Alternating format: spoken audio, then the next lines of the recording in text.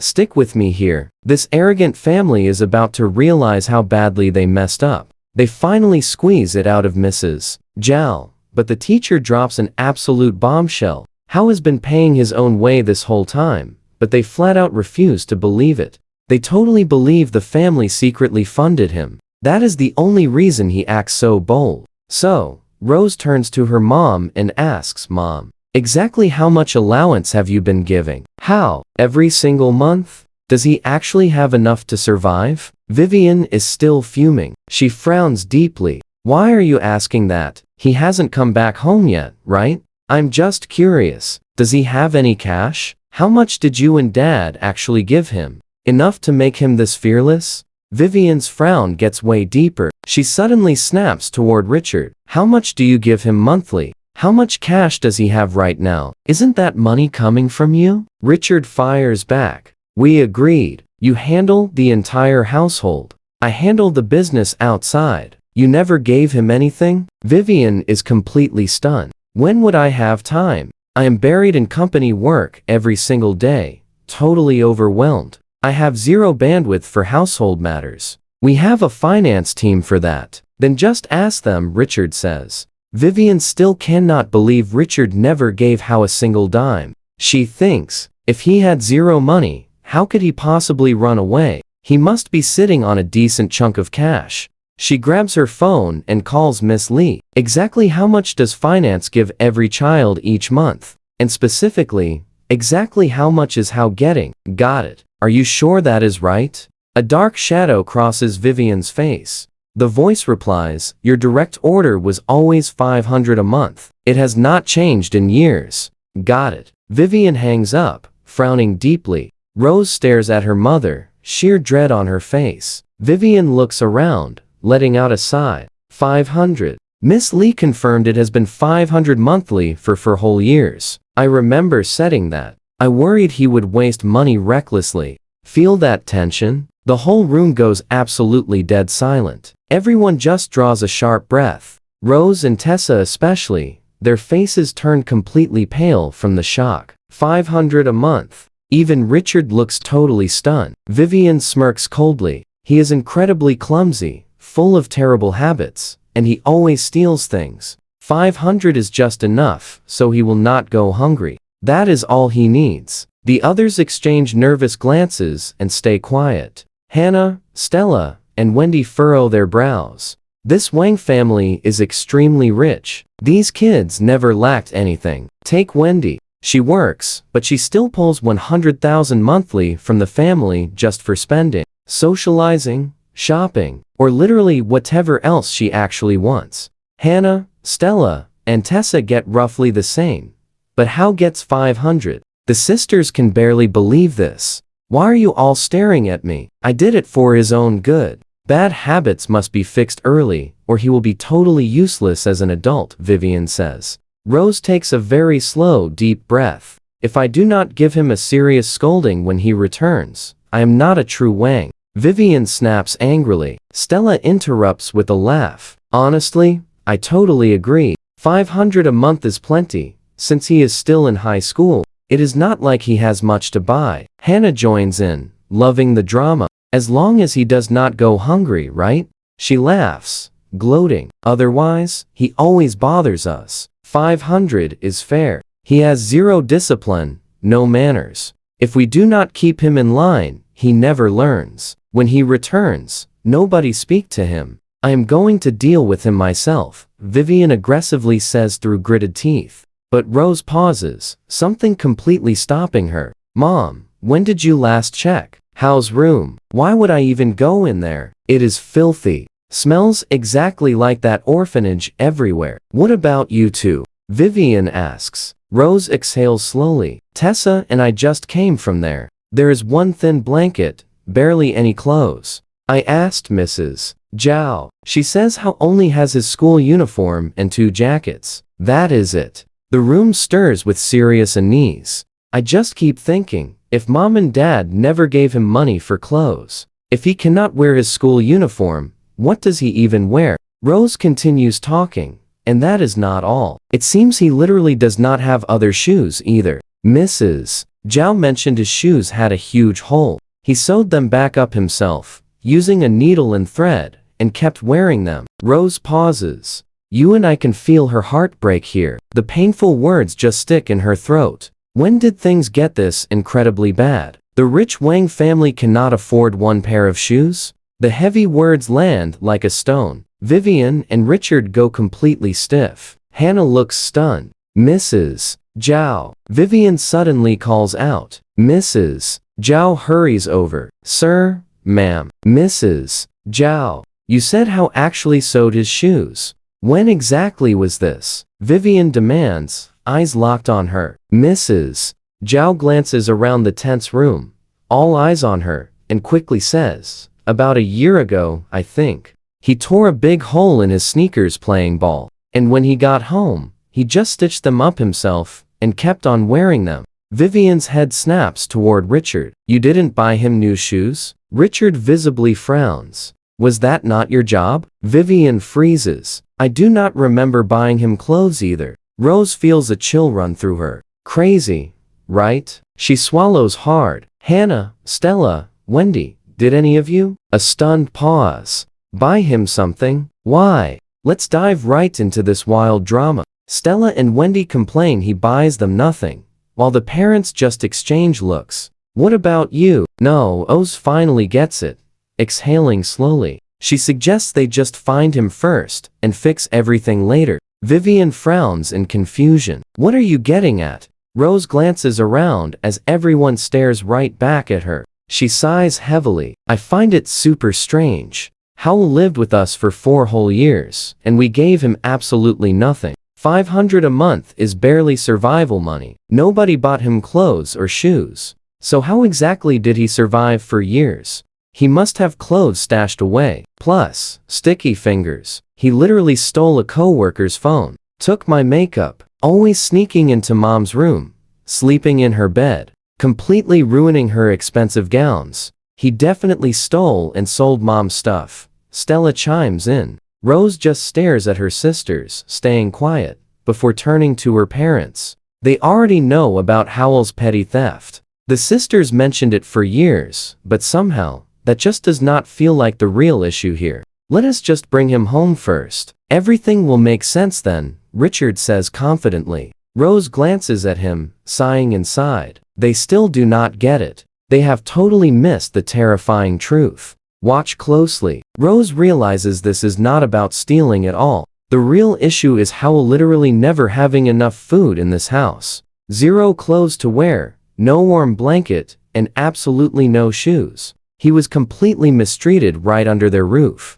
Absolutely mistreated. Rose thinks back on the last 4 years, remembering every single time she crossed paths with Howell at home. The more she thinks, the more certain she gets. When he first reached the Wang house, he was super timid, overly cautious, and terrified of everything. He could not even greet strangers properly. Vivian just constantly scolded him for being disrespectful. Only after slowly settling down did he start reaching out to them. Back then, Rose was completely buried in her demanding work. She had 0 time for this sudden new brother, so she literally had security turn him away at the door. Rose always knew Howell was not welcome here. Not just her though. All the sisters knew it perfectly well. Whenever Howell did anything they found ridiculous or weird, mocking videos and messages would instantly blow up their group chat. The sisters would just crack up laughing. Rose remembers it clearly. Even the parents disliked him,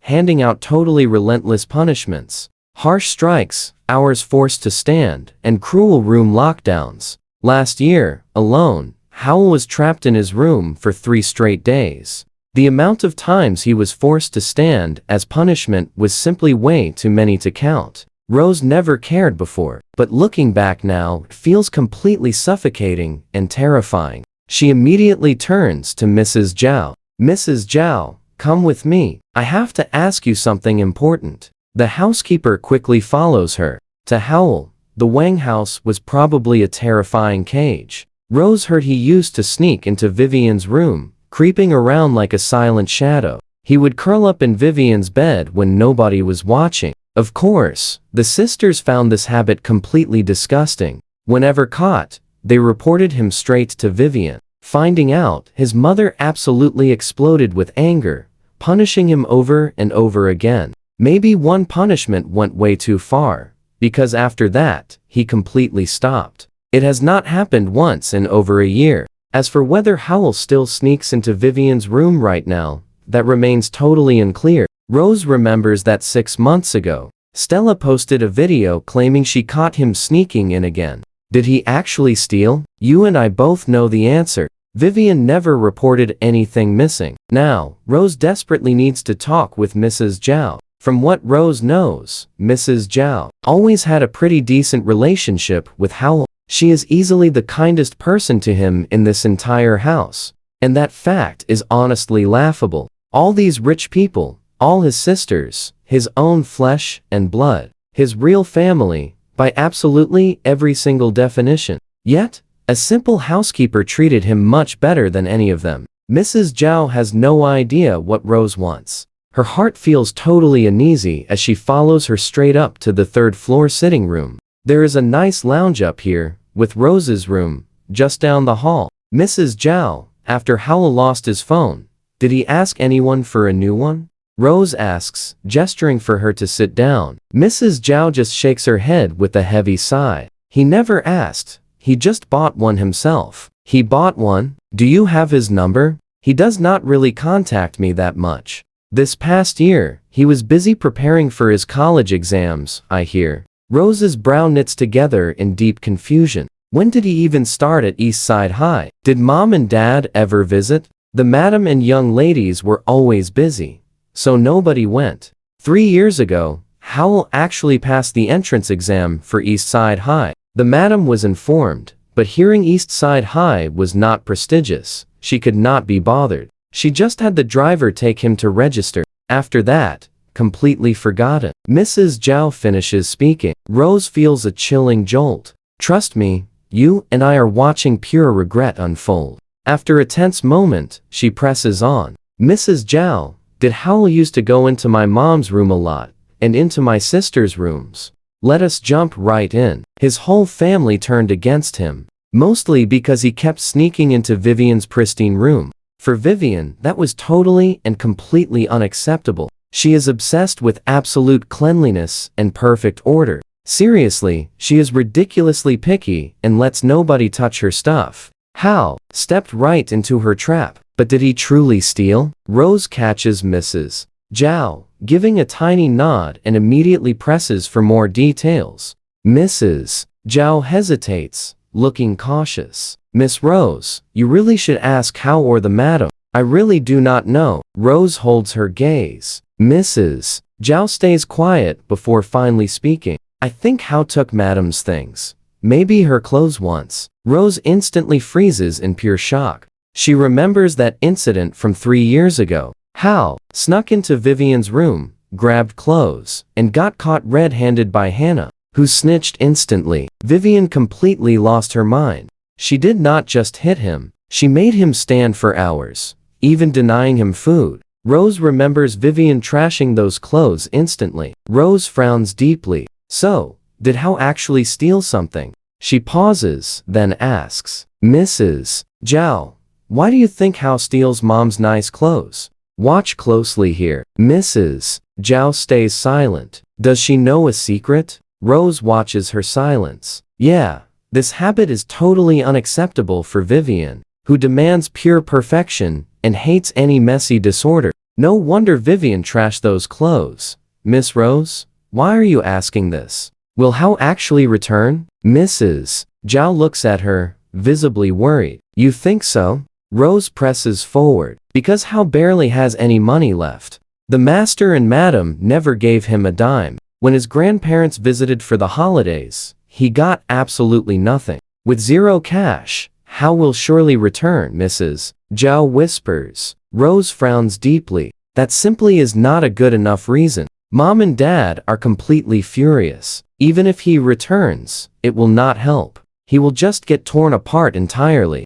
Zhao stays totally silent. Rose stares right at her. I seem to remember now. He took mom's clothes more than once. 3 times, maybe? Plus, he dirtied her beautiful gowns. Does Hao really have some weird obsession? Rose suddenly realizes she truly does not understand this mysterious brother of hers. She desperately wants to know if her gut feeling is right. If everyone else's painted picture is absolutely accurate, then there is nothing more to say. Old habits truly die hard. He needs very strict, close supervision. But what if it is not that simple? Something still deeply bothers Rose. Of all the random things, Hao could steal. Why mom's clothes? Mrs. Zhao watches Rose quietly for a moment, then casts a nervous glance down toward the living room below. She hesitates, then speaks super carefully. Miss Rose, please do not repeat what I am about to say, or everyone will definitely blame me. What is it? Rose is totally shocked. She sees how heavily guarded Mrs. Zhao looks right now and quickly promises her complete silence.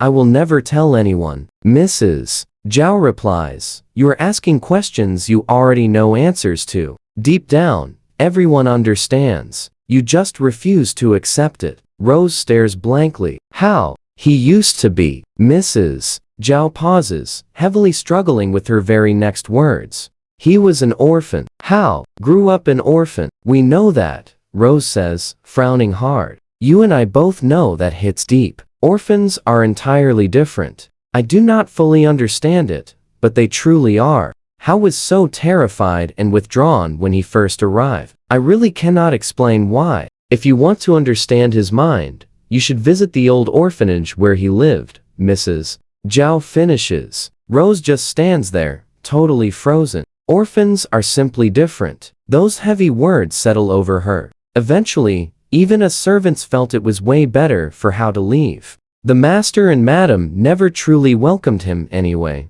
Mrs. Zhao sighs heavily, then turns and walks away. Rose suddenly feels a cold tremor inside. Her eyes go wide. Orphans are different. Something clicks. Her breathing quickens. A wild possibility finally forms. One that makes her freeze in pure shock. Mrs. Zhao, where exactly was the orphanage? Hao grew up in? I am going. Her breath comes incredibly fast. East City Orphanage. It is not far, Mrs. Zhao answers. Rose rushes downstairs, her eyes already stinging. She feels creeping dread. She cannot bring herself to believe. Her dark suspicion is right. But if it is, the heavy weight of it hits her like a massive boulder. Not a single clear-sighted person exists in this family. Mrs. Zhao watches her leave, deeply worried. She does not know if she actually helped Rose. Hey, where are you going? Vivian and Stella spot Rose rushing out the front door and shout after her. Just stepping out. Rose says nothing else. She starts the car and speeds east. The heavy storm has arrived. The road. Wind is super strong, but it is still manageable. East City Orphanage is not far, just an hour drive, and she quickly arrives. Rose hits a supermarket first, grabs a few things, then heads straight to the destination. This is where we leave it. The place is totally rundown, hiding in a forgotten city corner. Stick with me here. A terrible foul smell fills the air from dumped trash. Can I help? The guard asks. I need the director. I brought supplies. Rose answers fast. He takes one quick look at her and hurries to swing the gate open. The orphanage director is this incredibly warm, middle-aged lady. With a huge storm rolling in, she is busy getting all the kids settled for bed. Seeing Rose arrive with those supplies, her face completely lights up, welcoming her inside. Rose reaches straight into her bag, pulling out an envelope to hand over. Director Zhao, this is a donation for the children's orphanage. Please take it. Thank you. Thank you so much. Director Zhao beams. Rose quickly glances toward the nearby rooms. Director Zhao, how many kids are staying here now? Just over 30 right now. Most have 0 parents left. Luckily, 3 got adopted a few days ago. Director Zhao smiles warmly. What do you do, Miss Wang? Why donate to us? Rose just stares right back at her. Honestly, I came because I have a specific question for you. Director Zhao looks totally surprised. About a boy named Hao, 4 years ago. Do you remember him? Director Zhao thinks for a second. Hao? Yes, absolutely. A skinny little thing, so tiny for his age. She pauses to remember, and her expression completely softens. Yeah, I remember him. Great kid. Wasn't he finally taken home by his real parents? Found his family, we were told. Rose nods. I wanted to ask, what do the kids here do on a daily basis? Do they attend school? Obviously they do. We have real teachers here. Director Zhao glances warmly at the kids. Though we definitely have a few massive criers in the group. Now watch this. They cry? Why? Rose asks, stunned. Why, do you think? Director Zhao gives this really tired smile. They just miss their parents. It is a normal part of life here. One starts. Everyone else follows. These kids have zero parents. Some were actually abandoned more than once. They cry day and night. I literally just finished calming a few down. Otherwise, the entire room would be in tears. Rose goes rigid, eyes totally wide. They seriously cry like that? Of course they do. Director Zhao says warily. The second one child starts. All the others immediately follow. It absolutely breaks your heart to hear it. Our teachers and amazing volunteers say they can barely handle it. But we just cannot stop them. They are missing their parents, missing their family. A kid without parents drifts exactly like a leaf with zero roots. Rose feels a massive shock completely rip through her entire body. Suddenly, a huge commotion breaks out next door over a tattered old doll, the one his mom left him. The boy treasures it way above anything else. He cannot sleep unless he holds it, but the other kids constantly try to grab it. Rose watches this wild scene unfold, eyes wide, barely able to process what is happening. Director Zhao glances right at Rose. You are? House family, aren't you? That boy, Hao was a fantastic kid, always helping others. But he used to cry so much too. He was absolutely terrified of the dark. He would hide completely alone inside a room, just sobbing his heart out. The exact moment night fell, he could never bring himself to walk back into his room. Zero sense of safety at all. But finding his real family now, he must be so happy. Rose has absolutely zero idea how she makes it back to the car. She can barely even breathe. I know you feel this. Every single hair stands up, chilled to the bone. She spent so many years running their huge family business. She has seen everything, been through everything. But something this devastating has never once crossed her path. Director Zhao said he was terrified of the dark, had literally zero sense of safety, crying alone all the time. That much is fully understandable. Most orphans are just like that. Super sensitive, timid, and fragile. Hao was the exact same when arriving at the Wang house, which explains why his parents never really liked him. Yet he just kept sneaking inside their bedroom, sleeping in their bed. Rose can barely force herself to accept what this truly means. She thought she was overthinking it before, but now she feels those heavy tears forcing their painful way out. They simply will not stop falling. Rose knew Hao used to silently sneak into Vivian's room. Back then, she totally dismissed it, did not care enough to really think about it.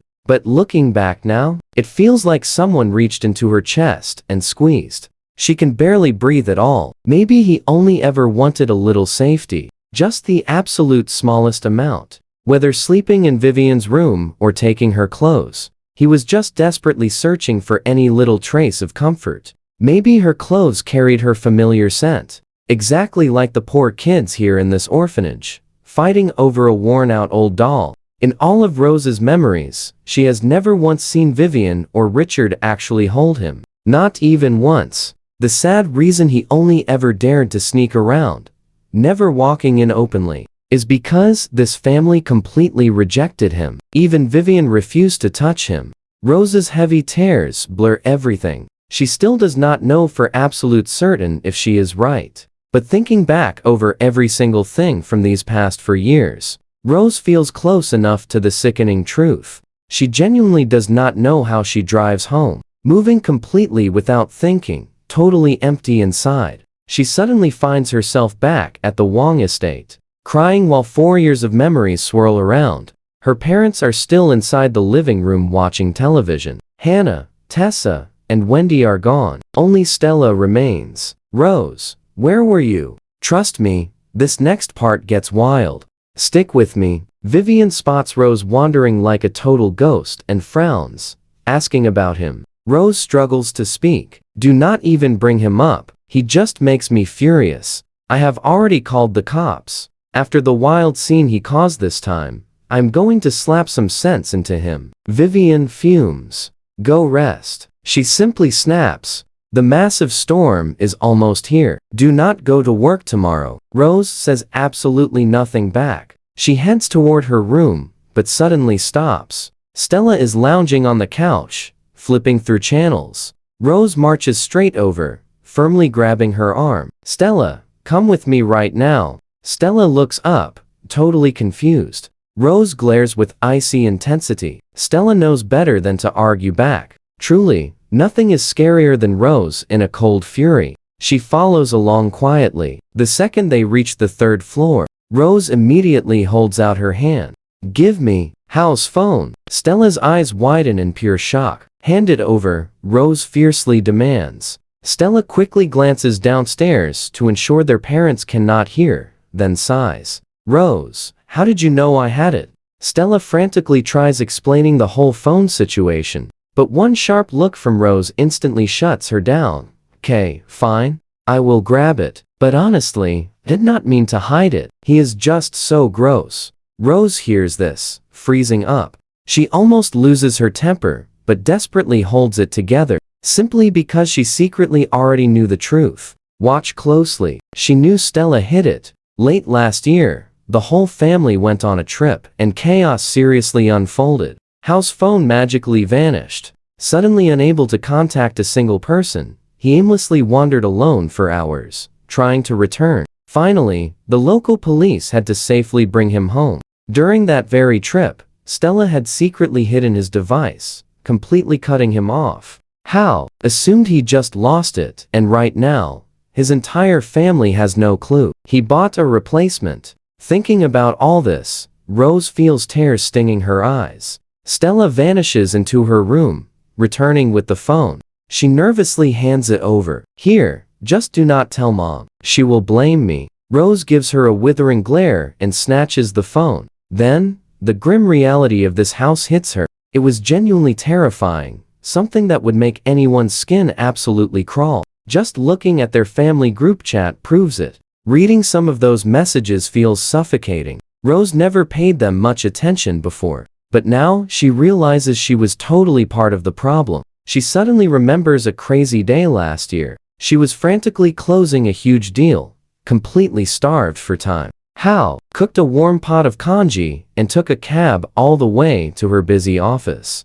Rose was just completely and utterly blindsided. She was absolutely furious, demanding security throw him out. Before that awful day, whenever Hao saw her, his face lit up instantly. He would run over, smiling, begging to carry her bags, always checking if she was super tired or hungry. Rose found it so annoying, ignoring him every time. He tried for 3 whole years, whenever they met, but after that brutal rejection, he never once approached his older sister ever again. You see it too, right? The next time they met, his eyes showed pure fear. Now, Rose knows she was definitely to blame. They say an eldest sister should act like a loving mother. She completely failed at that. Rose feels the bitter tears welling up. She sniffs hard, grabbing the phone, and locks herself in her room. But it is locked, and she lacks the passcode. She considers running out to find a hacker, but the fear storm outside is intensifying quickly.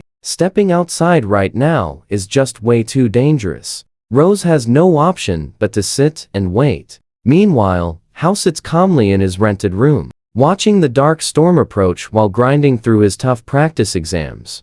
Those massive college entrance exams are approaching. He refuses failure. He absolutely must perform perfectly, aiming for a top university and securing a massive full scholarship. Gifted a miraculous second chance at life, he meticulously planned every single step. Absolutely nothing in this world is going to derail his grand ambitions. Every spare second goes into studying. Suddenly, his phone rings. He answers quickly. It is Derek, his childhood buddy from the old orphanage. They practically grew up together and eventually attended East Side High. Besides Derek, Hal still has a few other loyal childhood friends at the school. Great kids he has known forever. But after his biological family claimed him, his parents strictly banned those friendships. That caused 4 long years of painful drifting apart. Now starting fresh, Hal reached out again. Hal, do you really think shrimp and crab prices will explode after the storm? Hal answers the call. Derek is the hardworking type of kid who hustles every single available hour. He rarely spends money on food or clothes, constantly washing dishes just to survive. When Hal discovered a clever way to profit, he immediately brought his friends in on it. Absolutely. Hal confidently declares prices will more than double, jumping from 20 yuan a pound to 40. So what do you and I take from this? He explains the upcoming storm will completely wipe out coastal farms, leaving absolutely nothing behind. Stick with me here. Prices are definitely skyrocketing. Are you absolutely positive? A bright voice chimes in. Our guy Hal pictures her instantly. Tall, sharp features, signature high ponytail, totally positive. Once tomorrow's storm passes, prices are jumping, he promises. Just wait, Grace. We completely trust you. The girl replies, honestly, I agree with you. This storm is absolutely massive. Her name? Grace. She actually grew up with Hal at the orphanage. Both aced the East Side High exams. As kids, this little squad survived by totally leaning on one another. Their bond was incredibly deep. So when Hal's wealthy family claimed him, the rest felt completely crushed. They just held each other crying. But now that Hal reached out again, pure, absolute joy. Sit tight and keep studying. The storm won't let up until tomorrow afternoon. The day after that, we check the market prices. Meanwhile, keep that oxygen pump running in those tanks. Do not let our shrimp and crabs perish, Hal strictly reminds them. Grace just laughs. Do not worry, we are treating them like royalty. We absolutely won't lose them. Derek, Lisa, and I invested 3,000 each. Just keep them breathing until tomorrow. Hal smiles widely. Deal. Grace, Derek, and Lisa all live together, prepping for exams, pushing each other hard, sharing absolutely everything. They are basically each other's chosen family. If Hal was never found by the Wangs, he would be right there beside them, but he was taken away. At least now, he can actually help his friends, bringing him genuine happiness. He ends the call, diving straight back into his exams. Finish today's papers, start fresh tomorrow, and sell at the market the next day. His schedule is packed. Every single minute counts. Meanwhile, back at the Wang estate, Mr. and Mrs. Wang, we pulled the security footage. After Hal left with his heavy luggage, he boarded Route 956. An officer informs Vivian and Richard. Hearing the police have arrived, Rose immediately rushes down from her upstairs bedroom. Now pay attention here. He went straight to the outskirts. The room. Gasps. He hopped off at Benny Road, then vanished. We cannot pull footage from that specific area yet. Thanks to this massive storm, it might take 2 or 3 days, the officer explains. What is he doing out there? Isn't that practically the countryside? Vivian demands. He moved with absolute purpose. Zero hesitation. He clearly planned this out. Here is the video footage. Take a look, the officer says. Rose leans in closer. Sure enough, there is Hal on a public bus, rocking those same patched sneakers and his academy uniform. Mom, why doesn't he have a private driver? Rose stares right at Vivian. Why would he even need one? Vivian scoffs, saying he can bike. Rose freezes up. Tyler gets a private car and driver, dedicated academy pickups and drop-offs every day. So why doesn't Hal? Vivian's face goes totally flat with pure impatience. If he actually got into the top downtown academy, he would have one. But he failed. Since he could not manage that simple task, he has zero business demanding luxury. Rose stays completely quiet. Just a dull, painful ache in her chest, knowing she caused this mess. He definitely went to find his trouble-making friends. I just absolutely knew it. I always said he was still contacting those low-level people. Vivian snaps, then aggressively turns on Richard. Richard, handle your son. If you don't control him right now, he is totally lost. This kid has zero limits left. Hearing this, Rose simply cannot sit still. The heavy suffocation hits her in waves. She stands up, retreating to her room. It will be 3 long days before knowing his exact location, but he is probably safe. That fact brings Rose some relief while the storm rages. Police investigations completely grind to a halt. Rose cannot reach her office or find anybody to hack his phone. She just waits. Knowing Hao is likely totally fine, the rest of the family visibly relaxes. Vivian calmly asks Mrs. Yao to bring out some light snacks. They settle into the living room, eating snacks, watching television, completely at ease. Meanwhile, across town, Hao carefully tends his crabs and shrimp while smashing through his homework. Absolutely zero rest. Time passes so quietly. 2 days blink by with careful attention. You and I both know what's coming. Almost 0 crabs perished. Just a few. Then, sudden news alert flashes. Coastal regions got completely devastated by that storm. Dozens of fish farms and shrimp ponds are totally destroyed. Estimated financial losses hitting the billions.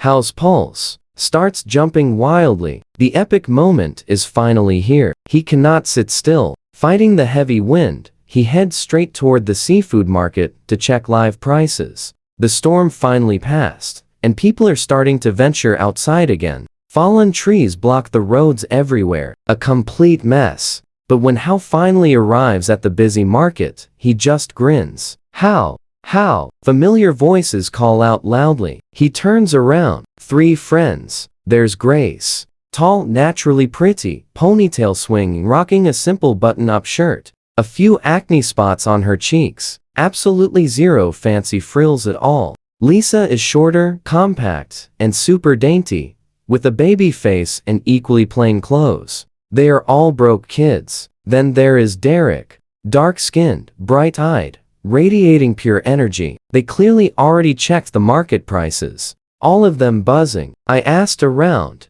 Prices jumped exactly like you predicted. More than doubled. From 20 up to 43. You want a single pound? The fishing boats are gone. Shrimp farms totally wiped out. We are making money. The 4 exchange racing looks. Trust me, you and I will love this. Hao grins. We are setting up right now. 1 market each. Grace takes Takong Market.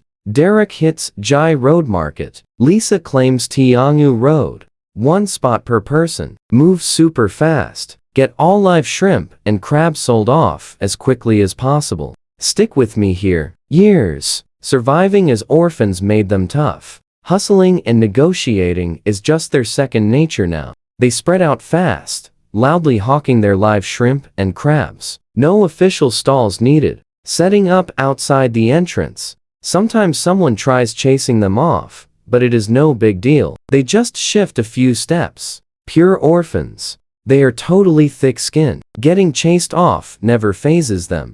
Howell throws himself entirely into work. He brings out his 300 pounds of live shrimp and crabs. He cannot carry it all at once yet. His young body needs a few manageable trips to move everything. He probably will not clear everything out today anyway. It will take 3 or 4 days to sell. He starts working. Meanwhile, across the city, Rose notices the storm finally dying down, and she grows incredibly restless, pacing around. Vivian and Richard remain totally calm though. Tyler came home today, making the entire house feel super warm and whole. Besides, the cops said, Howell is probably perfectly fine. Vivian and Richard honestly completely stopped worrying. Rose stands up on the 3rd floor, watching her family below, laughing and snacking. Her heart totally clenches again. Howell is missing, yet they just laugh. Rose refuses to dwell on that. She grabs her phone and dials.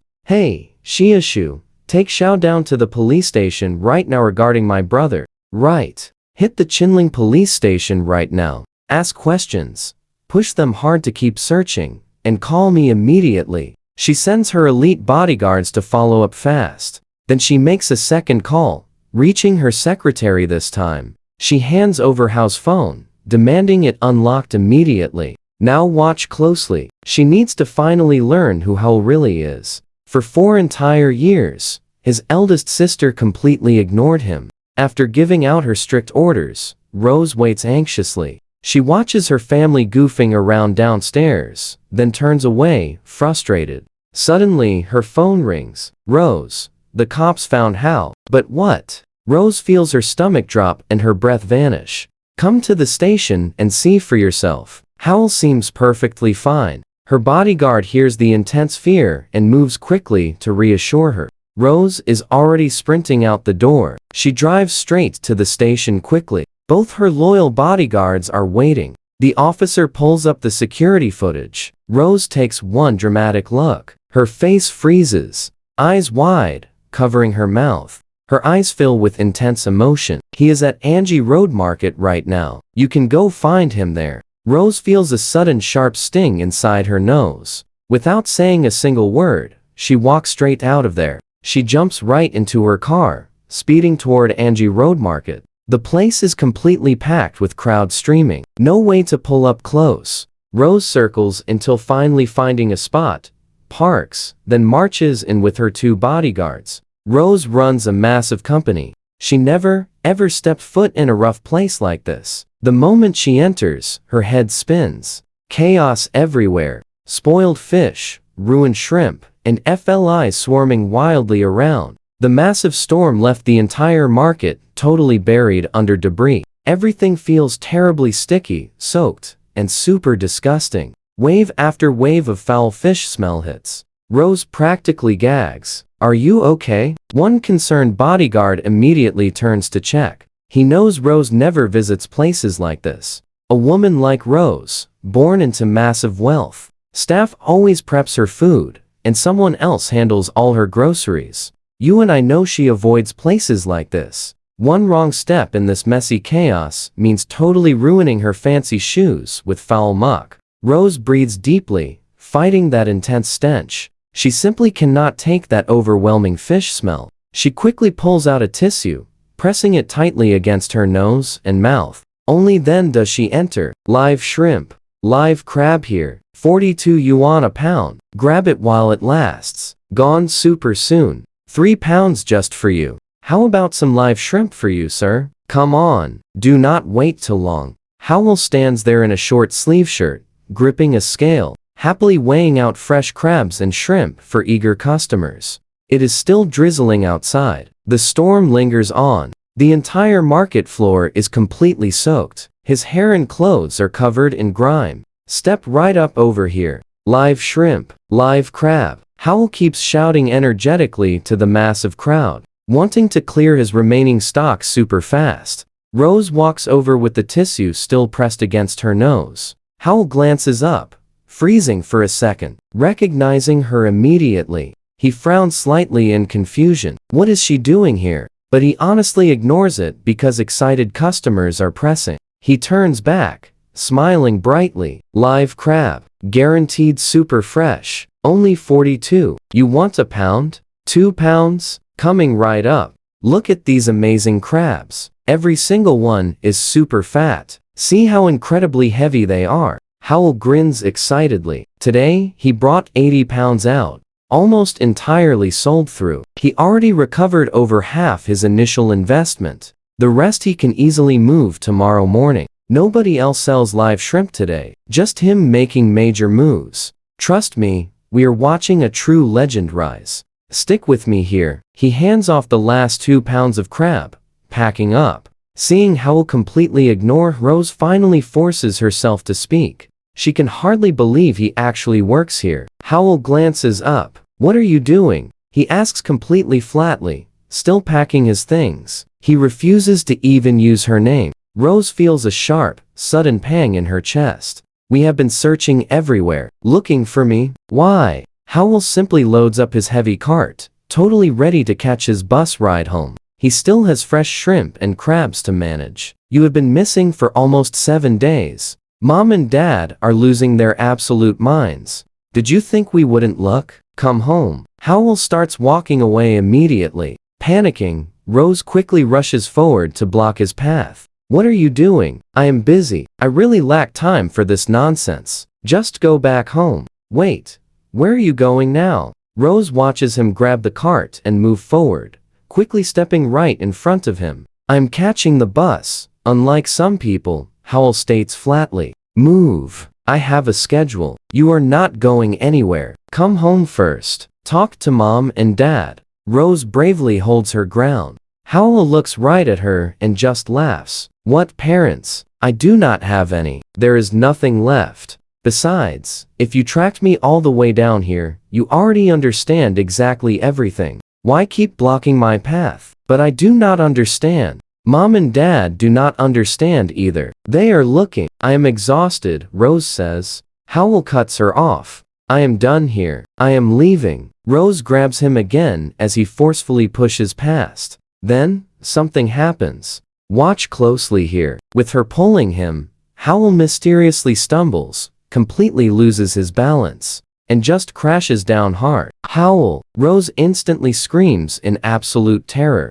She looks down. Howell is unconscious on the ground. "Howell, what is wrong? Call an ambulance, right now." Her bodyguards rush over, take one look, and immediately make the call. Within minutes, Howell is rushed straight to the local hospital. Doctors hurry in to assess him. Rose never expected this. She stands outside the ward, face totally drained of color, standing rigid with intense worry. A cold dread settles over her. After a long while, the doctor steps out. "Who is the patient's family?" "I am." Rose hurries forward. The doctor looks her over, frowns, and says, "Nothing life-threatening, but there is a long list of concerns. Major inflammation in his head, an unhealed wound, severely underweight, extreme malnutrition, anemia, and a serious heart condition." "You are his sister?" Rose is totally speechless, never imagining Howell carried all this hidden pain. When he lived with them, none of this was ever mentioned. "Yes, I am his sister."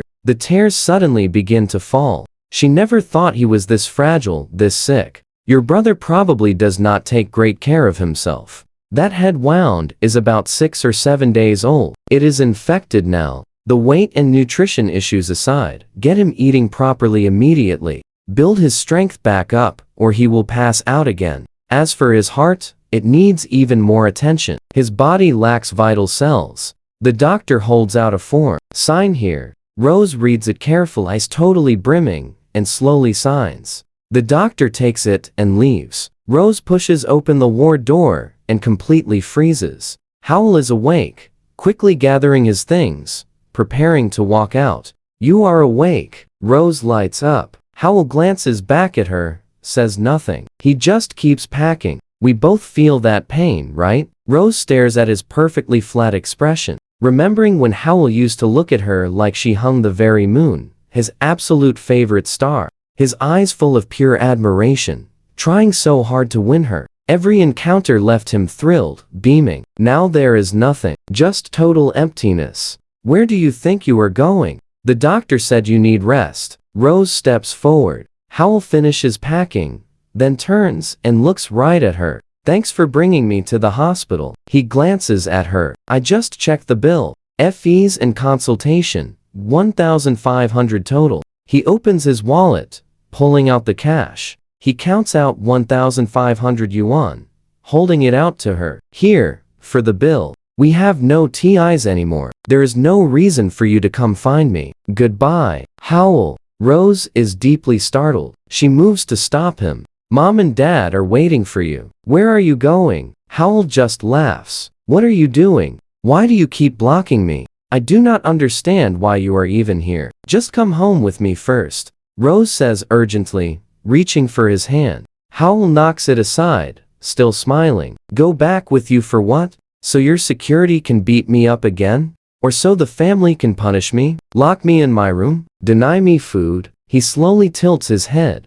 "You should be kinder. There are absolute consequences for cruelty." Rose freezes, a jolt of shock hitting her chest. What goes around comes around. The time just has not come yet, but when it does, you will all answer for it. He holds his smile the whole time. Then he steps past her and walks out of the ward. Rose stands there completely stunned. A chill runs through her. Then she snaps back and quickly rushes after him. "Howell, what are you saying? I am your sister." "Stop right there." Howell glances back. He just smiles. What? Are you going to sick your bodyguards on me again? Let me be clear. This is a hospital. You and I have absolutely no relationship. Touch me again, and I make a scene. His smile vanishes into a freezing glare. Trust me, you want to see what comes next. Stick with me here. Rose stares at him, and instantly every single hair stands up. Pure, freezing shock hits her heart. Howl looks absolutely terrifying right now. She freezes completely. She stammers, I just want you to return home. I am your sister. Mom and Dad are waiting for you. She stays frozen. I thought maybe today you would actually fool me. Howl stares back, openly mocking her. Fool you? I am your sister. How am I fooling you? Rose is bewildered. You are right. You never fooled me, Howl says, glaring at the bodyguards behind her. You never tricked me. You just messed with me openly and on purpose. If I go back, you will probably film it, toss it in the group chat, and let all the sisters mock me. Every cruel act brings consequences. Maybe not today, but the time is coming. Nobody will escape payback. Rose feels totally shaken to her core. Fine, I am done arguing. Move aside. Howl ignores her completely. He just feels incredibly exhausted today. Exhausted deep inside his bones. She does not stop him. He exits the hospital and heads directly home. He still needs to buy stock for the evening market. Today's goal? Sell 150 pounds. Rose watches him leave, completely frozen, trembling, chalk white. She never imagined Howl knew about their secret chat. She never believed he could just cut family ties forever. But honestly, they genuinely made fun of him in that chat. They played terrible tricks, like the time Stella completely hid his phone away. And Rose herself? She totally did it too. She remembers. Pay attention to this part. 2 years ago, Tyler played with fire outside. Things escalated fast. Their parents' favorite grapevine burned down. Tyler was absolutely terrified. He ran straight to Rose for help. He needed someone to take the blame. He wanted her to say, Howl did it. Rose felt she had absolutely no choice. She went to Howl and begged him to take the fall. Initially, he refused. He just stayed silent. Then, Rose offered a sneaky deal. She promised to bring him to her office someday. It would save her, protect Tyler, and give Howl a tiny reward. Howl happily agreed. Ultimately, he took a severe punishment from their angry parents and was forced to stand for 2 solid hours. Right afterward, Howl actually came finding her, smiling brightly. I am fine, he said. Rose thought his reaction was pathetic and pretty funny, so she filmed it and dropped it into the group chat for all her sisters to watch. Naturally, they all burst out laughing. But today, Rose just stands there shaking, hands and feet completely cold. Her veins feel like they are frozen solid right now. Every single hair stands on end. Howl takes the bus home. Rose does not follow. He feels totally relieved. On the bus, his phone suddenly lights up. Howl, shrimp and crab prices actually went up. We totally sold out today. Haha. Howl, you are incredible. You called it perfectly. Heading home, Howl gets excited calls from Derek and Grace. His heavy heart lifts.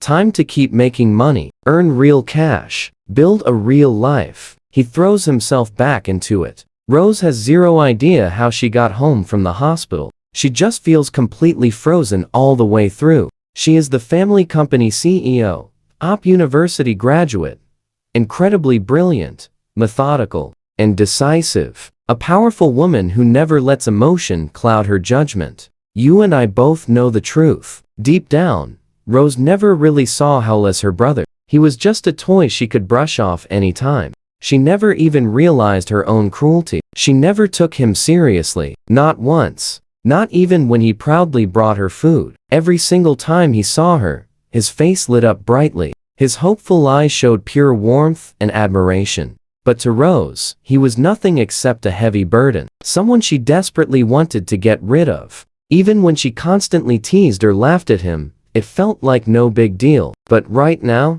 all she feels is freezing cold, straight down to her bones. Rose drifts back into the Wang mansion, looking like a ghost. Inside, Vivian and Richard are just relaxing in the living room, laughing, chatting. and watching TV. Hannah, Stella, and Tyler are lounging right there. Tessa and Wendy are probably wandering around as well. Richard and Vivian look completely unbothered, totally calm and unhurried, like nothing is wrong. Rose suddenly questions what Howell ever meant to this entire family. A strange, hollow feeling rises deeply in her chest. Then his intense words echo back. Karma always comes around. Where have you been? That crazy storm is not over yet. Vivian turns around, seeing Rose enter. Rose just stands there, staring at them all. She opens her mouth, but right before she can speak, her phone rings. Miss Wang, the old phone has been fully unlocked. Should I bring it over? Yes, bring it right here. I will be home waiting. Understood, Miss Wang. Rose slowly hangs up. She takes a very slow, deep breath, desperately holding back tears that threaten to fall. I am fine. Are you okay? Richard notices her pale face, asking with concern. I am fine, just tired. I'm going to rest. Richard sees her pale expression and worries. I am fine, Rose insists, shutting down his concern. She heads upstairs. The secretary arrives shortly after with the phone. It is Howell's old phone, the exact one Stella hid away. The messaging apps and hidden contacts have already been fully restored. Rose retreats to her quiet room. She takes a moment to collect herself. She picks up the phone, ready to unlock it, but then suddenly stops. She cannot even open it, and that is where we leave it. She is terrified of confirming what she already suspects. Let's dive into this mystery together. If she is right, this phone holds everything. Wiping her tears, Rose takes a deep breath. She unlocks it. There are so many photos inside. All of them are of the family, Vivian, Richard, tons of snapshots showing the Grand Wang mansion, luxury family cars, the massive family company, and several classic family portraits. Stella definitely never opened it after taking the phone. Completely untouched, Rose scrolls down and finds the chat history. Exporting absolutely everything to her laptop, she starts reading from the very beginning. An older sister is truly just like a mother. Rose desperately wants to understand him. She needs to know every detail, exactly why he had to leave. Rose is trembling completely all over. She presses both hands tightly over her mouth, absolutely desperate to stay totally silent. Heavy tears blur her vision, rapidly streaming down her face. She already knows exactly what she will find if she keeps reading. She remembers everything she has done over the past 4 years. Looking back now, everything is just painfully clear. Derek and Grace must definitely be Howell's close friends from that old orphanage. Rose suddenly remembers him mentioning them once. Hearing what Howell wrote, an incredibly curious Grace starts asking tons of questions. Forcing herself to wipe her tears away, Rose slowly scrolls down. This marks my 3rd time seeing her. I asked Mrs. Zhao, just discovering how amazing she really is.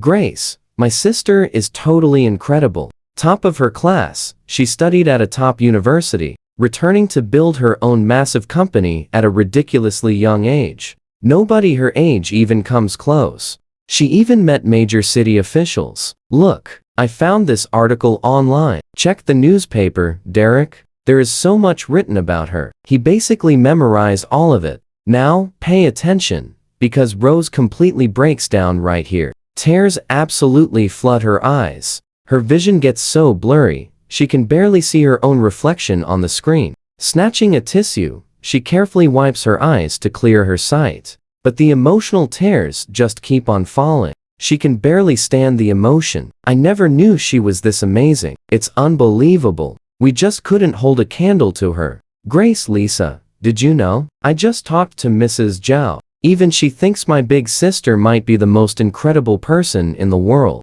I actually visited her company today. Grace, Lisa, look at this. Sending you photos of the lobby. There are so many amazing pictures in there. One of them is actually her. Howell clearly walked up, snapped several awesome shots, then proudly sent them straight to his buddy Felix. Look, it says Chief Executive. Howell takes more photos, sending them over to Felix. Look, she's the Chief Executive. My sister is literally the Chief Executive of this massive company. They say over 1,000 people work here. Sending that specific message, he must be completely bursting with brotherly pride. His three friends can feel his excitement radiating off every word. They actually find it a little much. I really want to see her, check if she's working. Mrs. Zhao mentioned she works massive overtime lately, even forgetting to eat her meals.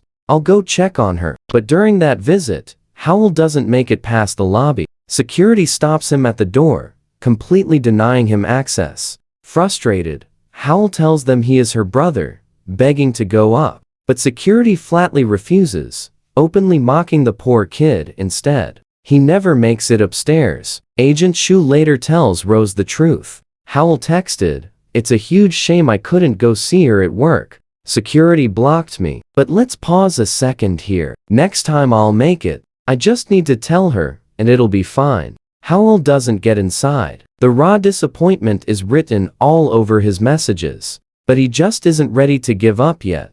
"I want to work in a place like this someday. I truly want to be someone who belongs inside a massive building like this. I want to walk right through those front doors." Derek replies, "As long as we work hard, we can get there. We might never be as legendary as your sister, but even 1% of her success is enough." Then Derek sends a laughing face symbol. "You worship her that much, but are you actually treating her right?" "Of course, I'll always treat her incredibly well. You have zero things to worry about. I don't think anyone in the world could ever be greater than her." "Oh, I just heard something huge. Apparently, she landed an epic deal yesterday. Mom and Dad both know about it. Everyone at home is happily celebrating. From now on, she is officially the greatest." "Oh, and I just heard something huge. She landed a massive deal yesterday. Mom and Dad both know it too. Everyone at home is so happily celebrating together. Starting today, she is my ultimate idol." Reading this, Rose feels her tears welling up rapidly, like a broken dam, blurring her eyes all over again. Lately, she's been having severe stomach trouble. "I'll cook her a warm pot of kanji. That will definitely help soothe her gastritis." Rose suddenly remembers everything. The very first time Howell visited her office, he never made it inside. Security turned him away. The second time, he called ahead first. Rose was deep into her work, super busy, totally stressed out, and extremely irritated seeing him arrive holding a bag. She simply grabs the kanji from him, immediately ordering security to escort him outside. She never drinks it. The secretary throws it out. She didn't forget. She was just terrified to drink it. She feared what was inside. "Heartbreaking, right?" He texted, "Once she drinks my kanji, she'll be better. As long as her gastritis clears up, that's all I need. She works so hard." Mrs. Zhao says she works crazy overtime every single day. "Stick with me here." His messages trail off with a tiny bit of regret, but they still radiate such undeniable, pure warmth. He probably has zero clue. Rose completely ignored the kanji he cooked. Not even a single bite. 3 days pass before another text. Howell happily tells Grace she returned. She was gone for 3 whole days. And wow, she looks absolutely stunning as always. She is home. "Grace, guess what? I just discovered she was super busy upgrading the main factory. Word is, they are expanding. Their items are shipping globally now. They are hiring another 1,000 workers, hitting 2,000 total. Going fully international. 1,000 brand new hires, meaning 2,000 total employees." Vivian, Richard, Stella, and Tessa hear this huge update and completely flip out with joy. "See? She truly is the most spectacular person in the world. Absolutely unmatched." Rose hides her mouth as fresh tears desperately try breaking through, though her awful stomach pain still has not faded. "I need to cook another warm batch of kanji. I missed her for 3 entire days, and she honestly looks so much thinner already. She seriously needs food." Rose vividly remembers this exact moment. Back at the corporate office, hearing he is coming over, she lets out a heavy sigh, ordering her secretary to escort him upstairs. The second Howell leaves that elevator, his eyes blow up with pure hype. He glances around like a small-town kid wandering into a luxury 5-star hotel, totally struck with absolute wonder.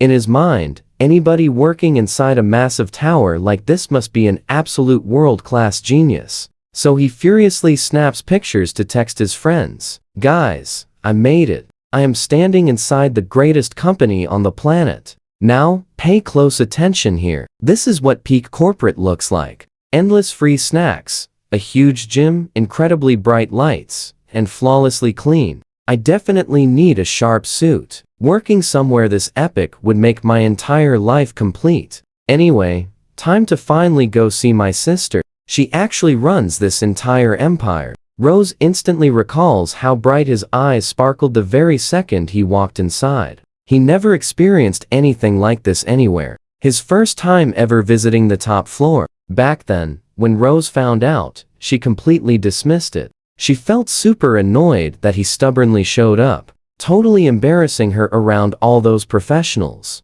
After that one visit, Rose strictly banned him from the office forever. Now, her head intensely throbs, just trying to process her past actions. She forces her mind to replay exactly what happened that day, from the second he walked into her private office. His only visit ever. Rose glared at him with absolute, freezing cold disgust. By his fourth eager attempt to visit, she ruthlessly ordered security to toss him. Howell stood there, completely shocked. She would actually go that far. He argues with security, until Rose sends Agent Shu to forcefully drag him away. After that absolute mess, Howell never returns. During that exact trip, he literally brought her a fresh pot of warm pork rib congee. Amidst the aggressive shoving and chaos, the food spills completely across the floor. Security later informs Rose that Howell waited outside for hours, sitting silently, before gently cleaning up the mess and simply walking away into the city. In that moment, Rose felt nothing but sweet relief. So glad he would not be bothering her anymore. You and I both know how much that hurts, right? Now, she agonizes over his shattered thoughts, walking away, finally realizing she would forever lock him out. Rose just cannot stop crying. Her mind goes completely blank. Just imagining being in his lonely shoes for a single second makes her feel entirely stripped of all human hope. Today is her birthday. Stella says she is coming home to celebrate. I'm so incredibly happy to see her again. Derek, Grace, hurry up and help me pick a present. This is the absolute first birthday of hers that I am physically attending. I never even knew the date before. Derek and Grace insist the gorgeous crystal snow globe filled with tiny baby's breath flowers is the perfect pick. Skip the music box. Forget the wooden doll. Grace is right. Howell enthusiastically agrees. This is my very first gift to her. It absolutely must be flawless. She is going to adore it. It needs to be the best. She will be thrilled. The snow globe looks incredibly stunning. Suddenly, a photo pops up. Rose goes completely frozen. A tiny memory sparks, but before it clicks, she scrolls further and completely freezes. She tossed the globe. He literally found his own precious gift sitting in the garbage. I pulled it out. Guess she hated it. Howell sounds completely crushed. Rose finally remembers everything. On that birthday, Howell bravely handed her the gift, but is nervous. Awkward energy instantly annoyed her. She carelessly tears it open without a single smile. A crystal snow globe with baby's breath. It looked cheap. She ruthlessly tossed it out while he wasn't looking. The very next day, Howell discovers it trashed. Reality violently hits Rose all at once. Endless tears pour down as she bolts out, sprinting desperately up to the second floor. Reaching his old bedroom. Boom! She violently slams the door open, sprinting straight for the wooden cabinet. Sitting right there, the crystal snow globe. Rose breathes incredibly fast. Her fingers intensely tremble. She absolutely cannot believe her own eyes.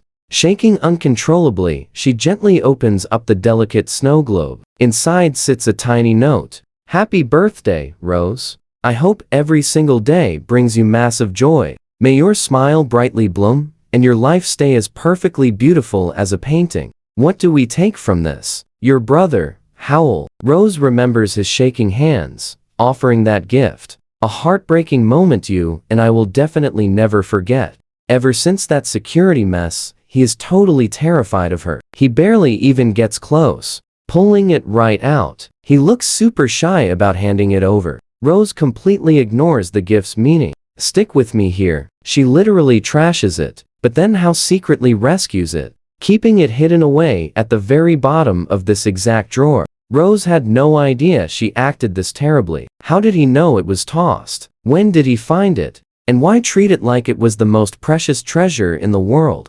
She cannot even fathom what Hao was thinking when he actually did all of this. Being a brilliant student and elite university grad herself, everyone always views her as one of the most outstanding, completely flawless people to be around. Sharp, totally capable, and super rational. A major company boss. Yet, she did something so awful, it genuinely turns her stomach. Yeah, it is chilling. She cannot even begin to guess how he felt. He used to say his sister was his absolute idol, the greatest person ever. He just wanted to study and work hard like her. If he could just be 1/10 of her, or honestly, even 1%, that would be enough. He felt he could never compare. He bragged to Derek about her endless awards. Seriously?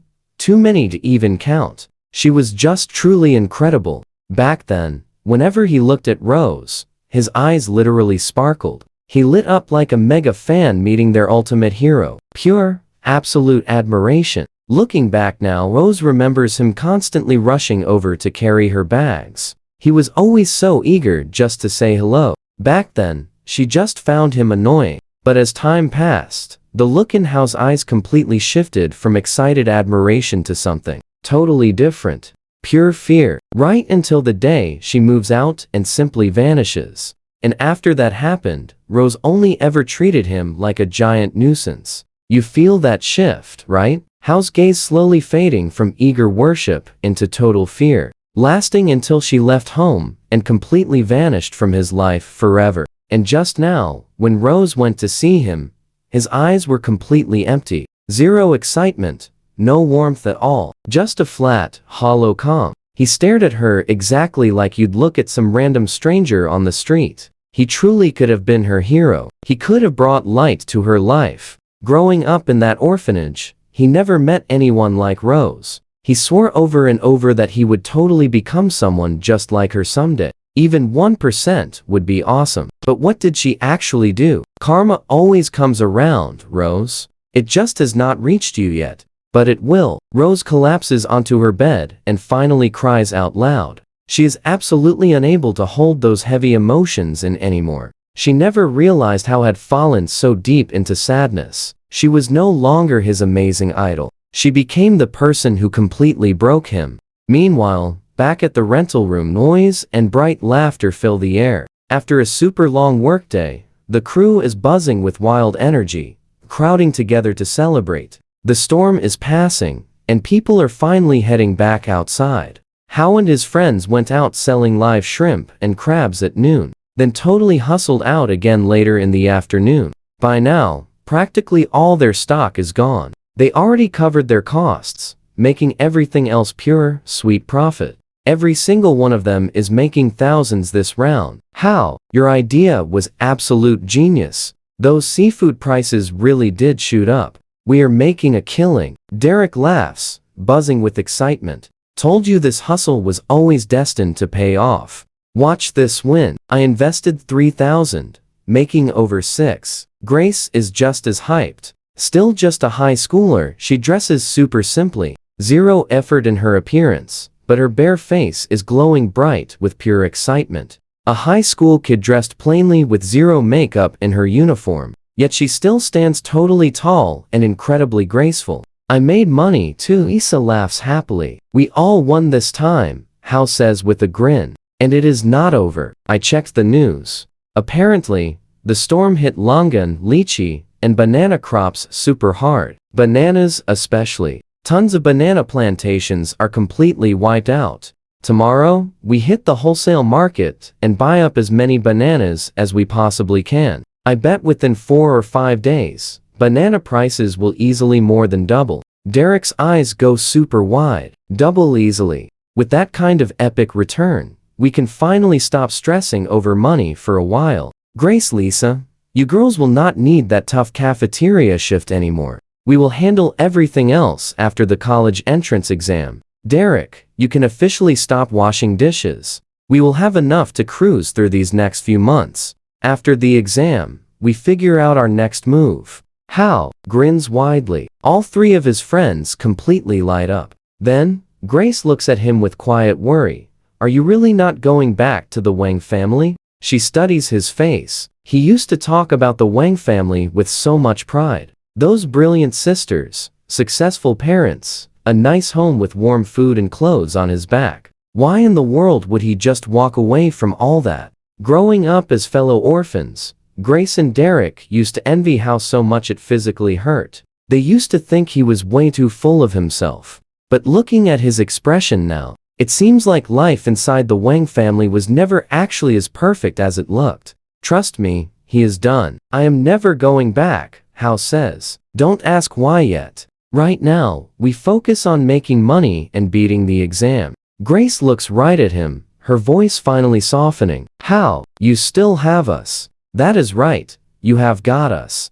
Derek lets out a huge, easy laugh. Howell cracks a smile too. Yeah, I have got you guys. True family. Derek just laughs again. Stick with me here. Who needs them? Tonight, we celebrate and go all out. Tomorrow, we get right back to the grind. All three of them are absolutely fired up. Cooking, studying, working, and celebrating together like a real team. Howell remembers his past timeline, the 20 years after his tragic end. So much changed. He saw exactly how things turned out for Derek, Grace, and Lisa. For a long time after losing Hal, those three visited his grave constantly. But through sheer hard work, every single one of them went on to become incredibly successful. They carved out truly amazing lives. Grace especially. She got into a top-tier university and became a high-powered attorney, famous across the entire country. Even Lisa, the one who struggled the hardest,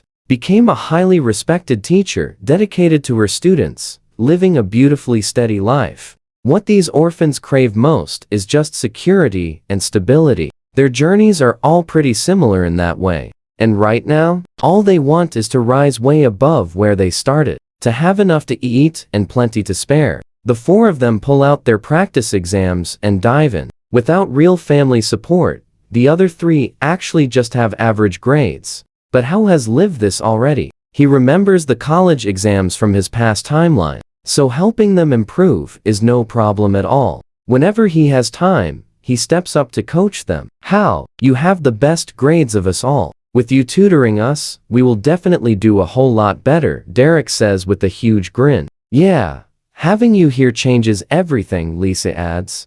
But Hal, will this not slow down your own studying? Grace asks, looking pretty worried. It will not slow anything down. We are all in this together, Hal says, with a warm smile. This will not set back my studying. We are going to college together. I have totally made up my mind. As long as we stick together, absolutely nothing can stop us. Watch closely now. Grace, Derek, and Lisa exchange a deep look. They silently wonder what exactly the Wang family did to make Hal this determined. They already know. Things were awful there. That family had serious money, but not a single dollar of it ever went to Hal. He lived in constant, brutal scarcity. Everyone there claimed they were his real, actual family. But his true family treated Tyler 100 times better than him. In the Wang family, Hal was constantly just beaten or yelled at. But right now, it looks like he has finally let it all go. When he finally comes back,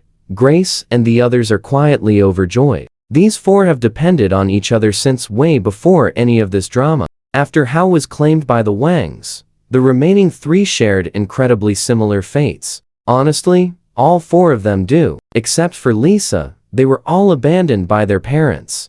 Derek, especially. He was left behind as a tiny newborn, nearly attacked by stray dogs after being thrown right into a trash can. Grace was abandoned at 3 years old because her parents wanted a son. Only Lisa lost her parents entirely differently. They passed away when she was young, leaving her an orphan. Meanwhile, there are still so many more messages to read. You see it too, right? She cannot read it all. Rose simply does not dare keep going. She searches through the phone and finds so much more. Secret journal entries, social media posts, entire complex timelines just because of the number change. Hal never took any of it with him. He never deleted it either. Rose searches for her own name. The hidden results are absolutely endless. Then one specific entry catches her eye. Rose took me on a trip. She cannot bring herself to read further. She knows exactly what happened. Rose had taken him on a trip once alongside Tyler. That time, Hal had been so incredibly excited, his whole face practically glowing with joy. Rose takes a slow, deep breath, picks up her phone with a badly trembling hand, and calls Hannah. Hannah, come to my room right now. I need to talk to you. Hannah is the second oldest sister. She teaches music at a university, a genius pianist and musician in her own right. She has written her own songs and released full albums, earning a really solid, quiet reputation. She has even composed hit songs for Stella. Hannah is highly educated too. She studied abroad and carries herself with some serious depth. After returning, she joined a top-tier university as a music professor. But Rose knows exactly how Hannah treated Hal. And right now Rose wants to understand every single detail of the absolute nightmare Hal lived through in this family over the past 4 years. She does not share the chat history or journal entries with anyone else yet. Why? Because the others would probably brush it off without a second thought. Stella especially. She would probably just keep cruelly mocking him. Hal had long since become the sad punchline of their little group. The more Rose thinks about it, the colder she feels. These are highly educated women. So what do you and I make of this? Accomplished, high-earning women. How were they this incredibly blind? Maybe they simply never cared at all. Meanwhile, Hannah has just gotten home from work. She does not know why Rose is calling, but she hurries straight to her room. With the dark storm rolling in, Hannah has not had much on her plate.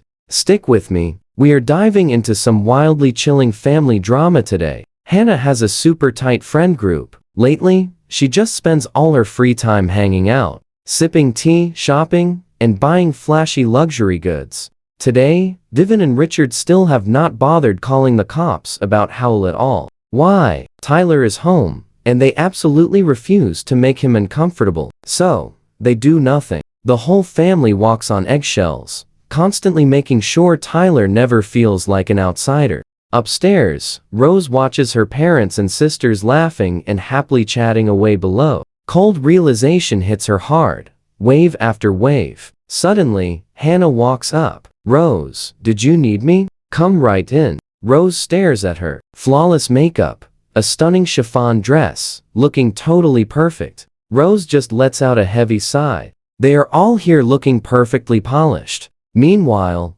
Howell is stuck at a disgusting market, selling live crabs and breathing in the horrible stench of raw fish. They share the exact same DNA, yet they live in entirely different universes. Honestly, Rose cannot comprehend how their family ended up this twisted. A suffocating, heavy weight totally crushes her chest, mostly because she knows she played a part. Hannah spots her red, swollen eyes and steps inside quickly. Rose, what is wrong? Were you crying? Rose just shakes her head. I just want to talk. Hannah has no clue what this means, making her super nervous. Normally at home, she is not scared of their parents. They rarely ever punish her.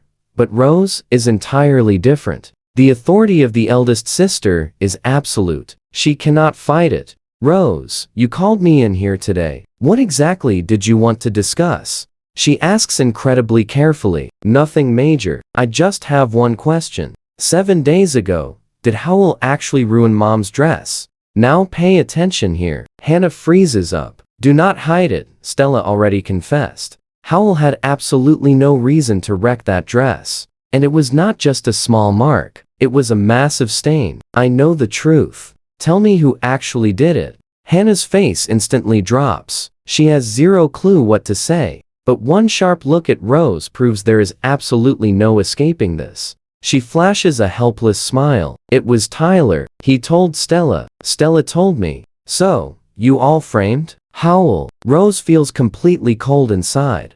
Please do not blame me. He always sneaks into Mom's room. And Rose, you do not honestly think Mom is clueless, right? Hannah says, instantly shifting the blame. Rose stiffens up, her eyes wide. Mom definitely knows. Even without seeing it, she could easily figure it out. Hannah shrugs. So honestly, this is not on us at all. Who knew he would be so incredibly sensitive and just run away? Rose feels tears pushing forward, almost completely breaking her calm facade. She simply cannot believe it. In that moment, she finally understands exactly why this toxic house suffocates. Rose, are you okay? Hannah asks quickly, seeing her red eyes. I am totally fine, Rose says, quietly sniffling. She dabs her eyes with the tissue. Hannah, do you think Howell is our real biological brother? Hannah blinks. He definitely should be. I know what you are thinking. But, yes, Mom and Dad ran multiple DNA tests.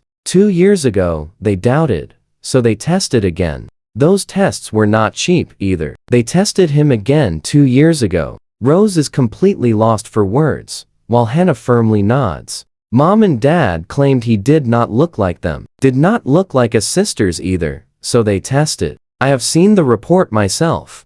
100% match. Hearing that, Rose finds it incredibly hard to process. But thinking about it, maybe this twisted reality makes a completely terrible kind of sense. Maybe they just deeply look down on him. No wonder they refused to visit his school. Embarrassed to be seen. No wonder they never arranged a car and driver for him. Way too embarrassing. No wonder they never took him anywhere. That would be humiliating, too. Rose sniffles. The heavy ache in her chest will not fade. But there is so much more. Rose, why ask all this? Hannah watches carefully, sensing something is very wrong. I visited the police at noon. They found Howell. He is at the market selling live crabs to make money. He has not gone missing, Rose reveals. Hannah gasps. I also visited E-City Orphanage, the exact place where Howell used to live. I saw the children there, Rose continues. Those kids have absolutely no family,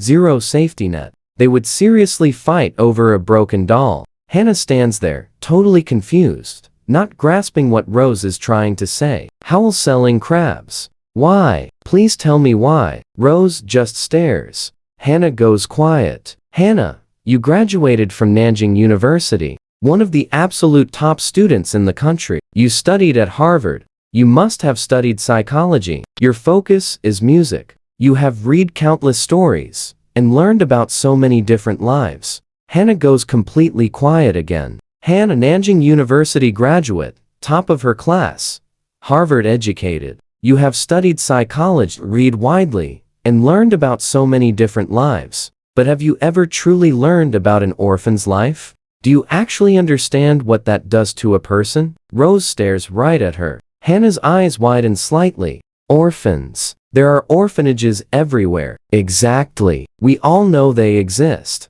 We all know children live there, and Howell grew up in one. So what do you and I take from this? He was one of them. Rose takes a breath. Stick with me here. Yes, the kid has flaws and stubborn bad habits. But that is only because he grew up completely alone, with absolutely no one to protect him. He survived, however he could. If he did not fight every day, he simply would not make it. Still, stealing is never okay. He took so much, Hannah argues back. Hearing this, Rose lets out a bitter laugh. Hannah, how much does the family give you every month? Around 120,000. I know, Rose smiles coldly. Your base pay alone is 20,000 a month, before bonuses. But did you hear what Mom just said? She gave Howell 500 a month. 500. Are we broke? Hannah had absolutely no idea it was that low. Just $500. Hearing Vivian say that days ago completely shocked her.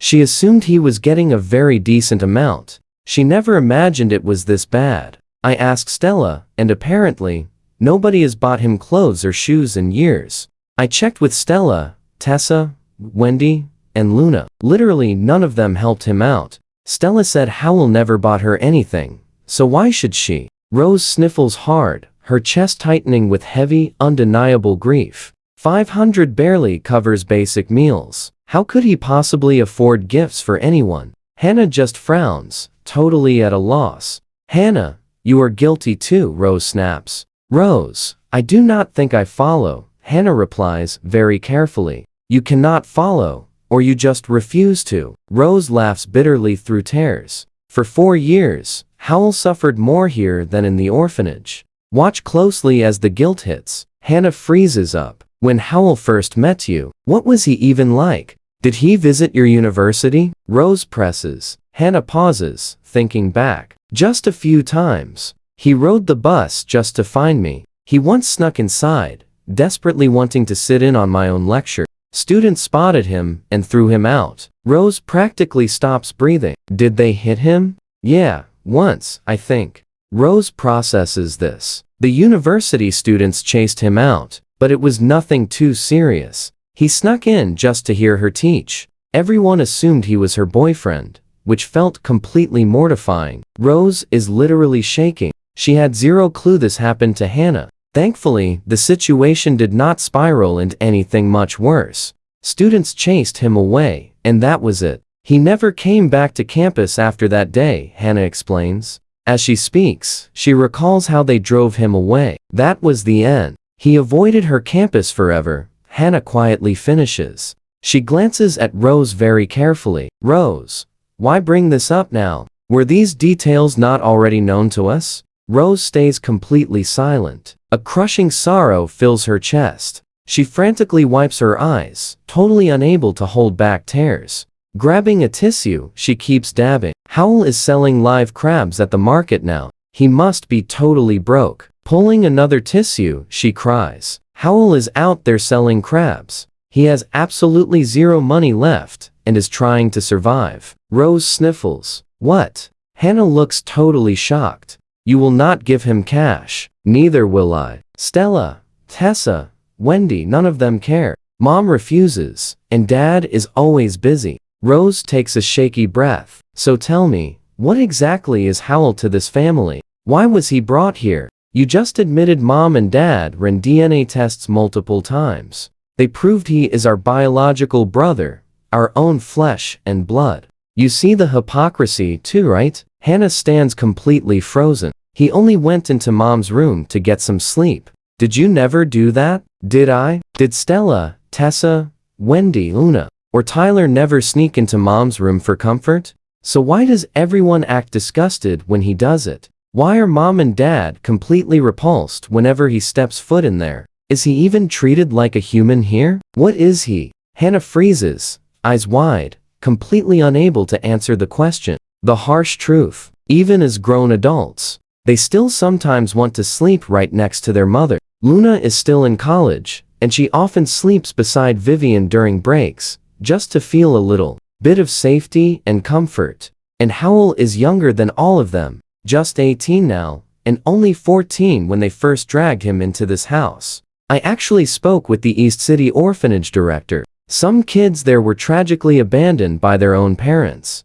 Others lost everyone, never feeling a mother's love or meeting their folks. Howell should have been the lucky one out of them. Found at 14, but he wasn't lucky. None of us, not me, not even our parents, ever treated him like a human being. Mom and Dad completely dehumanized him. Why, Hannah? How did it ever get this far? Is he not our very own biological brother? Meanwhile, Howell flawlessly grinds through more than a dozen heavy practice exams in one single sitting. Spending 20 years as a wandering spirit gave him perfect recall. Every single concept comes rushing back to his mind completely effortlessly. The very next day, alongside Derek, he heads out to sell shrimp and crabs again. His sales are even better than before. The storm passes. Trust me, you and I are going to love what happens next. Let's jump right into this wild hustle. With their first day finished, Howe and Derek pushed the remaining stock.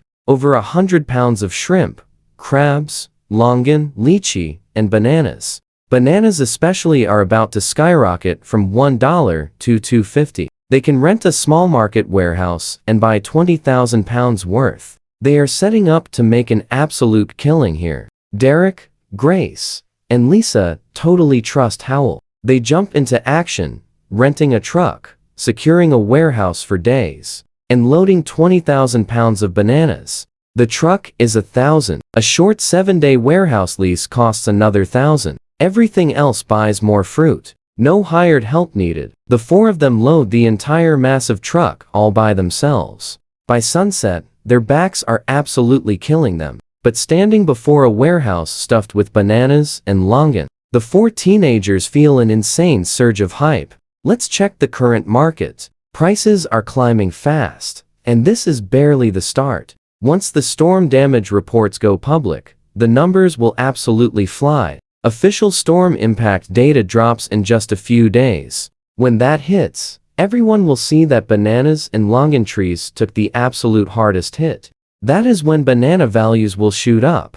How? Explains. So we wait, right? We wait. Back to school for now. In 3 to 5 days, banana prices will hit their absolute peak. That is when we sell. How? Grins.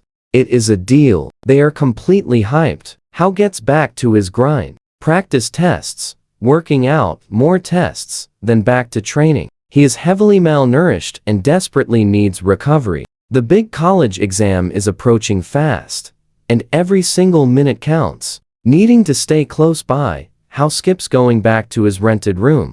Instead, he works things out with Derek. They just sleep inside the warehouse, taking shifts all through the night, chasing away rats, and scaring off anyone trying to steal their stash. Everyone takes a turn guarding the fruit. Meanwhile, Hannah barely knows how she even stumbles out of Rose's room. Now watch closely. This changes everything. Rose presses a medical report into Hannah's shaking hands. It is totally unexpected. Rose says she found him at the market. He looked incredibly weak, like the wind could literally blow him away. One tug and he fainted. I had to rush him to the hospital. They ran a full checkup, and the wild results were way beyond what I expected. Anemia, dangerously underweight, massive malnutrition, and severe heart issues. Rose explains all this with tears pooling. The Wang family is incredibly rich. I never guessed his body was failing this badly. Hannah, did you know any of this stuff? Hannah grips the report, reading it over. Her face turns dead serious. Shaking her head slowly, she says, "He never brought it up. I had no clue. We always used to think." Think what? Rose presses. Hannah sighs heavily. Honestly, Rose, we all knew something was completely off. We just assumed Hal wanted Tyler's stuff and his attention. His personality is just hard to like. But we were never that bad to him. Hannah, what about the horrible stuff in that group chat? Hannah freezes completely. The group chat? What things? She stares intensely right at Rose. Rose sighs heavily. Yes. Hal knew about that group chat. He knew you were all mocking him. You and I both saw this coming, right? He knew about the cruel pranks. That is why he left. Hannah freezes completely, her smile vanishing into crushing dread. How is that even possible? Who told him? Hannah gasps. If you want something hidden, do not do it. Rose sniffles. Hannah, you are highly educated. You know perfectly well that cruel words completely destroy people. All that fancy education, where did it go? And me, the oldest sister, where did mine go? Do you know what Hal told me today when I found him? What? Hannah stares. He said, Rose, karma always comes around. It just has not hit you yet. We will face what we have done. Yes, it is coming. Hannah's eyes fly wide open. I finally realize what those for years were like. For Hal here, deep down, I think we all knew. We just needed someone to actually say it. Rose admits she has not told Stella or anyone else yet. Stella is way too sharp with her words. Nothing good would happen. I keep wondering why we treat total strangers so well, yet I keep overthinking it. Why are we so incredibly polite to outsiders, but to our own biological brother, we act so harsh, so cruel, and so deeply heartless? Yes, absolutely heartless. That is the only valid word. Rose glares. I cannot think of a worse term. Whether because of Tyler or our parents, it is purely heartless. Hannah's entire expression crumbles. The last 4 years flash through her mind, every terrible thing she said and did. She grabs her phone, opening the family chat, scrolling through the old messages. There are so many texts, almost all just brutally mocking Hal. Like the day Stella posted about how being punished for ruining a dress, when Tyler actually did it and Hannah helped pin the blame on Hal. Makes you think, doesn't it? Even as Hal was punished and hurt badly, not a single one felt any guilt. She is a university professor, supposed to be educated, highly principled, and completely refined. You and I are about to watch this unravel. When did framing someone become amusing? Hannah freezes entirely. And there is more. Rose points right at the screen. Remember their big family trip late last year? Howell lost his phone. Hannah nods. Back then, Howell could not reach anyone. Tyler spiked a crazy high fever, and they all just rushed straight to the hospital with him. Since nobody could reach Howell, we just left him. Rose explains, while Hannah literally stops breathing. She actually remembers this perfectly. They were just laughing about him in the group chat continuously.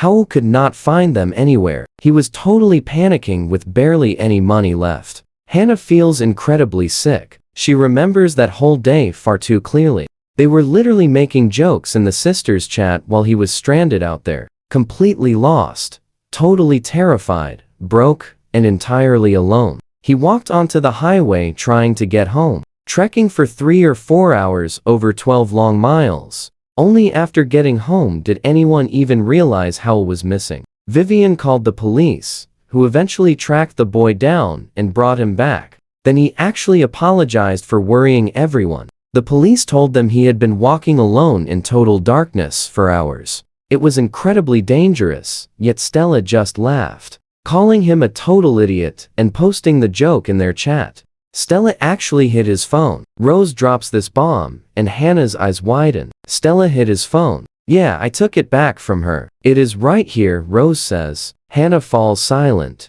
I checked absolutely everything inside. Journal entries, social media stuff, and chat logs with friends. I searched through all of it. Honestly, some mentions are about you. Watch closely now. See for yourself, Rose insists. Stella hid this exact phone late last year, and it was firmly locked. Nobody managed to open it until I finally got it cracked yesterday. Rose continues. What exactly is this? Hannah asks. These are his private chat records and several secret journal entries.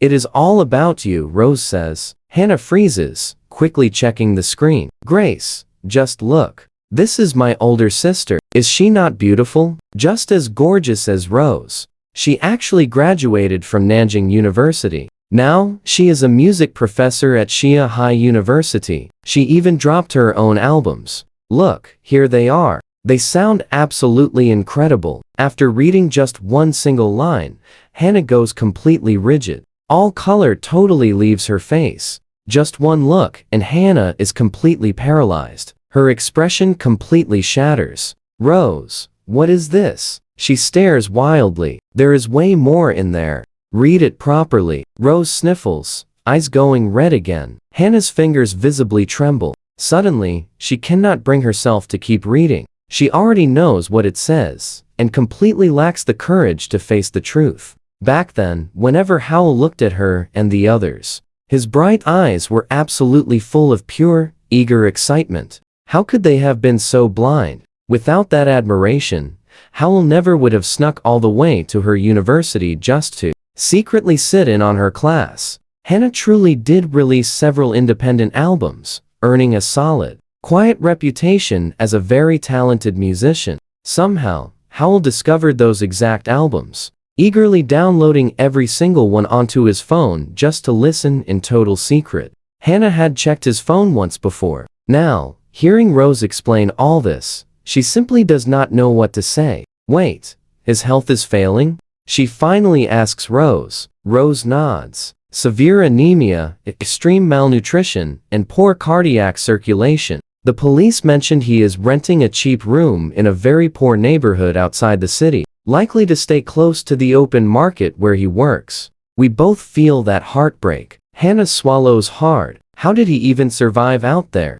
I really cannot say. I had Agent Zhu look into the situation. Live shrimp and fresh crabs are actually selling for much higher prices these past few days. He needs that cash to survive, Rose says quietly. Hannah stays entirely silent. It is very hard to accept, The Wang family was never strapped for cash, yet it still came to this tragedy. Thinking back, Vivian only gave him $500 a month. Thinking about it feels absolutely suffocating. Hannah cannot say anything else. She simply asks Rose to forward those files. Just purely suffocating. Saying almost nothing, she tells Rose to send the files straight to her phone, then quietly leaves the room. Hannah retreats into her bedroom. She collapses onto the bed, staring blankly up at the ceiling. Her mind is a total mess, unable to think straight anymore. The deeper she digs, the more horrifying reality becomes. What have they actually done? Howell was gone for days, yet their huge house barely even noticed. School resumes. Tyler heads back to his class. Only then do Vivian and Richard finally remember that their other child is still completely missing. They panic and urgently call the police. Whenever Tyler returns home, they refuse to even mention Howell. The police soon respond, informing them Rose already handled the situation, and the case is officially closed.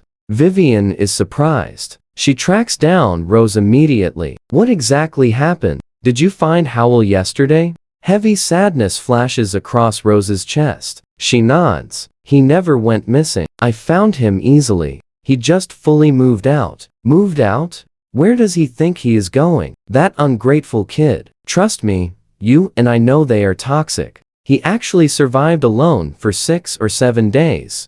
Vivian is absolutely furious. Howell just rented a super cheap room on the dark outskirts. Trust me, you and I know he is never coming back here. What? Vivian's anger absolutely flares. So, he actually thinks he is grown up enough to fly solo now. Rose sighs. Mom, did you even visit? How's school? Did you know his health is awful? Vivian blinks in shock. Look at this hospital report. He collapsed outside yesterday. I took him. He completely passed out right on the street. I had to bring him in myself. I made the hospital run full checks. Rose looks right at both parents. The doctor diagnosed severe anemia, extreme malnutrition, dangerously underweight, and failing red cell production. Plus, he has an unhealed head wound and nasty pneumonia. Both parents sit stunned. They snatch the report, scanning it fast. Richard's face turns dead serious. Dad, if we are done, I am heading out. I have a ton of work today and really need to go, Rose says, stepping right back. Right now, she has no clue how to talk to them about how. Words fail her completely. And honestly, Vivian and Richard would probably just call how dramatic, claiming he faked it. It definitely wouldn't be their first time saying that. Howell did not leave because of Rose. He did not run from Hannah. Tyler, Vivian, and Richard are clearly the ones who drove him away. They are the real problem here. If those two do not wake up to reality, absolutely nothing else will matter. Honestly, Howell is much better off staying out there. At least he avoids all the endless torment. Because coming back means Vivian will probably force him into a corner or lock him inside his room again. Rose leaves fast. Outside, the wild storm passes. The sun shines bright and warm. Rose tilts her face up, finally feeling the absolute faintest bit of comforting warmth return to her tired body. She really needs to find Hal, and quickly. Vivian and Richard just watch her leave, looking totally confused. They stare back down at the medical report. Vivian, what is happening? How actually starving? Richard frowns deeply. How should I know? Vivian snaps, eyebrows raising high. Mrs. Zhao, come over here right now. You asked for me? Mrs. Zhao rushes over fast. Mrs. Zhao, what is happening with Hal? Does he skip meals? Now watch closely. Things get crazy. Why would doctors claim he is malnourished? Vivian glares hard. Mrs. Zhao stays painfully silent. Look, it says it right here. Anemia, extreme malnutrition. Has nobody ever helped him with this? Vivian angrily asks. Mrs. Zhao checks the report, nervously, saying, Ma'am, you know the drill. When this family eats, nobody ever calls Yanga down to the table. Sometimes everyone simply forgets entirely and Young Ha gets completely buried in his homework, never coming downstairs, so he just completely skips eating his dinner. What? Vivian freezes in pure shock. These past few months, Young Ha basically just vanished. Mrs. Zhao speaks up again. I think months ago. Ma'am flat out banned Young Ha from the table. After that, he never once came down. Vivian thinks hard. It definitely happened a few months ago. Vivian's breathing speeds up. She faces Richard. He frowns deeply, looking super dark, and calls Mr. Lee. Pull up the house security footage, Vivian demands. I must know exactly when he stopped eating meals. Mrs. Zhao rushes off to grab Mr. Lee. He shows up instantly. You needed me right now, ma'am. Load the dining room security cameras immediately. I want to see the exact day Hao stopped showing up for his meals. Mr. Lee looks between the two of them, clearly confused. Then he nods quickly. Of course. I know exactly what you are thinking. Pure denial. Vivian's breathing shakes, furious. That ungrateful kid refusing food? Completely undisciplined.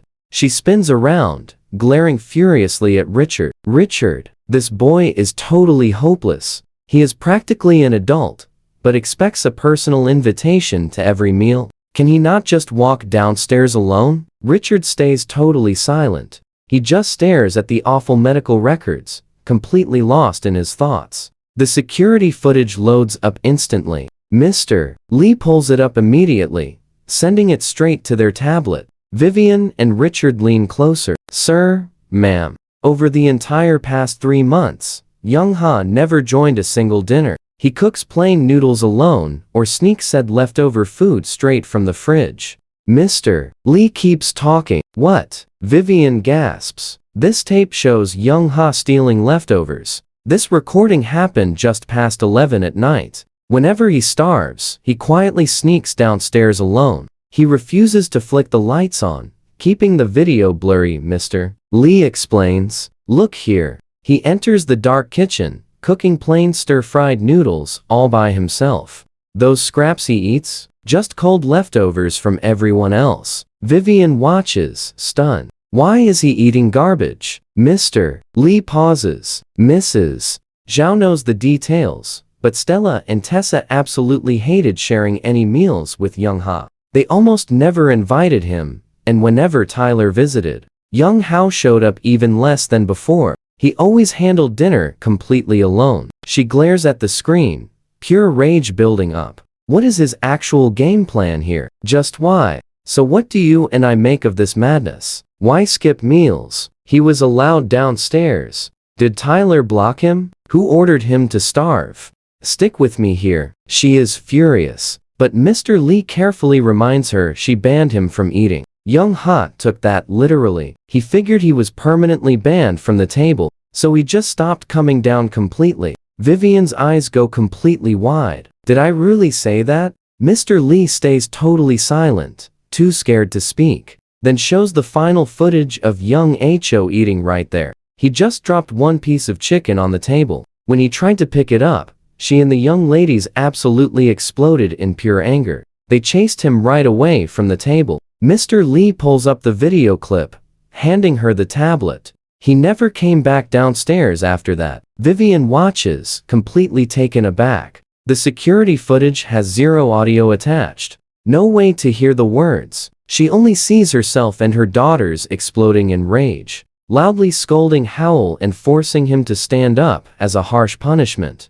Banned from finishing his meal, Howell stands off to the side, terrified to even move. What did I even say back then? Vivian cannot remember at all while Howell stands there totally frozen. What exactly did I say? She still cannot remember. Mr. Lee glances at Mrs. Zhao, hesitating. I cannot recall a thing. Someone tell me right now. Now pay attention here. Vivian frowns as they remind her. She said he could never eat at this table again if he kept up that habit.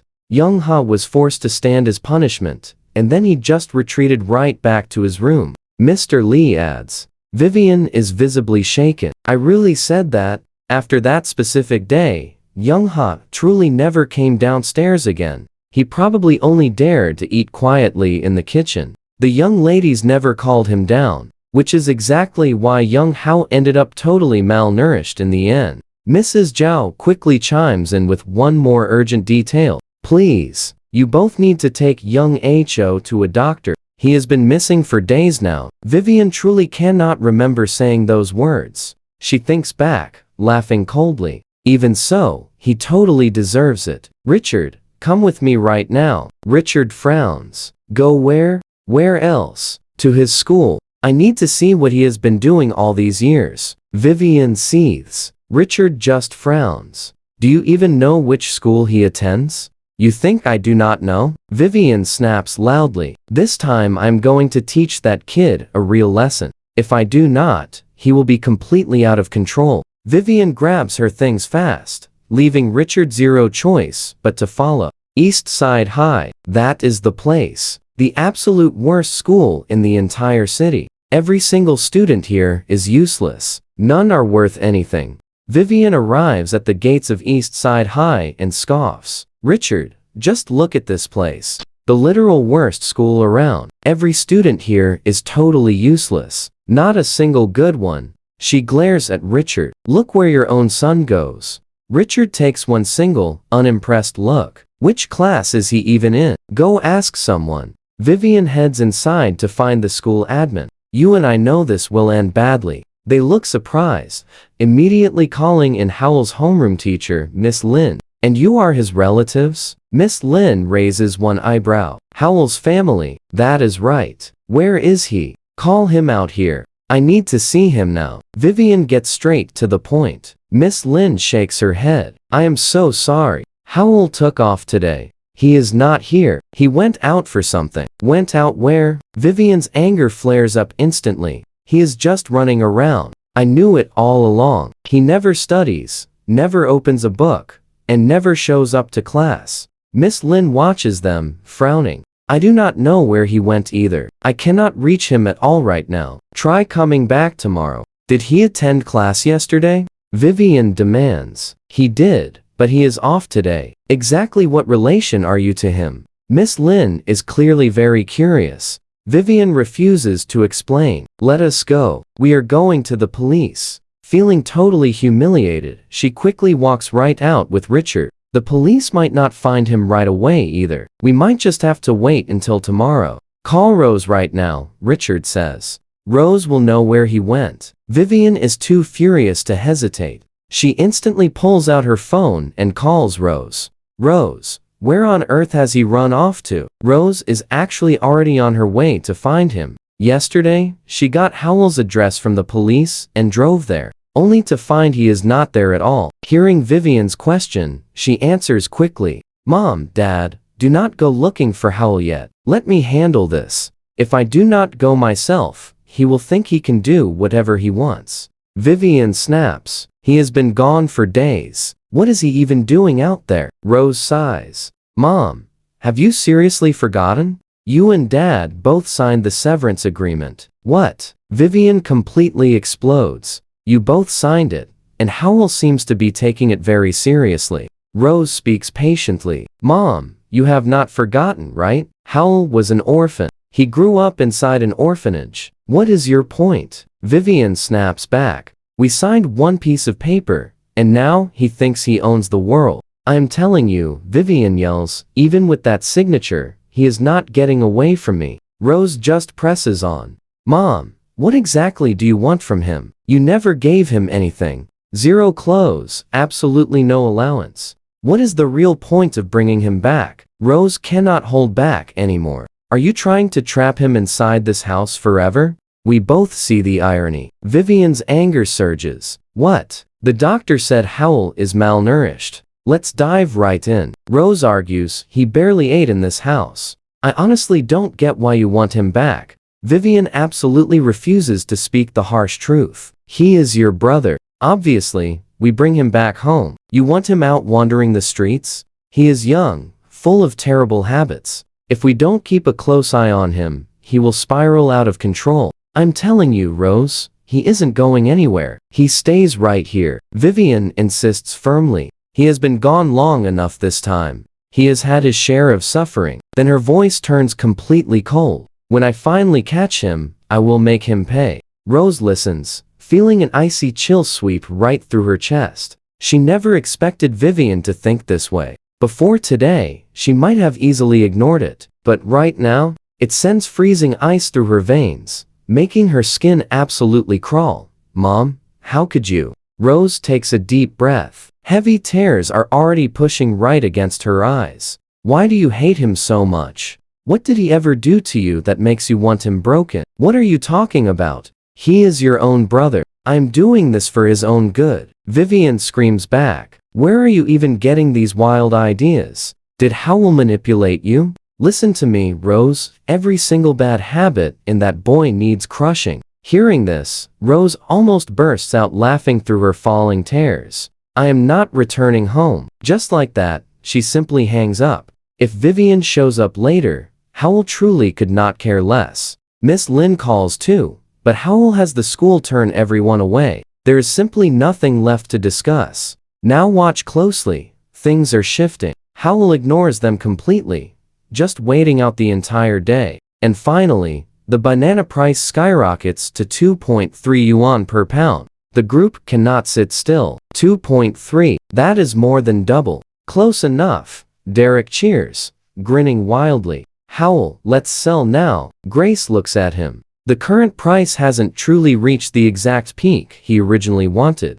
2.5 per pound, but this is good enough. A peak price requires top quality fruit, and their bananas have been sitting for days. They might ruin soon. The market window is closing super fast. They absolutely must move right now to make real money. Let's sell. Sell absolutely everything. Howell waves his hand. Let us go. I will hit the wholesale market, call the buyer, and grab the truck. One call, and everyone springs right into action. The entire squad is buzzing, moving super fast. More hands make light work. None of them waste time overthinking. When it is time to act, they simply move. Fast, decisive, and incredibly sharp. Over 20,000 pounds of bananas. And they track down a buyer at the wholesale market instantly. This buyer knows exactly where the market currently stands. Hearing Howell has over 20,000, he sends a 30-foot truck over immediately.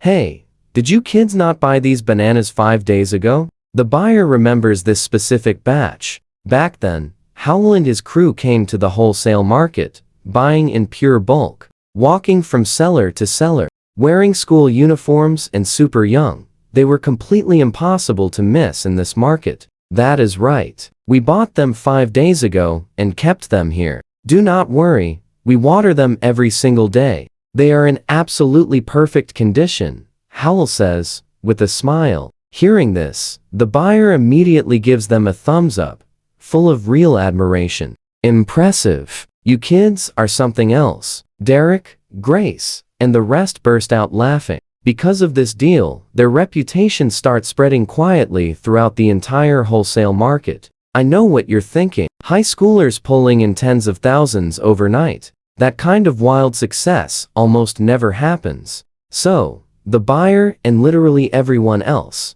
even the guy who rented them the storage space, simply cannot help but respect these teenagers. Selling these bananas is actually super simple. Crate by crate, they carry it all out. This run, they stockpiled 23,000 pounds of bananas and over 1,000 pounds of longan. This is more than enough to rake in serious profit. With every last banana and longan sold out, the squad stares at the thick cash in their hands, barely containing their sheer excitement. We really did it. We actually succeeded. We made real money. The college exam fees are totally covered. Let us grab some food and truly celebrate. Howell, you did the most. Take a bigger cut. Lisa laughs. Howell shakes his head, smiling softly. No need. I am not short on cash. We split by what we put in. Fair is fair. How Lisa is completely right. Derek laughs. Without you this time, none of us would have made nearly this much. Take a bigger share. Grace grins. Exactly. Howell, we all want to give you 10% of our profits. Keep the rest, and we are perfectly happy. Howell laughs loudly. I already invested over 10,000 yuan, which is way more than any of you. Stop overthinking it. Take what is yours. The crew stops pushing and just laughs. So, what is next? Howell, what do we do next time? We have capital now, Howell says with a smile. There will definitely be a next time. But first, we all study hard. The college exam is approaching fast. We cannot afford to slip. Howell, of course, has plenty of clever ways to make money. There are so many things worth investing in. Bitcoin is the priority, but Howell knows exactly what he is dealing with. This market is clearly being heavily manipulated. He won't put all his eggs in one basket. He is targeting real businesses, fast online stores, mobile gaming,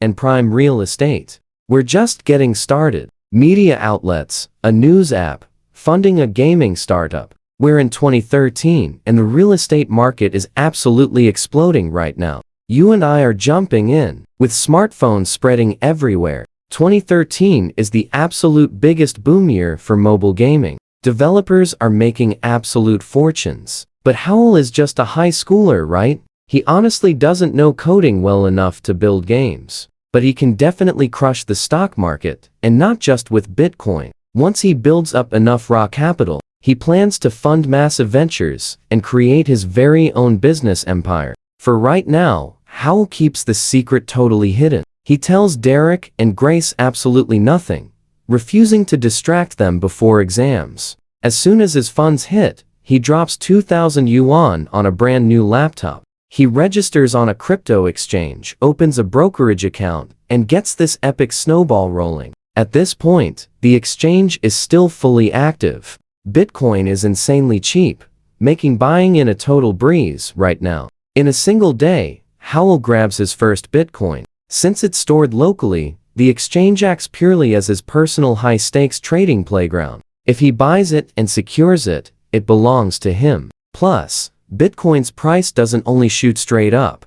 It crashes and spikes like a wild roller coaster. If Howell can surf those massive swings buying low, selling high, the profits won't ever stop. 3 days pass. Here is where you and I watch Rose and the family absolutely panic. They rushed over to the academy, only for the staff to deny they were his relatives. They hit the campus, desperately hunting for him. But administration claims they have zero connection. Howell is literally registered as an orphan. Rose is completely stunned and slowly turns toward Vivian. Vivian just lets out this freezing, mocking laugh. If he isn't at school, where else? But she totally dodges the real issue, probably out of pure arrogance or refusing to accept who Howell actually is. Years ago, the grandparents swore it was Vivian's awful negligence that got Howell taken away, passed around, and dumped in that orphanage. His grandparents blamed Vivian so harshly, sparking absolutely vicious fights. Vivian has been holding onto that toxic rage forever. When Howell finally returned home, she was genuinely happy for like 2 days. But soon, she got terrified his presence would ruin Tyler, constantly keeping her distance. Deep down, the brilliant, tall, and charming Tyler was her actual son. She protected Tyler like he was fragile glass, terrified he might break. Howell was just some stray she dragged in. And honestly, Rose used to agree, especially compared to the super polished and perfectly mannered Tyler. Howell had absolutely zero going for him. The sisters completely idolized Tyler and wanted literally nothing to do with Howell. They viewed him as filthy and entirely beneath them. If Rose hadn't uncovered those hidden records, she would never truly understand how absolute hell his life here was. Vivian gave him basically nothing, definitely denying him any piece of the family fortune. That included Rose too. None of them wanted Howell touching the Wang family legacy. The chilling realization absolutely wrecks Rose inside. She is totally helpless here. Since Howell isn't at campus, Rose has absolutely no other option but calling the cops. Vivian and Richard, though, have better things to do. They bail immediately. Yet somehow, Vivian still remembers Howell is actually her real flesh and blood. Right before leaving, reality hits her slightly. She orders Rose to call her the exact second they finally locate Howell. Rose can barely even breathe anymore. Howell has been gone for 10 whole days. 10 straight days without returning home. What is more important than finding him? Rose realizes Vivian genuinely doesn't care. Now, where do you and I think Howell actually went? Hannah asks, tagging along with them. No clue. We just wait for the police. Rose mutters, totally out of options. Howell should be studying, but security blocks them outside. They are terrified these women will distract the other students. Howell literally told the academy he had absolutely zero family or relatives. And they bought it completely. Miss Lin just confronted them directly. I have zero records of Howell having family. He has been an orphan since day one. Why are you faking being his relatives? You are banned from these grounds. I will absolutely not let you ruin our students' focus during their important classes. I said Howell is an orphan, so back off. Vivian tries screaming at Miss Lin anyway, but Rose instantly grabs her, pulling her away before things get super ugly. Meanwhile, the cops deliver answers way faster than expected. The officer pulls up security footage and hard evidence. This kid, he mutters, shaking his head with pure respect. This high schooler is on a whole different level. We made some calls. Turns out, he rented a massive warehouse near the East Side Market to hoard tons of bananas and longan fruit. Him and his crew have been guarding the stash personally, keeping a crazy tight watch over everything. Longan prices exploded over the last few days. These kids made a massive fortune. Tens of thousands of yuan. Literal tens of thousands. Hannah is absolutely paralyzed. The officer nods. Exactly right. Multiple sellers just confirmed his moves. He bought bananas at 1 yuan a pound. After the storm hit, he flipped them for over 2 yuan. He predicted the storm new prices would spike and bought bulk. Rose gasps. Are they sold out? That's where we leave it, trust me. You'll want what comes next. Stick with me here. You and I are diving into a wild family showdown right at the school. The officer tells them they can definitely catch him now. Rose thanks him as he waves, and simply walks away. Hannah is shocked. Howell actually stockpiled fruit to make big money. She asks if the police are telling the truth. Rose nods firmly. The police confirmed everything, so it is absolutely real. Then she asks if Hannah checked those records. Hannah nervously shifts around. She admits she has not looked yet, making excuses about there being way too much stuff. Rose stares right through her. She knows Hannah is just avoiding it. Back in the day, Howell deeply admired her. He honestly worshipped her. Rose knows it is true because Howell used to sneak into Hannah's music classes just to proudly show off his big sister to everyone. He used to follow her around like an adorable, completely devoted little puppy. But back then, Hannah just found his affection super annoying.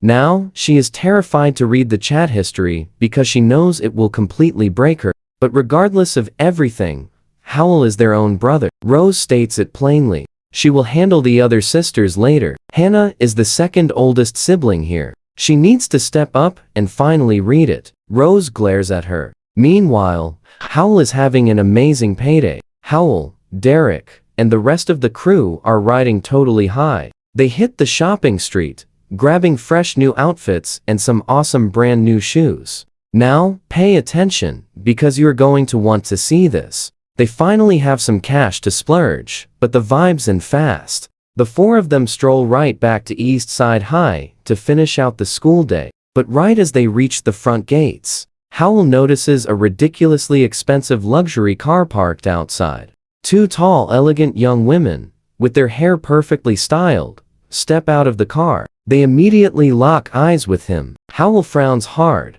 feeling a massive wave of disgust. What do these two want? He tells Derek and the gang to go inside without him. Derek, Grace, and Lisa take one quick look around. They completely understand the vibe and take off. Seeing Howell, Rose feels huge relief. She and Hannah quickly rush right toward his direction. Rose calls out, desperately asking where he has been. Seeing him try to walk straight into the school, she completely blocks his path. They searched everywhere and beg him to come home first. Hannah just stares at him too. Howell glances right at his pretty second sister. He pauses for a second, then unzips his backpack and starts digging around inside. He pulls out an old tape recorder and some classic cassette tapes, holding them out to Hannah. He figures she keeps visiting East Side High just for this exact reason. And honestly, he knows he never should have kept it. He shoves it right into her hands. You and I both know this moment cuts deep.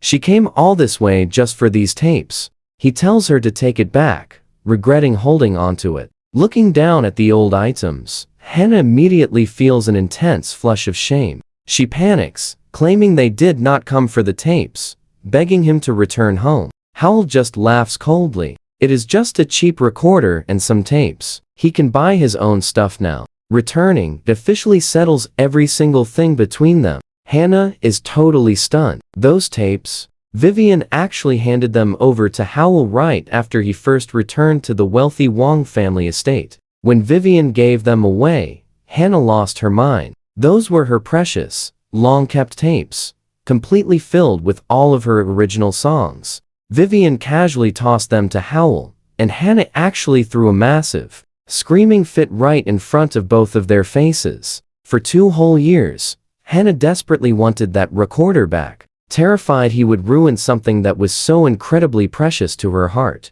Now, he is returning it. Hannah feels physically sick. She whispers an apology. Rose gets teary-eyed and tries to speak, but Howell instantly cuts her off, telling her to stop dropping those fake crocodile tears. He knows exactly what their game is. Trying to use him to score points with Tyler? Absolutely not going to happen in this lifetime. He tells them to stay away because karma is real. Hearing this, Hannah is visibly shaken, asking why he is talking like this. Howell glares, cold as absolute ice. Should he beg on his knees? Does she really think he just magically forgot all the horrible things? They pulled this exact stunt with Tyler before. Hannah fiercely flinches, whispering a weak denial. She desperately presses on, pleading over and over. They just want him to return safely. She practically begs him to please come back home with them. Howell just lets out a sharp, mocking laugh. He asks if Hannah is completely insane. Why on earth would he ever go anywhere with them? Who do they think they even are? He remembers every single messed up thing this family did. He promises they will not walk away clean from this. Rose goes completely pale, swearing. They honestly just wanted to safely bring their little brother home. Their parents are frantically looking for him, so he should return. Howell just stares at Rose. He warns Rose that heavy karma is coming for her too. Struck totally silent, she freezes in place. Howell is completely done talking. He walks away as Hannah erupts in anger. You and I know this family drama is far from over. You and I are about to witness the ultimate family showdown. Howell turns around, laughing coldly. Let me tell you, Hannah, I have always been an orphan. I have 0 left to lose. If anyone in this household tries pushing me around, I am not backing down. Listen up. I am an orphan. My family is gone. Every single one of them. Lost forever. 18 years ago. Hannah's entire body jolts. Her eyes widen in pure shock. Do not come looking for me unless absolutely necessary. Pushing me only brings more karma onto yourselves. You cannot escape this. Howell turns and walks away. Rose goes completely pale, not daring to stop him. Her entire body shakes. Hannah looks completely drained of color. Howell walks straight into the academy, leaving them frozen behind him. Both girls fall into absolute stunned silence. The air feels freezing cold. Neither ever expected how to bite back like that. They barely realize how they end up back in the car. Both sit in absolute silence. The tension feels completely frozen. They never imagine how could utter those words. So savage, so extreme, packed with such deep resentment. This is entirely different from that shy, shrinking boy back in the wine house. They remember how used to act, always smiling, desperately eager to please them. Even when Vivian harshly scolded him, he would just laugh it off, insisting he was totally fine. They remember last year's family trip. Stella hid Howe's phone away, leaving him absolutely no way to contact anyone. When Tyler suddenly fell ill, the family left Howe behind without a second thought, rushing to the clinic. Not one single person waited. Howe walked over 10 kilometers alone, desperately trying to find his way back. When police finally brought him home, he just laughed. He told everyone he was fine, just got lost, and apologized for worrying them all. Back then, the sisters openly mocked him. But you and I need to watch closely here. How much pain makes someone declare their family is gone forever? Rose can barely believe it. Hannah's expression looks pained. He feels like a stranger, she whispers softly. Rose takes a deep breath. Are you heading back alone? Or do I drive? What? We are not finding him?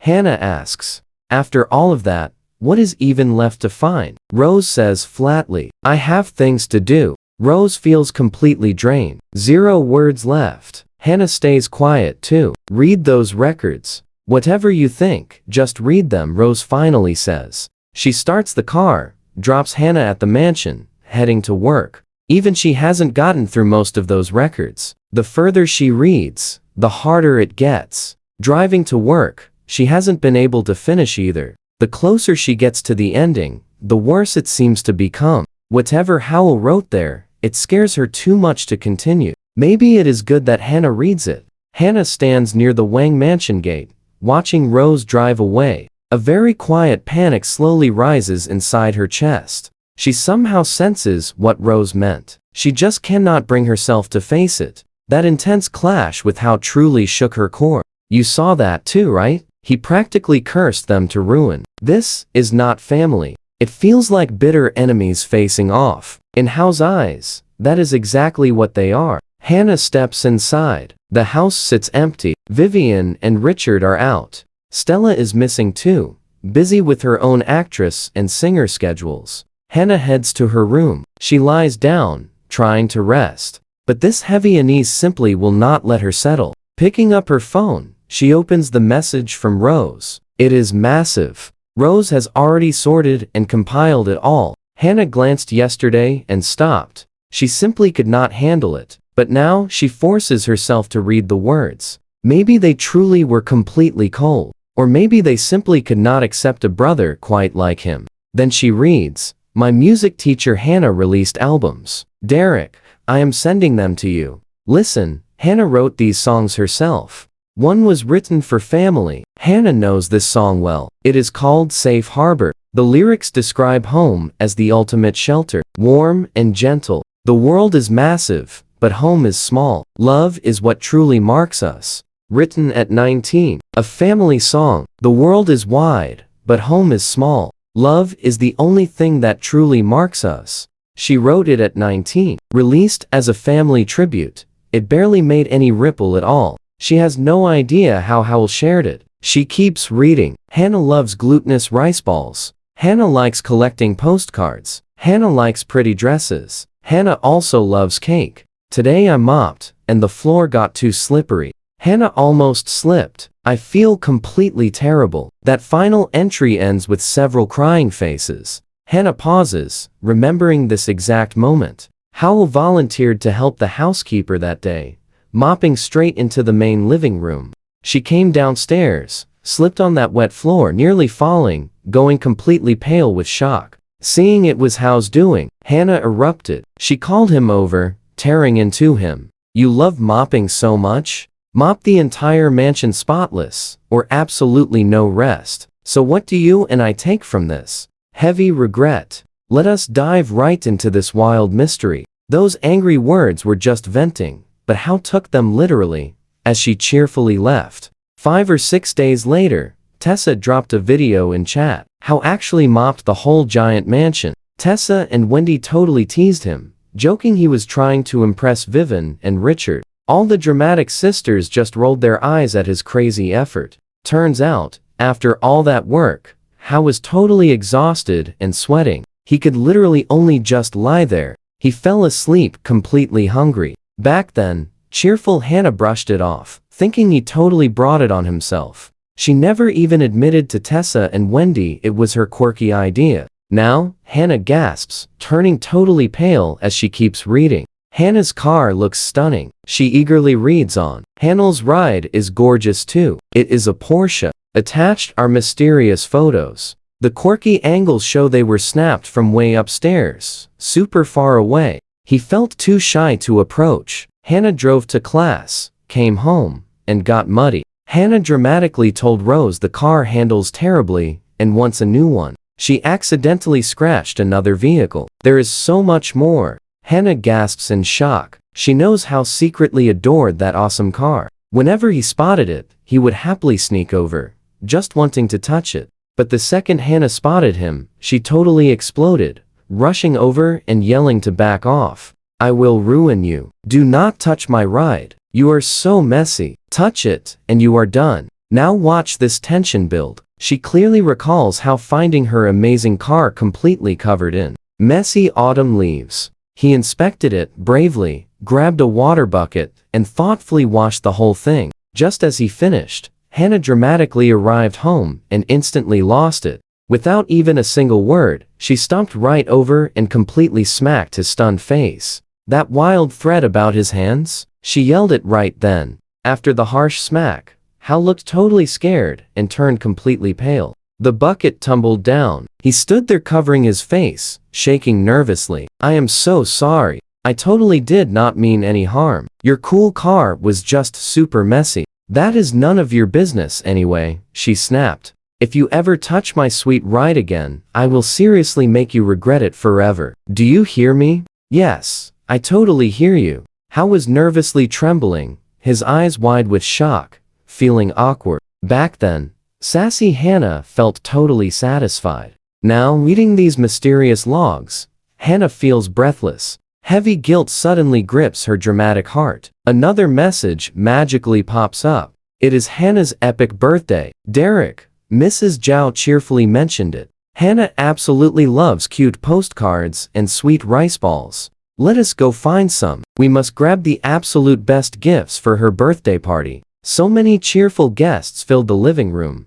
but dramatic Hannah locked me out. She ordered me to wait outside until they finished. Hannah suddenly remembers. She freezes, forcing herself to read the next mysterious line. It is pouring rain and freezing. Why? Because Hannah was busy hosting her loud friends. She invited a massive, cheerful crowd over. You and I must watch this. She locked him outside. A storm hit, and it was freezing. Brave Howl apparently hid inside a tiny gazebo by the gate, enduring the wild weather almost all night. Hannah remembers that epic night. They were happily singing, playing silly games, laughing so loud, completely lost in the fun. She completely forgot that a poor boy was stuck out in the pouring rain, patiently waiting for them. The real reason she locked him out? Embarrassment. She absolutely refused to introduce him to her friends.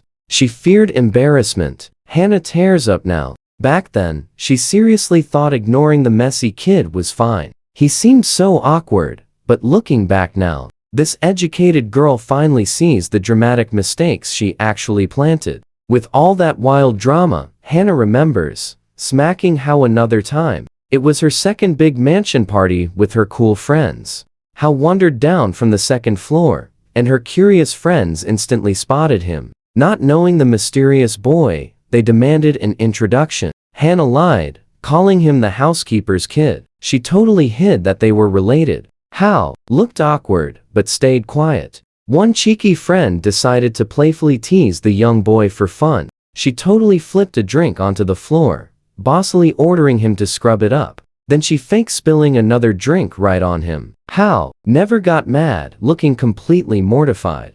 Seeing his gentle reaction, the friend giggled, joking he had a surprisingly great temper for a servant. After that wild stunt, they bossed him around serving snacks. Hannah felt so humiliated watching cheerful Howl politely smiling and serving her loud friends. She completely snapped. Marching right over, she slapped his face hard. Stay away from my awesome friends. I'm seriously telling you, you completely embarrassed me today. You were absolutely supposed to stay hidden upstairs. How did you even sneak down here?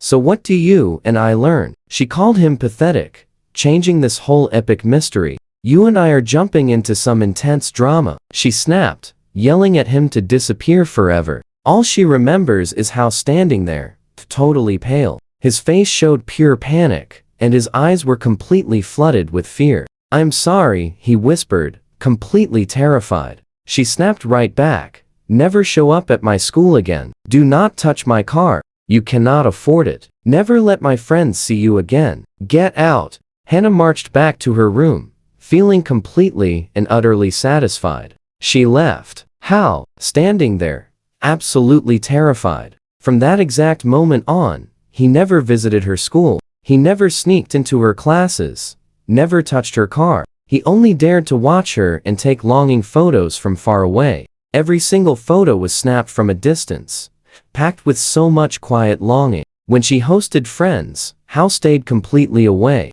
Then she reads, "My family has been gone for a long time. They passed away 18 years ago. Watch closely now." Those heavy words immediately echo back, making Hannah tremble. Panic completely floods her. An invisible weight crushes her from the inside. She frantically calls Rose. "Rose, I read part of it. Is yours exactly like this too?" Rose seems incredibly busy, pausing briefly before answering. "Yeah." Hannah stammers, "This cannot be my fault. It is all him." Hannah is violently shaking, barely finishing her sentence. She desperately wants excuses. "Because of him what?" Rose asks incredibly flatly. "Because he was a homeless orphan. Because he used to survive like a bug, scraping his meals right out of the gutter. Or because he was never good enough to be our real brother, forever just an outsider." Hannah is stunned. "Rose, I never thought that. You saw how completely messy he was." "Hannah,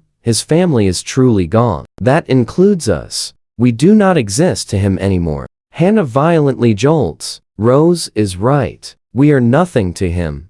And honestly, Hannah cannot blame him at all. He is an orphan. He always was. "I will send you my records too. Take a look," Rose continues. "I had no idea how much he truly looked up to you. How much he idolized me. He must have admired you incredibly deeply." Rose simply goes on. "You said he sneaked into your classes secretly, only getting thrown out by your angry students. He even tracked down your beautiful music to share proudly with his own friends. Hannah, you were once his ultimate pride. Someone he genuinely worshipped with everything. You and I know this. In his heart, we are entirely erased." Meanwhile, Hao has been buying Bitcoin at 1 yuan per coin, selling at 160 yuan. That is roughly 1.2 million yuan total market value. In just one day, it jumps from $20 to $25, a 25% surge. With 200 coins, he finally nets 32,000 yuan. That single brilliant move scores him about 8,000 yuan. Now, the coin is sliding back down, expected to hit around $21. When it drops, Hao will just buy the dip again. Earning money this way is straightforward. It snowballs, growing massively bigger every time. As long as he stays highly disciplined and avoids greed, he can build up enough serious capital to start a real business. With money, huge opportunities open up entirely. Real estate, the massive tech industry, and physical storefronts.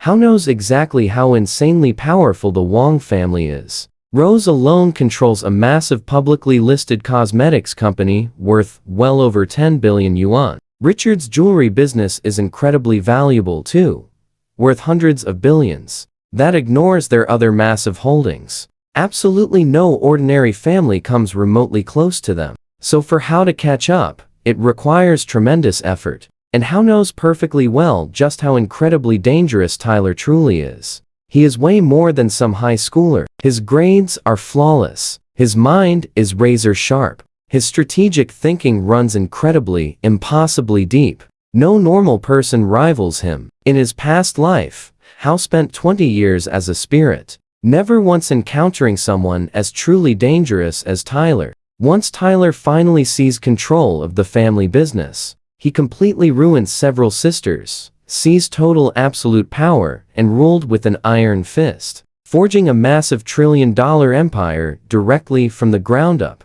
Hao never underestimates this opponent. Rose clearly feels guilty, but Hao knows that means absolutely nothing. Rose cannot see Tyler is the real threat. Tyler is truly terrifying. Rose tried framing him before, but always uses others, rarely acting all alone. She understands completely. Getting caught framing him too much turns everyone against her, so she keeps those manipulative moves extremely rare and careful. Tyler, meanwhile, knows exactly where his massive advantage lies. As long as Hao looks terrible, Tyler barely acts. Hao will never threaten his cozy position. Tyler simply studies hard, performs perfectly, and constantly charms Vivian so absolutely nobody touches him. All 6 sisters still adore him completely and feel incredibly, deeply sorry for him. Even if Howell returned, they would still view Tyler as their ultimate favorite. By studying and winning Vivian over,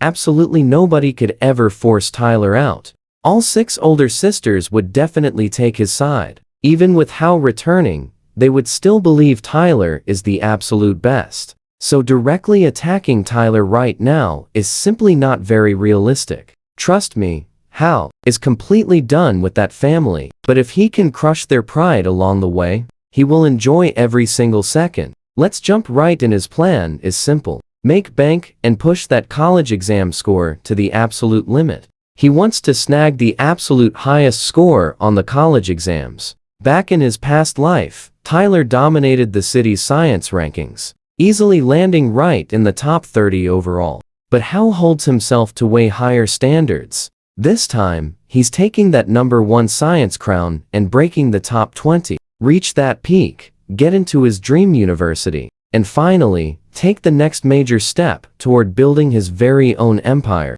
It won't be a breeze, but that's fine. He still remembers the old exam questions. Even if his memory gets a little blurry, grinding out practice problems will easily cover up any gaps. Back home, Hal watches the crypto market start sliding down and instantly sets his next brilliant buying strategy in motion. With over 30,000 yuan ready, he can go way bigger next time. Crypto moves fast, sometimes crashing hard, sometimes rocketing straight up.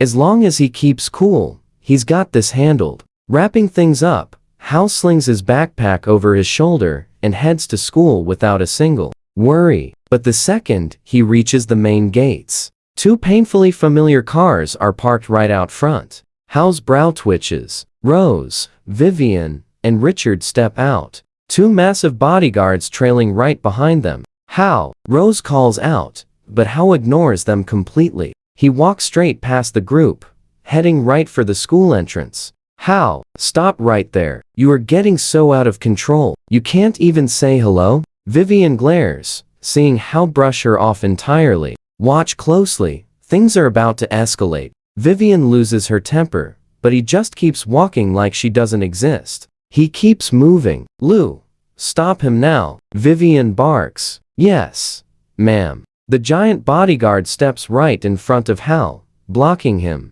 With his path blocked, Hal turns and stares at Vivian and the family. His expression screams that he is completely over this drama. Rose blinks, her eyes tearing up instantly. How dare you call your own sister by her full name? Where were you these past 2 weeks? Vivian is fuming and marches straight at Hal. He sees her hand swinging up and doesn't hesitate for even a single second. He drops his bag, reaches inside, and whips out a pocket knife in one perfectly smooth motion. Hal, what are you doing? Richard and Rose are absolutely stunned, quickly rushing toward him in panic. I have no idea why you're here, but the way you're glaring at me, not a good look. Hal grips the blade tightly, eyes locked fiercely on the 3 of them. Let me be completely clear. I have nothing to lose. If I fall, I fall. But you 3 better not think you're walking away from this untouched, either. 1 for 3, I'll take that trade. You dare? Vivian explodes. I dare plenty, Hal states coldly. You make a move, I make a move. Vivian stares at the blade in Hal's hand and freezes completely. She is in absolute shock. She honestly just planned to march over and slap some respect into him, putting him right back in his place. The bodyguard blocked Hal from leaving, but nobody expected this kid to actually draw a weapon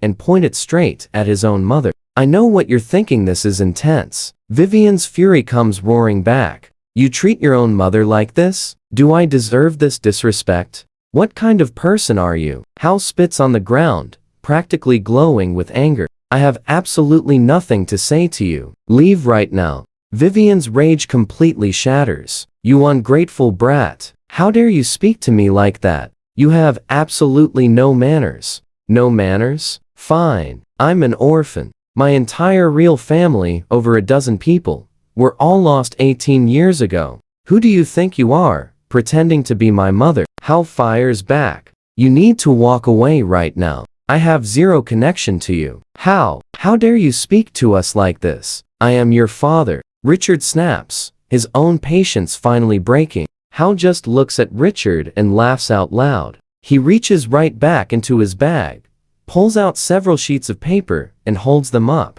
Take a really good look, Mr. Wang. I highly suggest you think carefully about exactly what you've done. I won't drag out all the past drama. You signed these papers yourselves. Are you really going to stand there and pretend you didn't? Richard stares at the documents in Howl's hand and freezes in absolute shock. I don't care why you came to East Side High, but you better stop coming here and bothering me. I have zero connection to you anymore. None whatsoever. Not to a single person in this twisted family. Vivian's fury turns totally ice cold. You ungrateful child. You are going to be the absolute ruin of me. Is that what you want? Vivian is seething, teeth clenched tight. If I could make you collapse from pure rage, wouldn't that be something? Howl shoots back instantly. Let me tell you something. If any of you try pushing me around, or send your goons to block me again, I absolutely will not hold back. I have got nothing left to lose. I won't think twice about putting this blade to good use.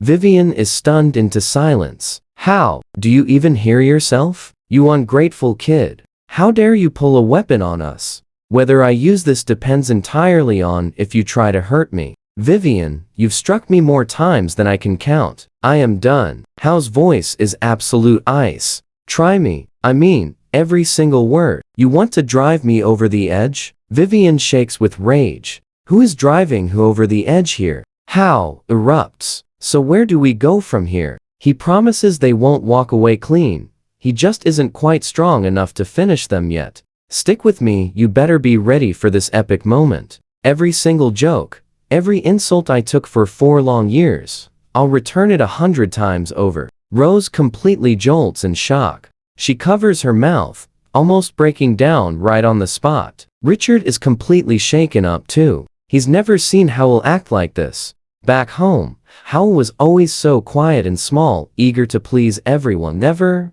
fighting back. Even when punished, even when his sisters turned against him, he never once fought back. Vivian would sometimes ban him from eating for an entire afternoon. But now, Howl has completely changed. The words coming from him are so harsh and cold, leaving Richard completely stunned and absolutely furious.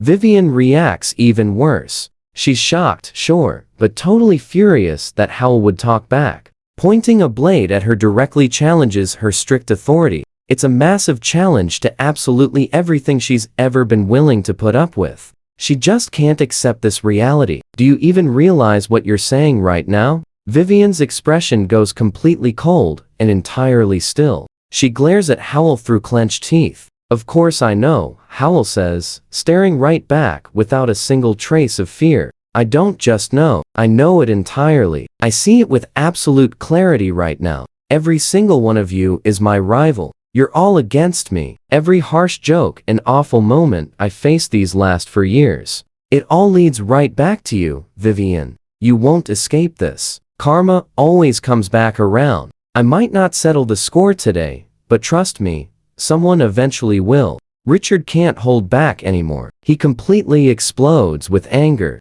Watch closely now. Richard storms forward, fiercely swinging at Howl's face. But Howl quickly raises his blade, freezing him. I know your plan, Howl says, locking eyes. But those days are done. I won't take it anymore. Push me, and I have no problem burning this whole thing down completely. Richard slowly pulls his hand back. His expression turns to ice. Howl, you really think you've got wings now? Think you can fly solo? Ha, so what if I do? What have I actually ever gained from this family? Don't kid yourself, Richard. Here, I couldn't even get a decent meal. Howl watches Richard lower his hand, and a sharp, cynical laugh escapes his lips. Richard suddenly remembers Howl never even came downstairs to eat. Richard mutters, still. Of course. Howl continues, I do owe you for years of living expenses and debt. Don't you worry about it. I'll pay it all back. As for my debt, if you really want it back, I can head to the hospital and settle that whole tab for you. Another sarcastic laugh. But if you think you can keep humiliating me, mocking me, and playing games, then what you're going to get is absolute chaos. Have you lost your mind? I'm your mother. Vivian erupts. Get out of here with that. Don't flatter yourself. Howell shoots back. You're the worst one in this entire family. Vivian is shaking with pure fury. She lunges forward, totally ready to unleash on him, but Rose quickly steps in, blocking her path. Get lost, Howell says dismissively. I see right through you. You are truly the worst person in this family. I'm your mother, please. What a joke. Vivian is absolutely livid. She's about to attack. But let's pause here. Rose actually steps up. Stop, Mom. Just stop. Then to Howell, put the blade away. Howell glances at Rose and smirks. Coming in for the save. You always knew how to play the moment, Rose. Never actually saw you do it before, though. Rose flinches. Fine. I won't argue with any of you today. Wherever you came from, go right back there. What a total joke this family is. Howell spits, grabs his backpack off the ground, and turns to leave. A bodyguard steps forward to block him. As Howell walks into the school, he glances back one more time. He blinks slowly, a cheerful, mocking smile tugging at the corner of his mouth. Then he disappears inside. That kid makes me so furious. That ungrateful brat. Back inside the car, Vivian is still seething. Richard's eyes burn with fury too. Howell's bold words were simply unforgivable. He even called them by their first names. That alone is enough to make Richard totally furious. Richard, that son of yours is completely done. Finished. He's become a complete waste, Vivian snaps. Disloyal, grateful, unfilial. And he had the nerve to pull a blade. He's a complete disgrace. Richard says nothing, fury quietly simmering inside. I'm officially cutting off his allowance. Let him come crawling back. He thinks he's grown, thinks he can fly solo now.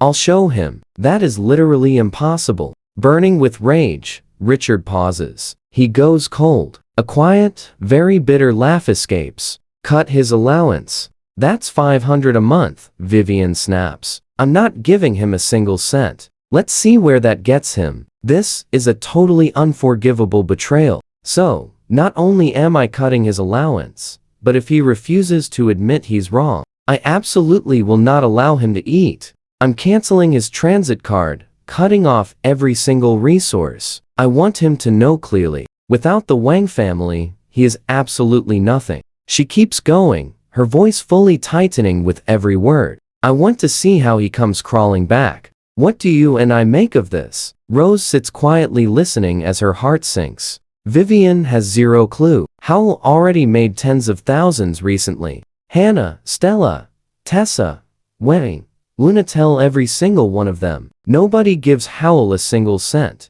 Let's dive into this wild family drama. Vivian spins around, totally furious. Let us see how he survives without our cash. Rose whispers back. Mom, none of his sisters have given Howell a single dime. Stella, Tessa, Wendy, and Luna. They completely despise the guy. They would never help him out. Perfect. Vivian smirks for a second, but then her expression darkens. Wait, who is funding him then? The kid has to be stealing from the house. Call Mrs. Zhao and Mr. Lee immediately to check our valuables. He will pay for this. Rose looks super nervous.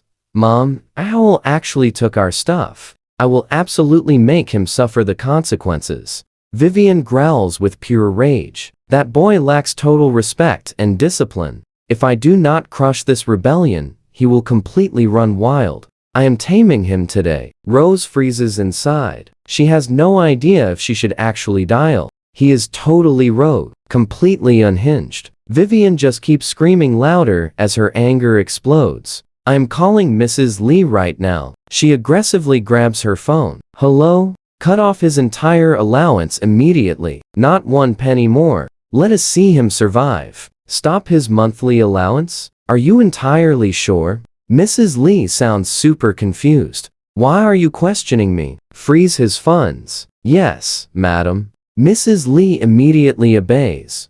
But Vivian is far from satisfied.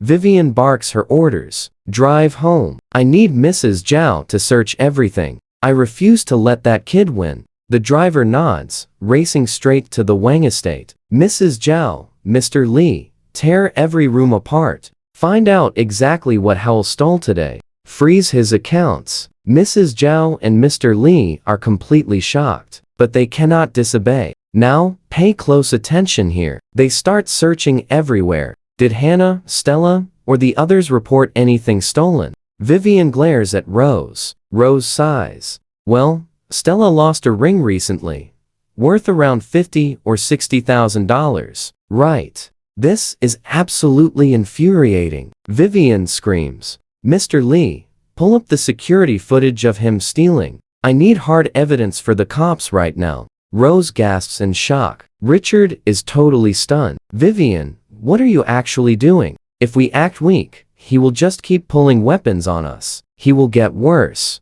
We absolutely cannot call the police on him. If convicted, Howell goes to prison. Rose panics. Mom, even if he acted wild today, you really cannot do this. Vivian fires right back, absolutely fuming. Acted wild? Did you even see the insane stunt that boy pulled on us today? That ungrateful brat pointed a blade right at his own mother. How could I forgive that? Richard suddenly steps in. No cops. This is a family matter. But pull up the footage. I need proof he is a thief. Let us see where he runs now. Vivian sees. Richard totally agrees, ordering Mr. Li. Howell seriously pushed them to the breaking point with that weapon. Richard feels his ultimate authority is being mocked. If he does not teach Howell a harsh lesson, this intense rage will stay forever. He wants to see this little family thief try to survive completely solo. Rose just watches them, her heart absolutely shattering into pieces.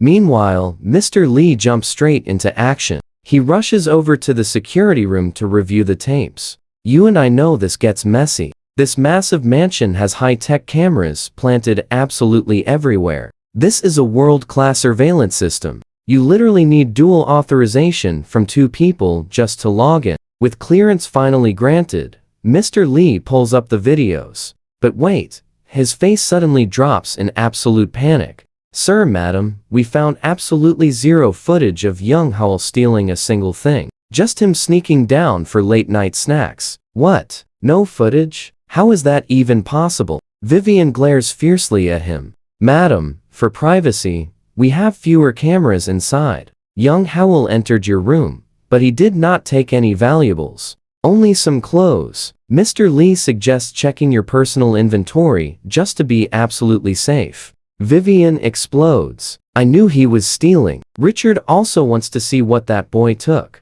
The absolute audacity. He nods instantly, and they rush to check their personal belongings together. Since the Wang family runs a massive jewelry empire, their home collection is insane. Their private cabinets are absolutely overflowing with priceless gems. They frantically scan through the entire inventory, but then freeze. Nothing is missing. Impossible. Bring me the master list. They check every single diamond and necklace again. Everything is perfectly accounted for. Vivian clenches her teeth hard. Then who exactly did he rob? Suddenly, she snaps her head toward Rose.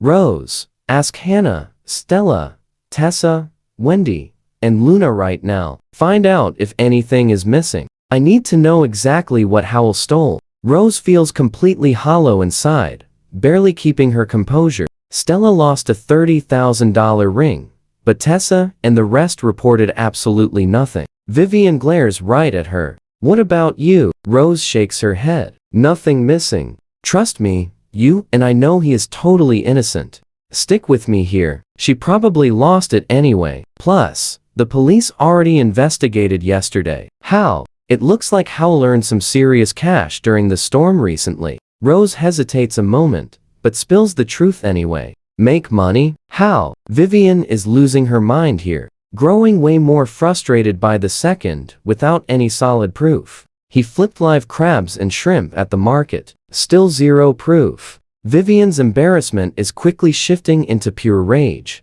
He resold live shrimp and crabs at the market. Apparently, he stocked up before the storm hit, selling them right after prices spiked, nearly doubling his entire investment. He easily made tens of thousands. And just days before, he and his buddies were actually hoarding tons of bananas and longans. Police confirmed those fruit prices more than doubled. How flip that difference, making another huge profit. Hearing this out loud, both Vivian and Richard are completely caught off guard. In their minds, Hal was always useless dead weight, never amounting to anything compared to Rose, Hannah, or even youngest Tyler. But now, he is out here smartly flipping goods for major profit. Fully verified by the official police investigation. There's video footage. During the storm, he wasn't hiding. He was out making serious money. Rose simply listens. He finally found his footing. He truly believes he can stand independently. Mom, this time I really think Hal is being serious. Watch closely now. He isn't coming back. Rose steadies herself. Where exactly does he think he can go? He makes some cash and suddenly thinks he's completely unstoppable. Honestly, without the Wang family backing him, he is nothing. Vivian angrily seethes through gritted teeth. He will come crawling back eventually, and this time I'm making him fall in line. Rose, is there something else you aren't telling me? Richard goes totally quiet, studying Rose closely with a deep frown. Rose glances over, pauses briefly, then simply shakes her head. Nothing else. Richard's suspicious frown deepens. He knows she is definitely holding something back, but since she won't speak, he drops it for now. So, where exactly is Hal staying? Did he rent a place? Something suddenly clicks for Vivian. Rose nods. He is renting a tiny room on the city's outskirts. Mr. Lee, Vivian calls out sharply. Yes, ma'am. Mr. Lee steps forward. Vivian immediately snaps. Take Miss Lee and everyone to that rental. Contact the cops. Find exactly where Hal is staying. I want him to have absolutely no roof over his head. Mr. Lee looks incredibly uneasy, glancing at Richard. Richard hesitates too. Mr. Lee speaks up very carefully. Young Hal. He pauses, carefully choosing his words. Young Hal's college entrance exam is just 2 months away. Having nowhere to live could seriously impact his exam. Is doing this really the right call? College exams? What will he even do with a college exam? That kid is completely useless. What school would ever accept him? I want him regretting this. Mr. Lee quickly looks over to Richard, but Richard stays completely silent. You and I know he's siding with Vivian. Mr. Lee thinks quietly, then lets out a heavy sigh. Sir, ma'am, Miss Rose, you probably don't know, but young Hal's academic grades are actually incredibly strong, easily on par with young Tyler. The second that drops, all three are totally caught off guard. Rose just stares. Mr. Lee, you know his grades? Miss Rose, well, since high school started, he has worked unbelievably hard. His grades have consistently been absolutely outstanding. He is a top student at East Side High, currently ranking in the top 200 across this entire city. Nobody here ever bothered asking him. Mr. Lee's eyes drop. Rose stares in pure disbelief. Since when? Wait. Since sophomore year? Mr. Lee continues. Rose doesn't wait another single second. She is already bolting toward the door. Rose, where are you going? To his school. She can barely breathe.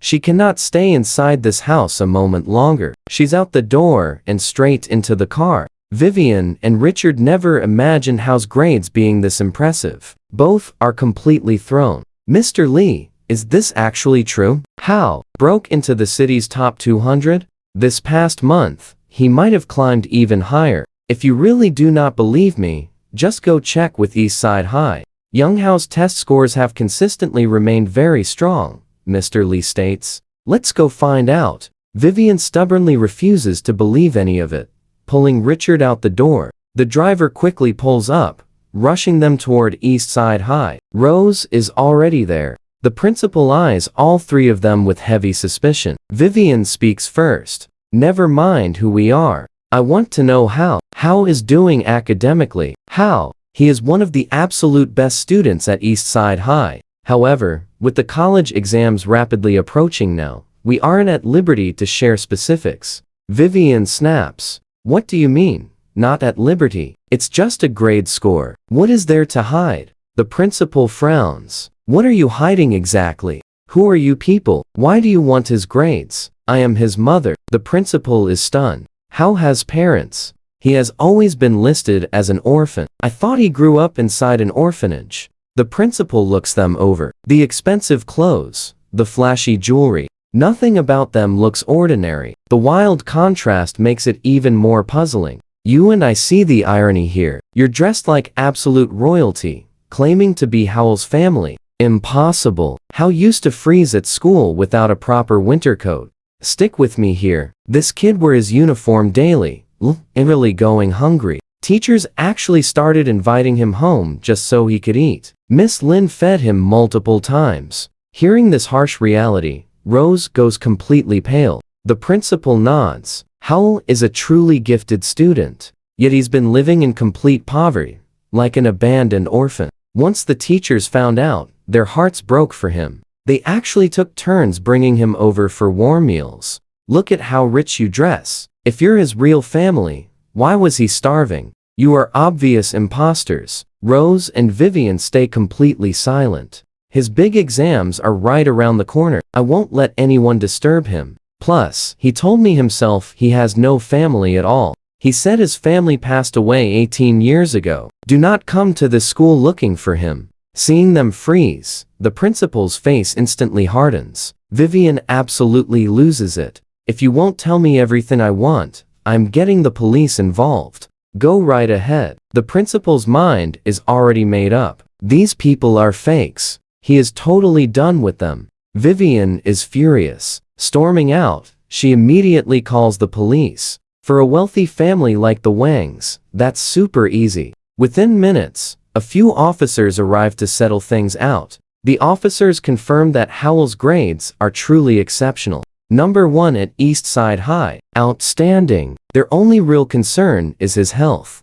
He is incredibly thin and frail, collapsing from anemia so often that teachers constantly worry about him. His scores already rank top 200 citywide. On a good day, he could ace the entire college exam. He is one of East Side High's most carefully protected students. A guaranteed shot at the nation's best universities. With officers watching, the principal holds absolutely nothing back. The moment those words land, Vivian and Richard look visibly shaken. I still don't believe you're his family. If you were truly his parents, how could you not know his grades? Since his freshman year here, he has been ranked among the absolute best. I was always told he was an orphan. No parents, nobody. Vivian just can't handle another single word. She storms right out of the office. Thank you, Rose mutters quickly, following her out. They leave together. So what if his grades are good? He still pulled a crazy knife on us.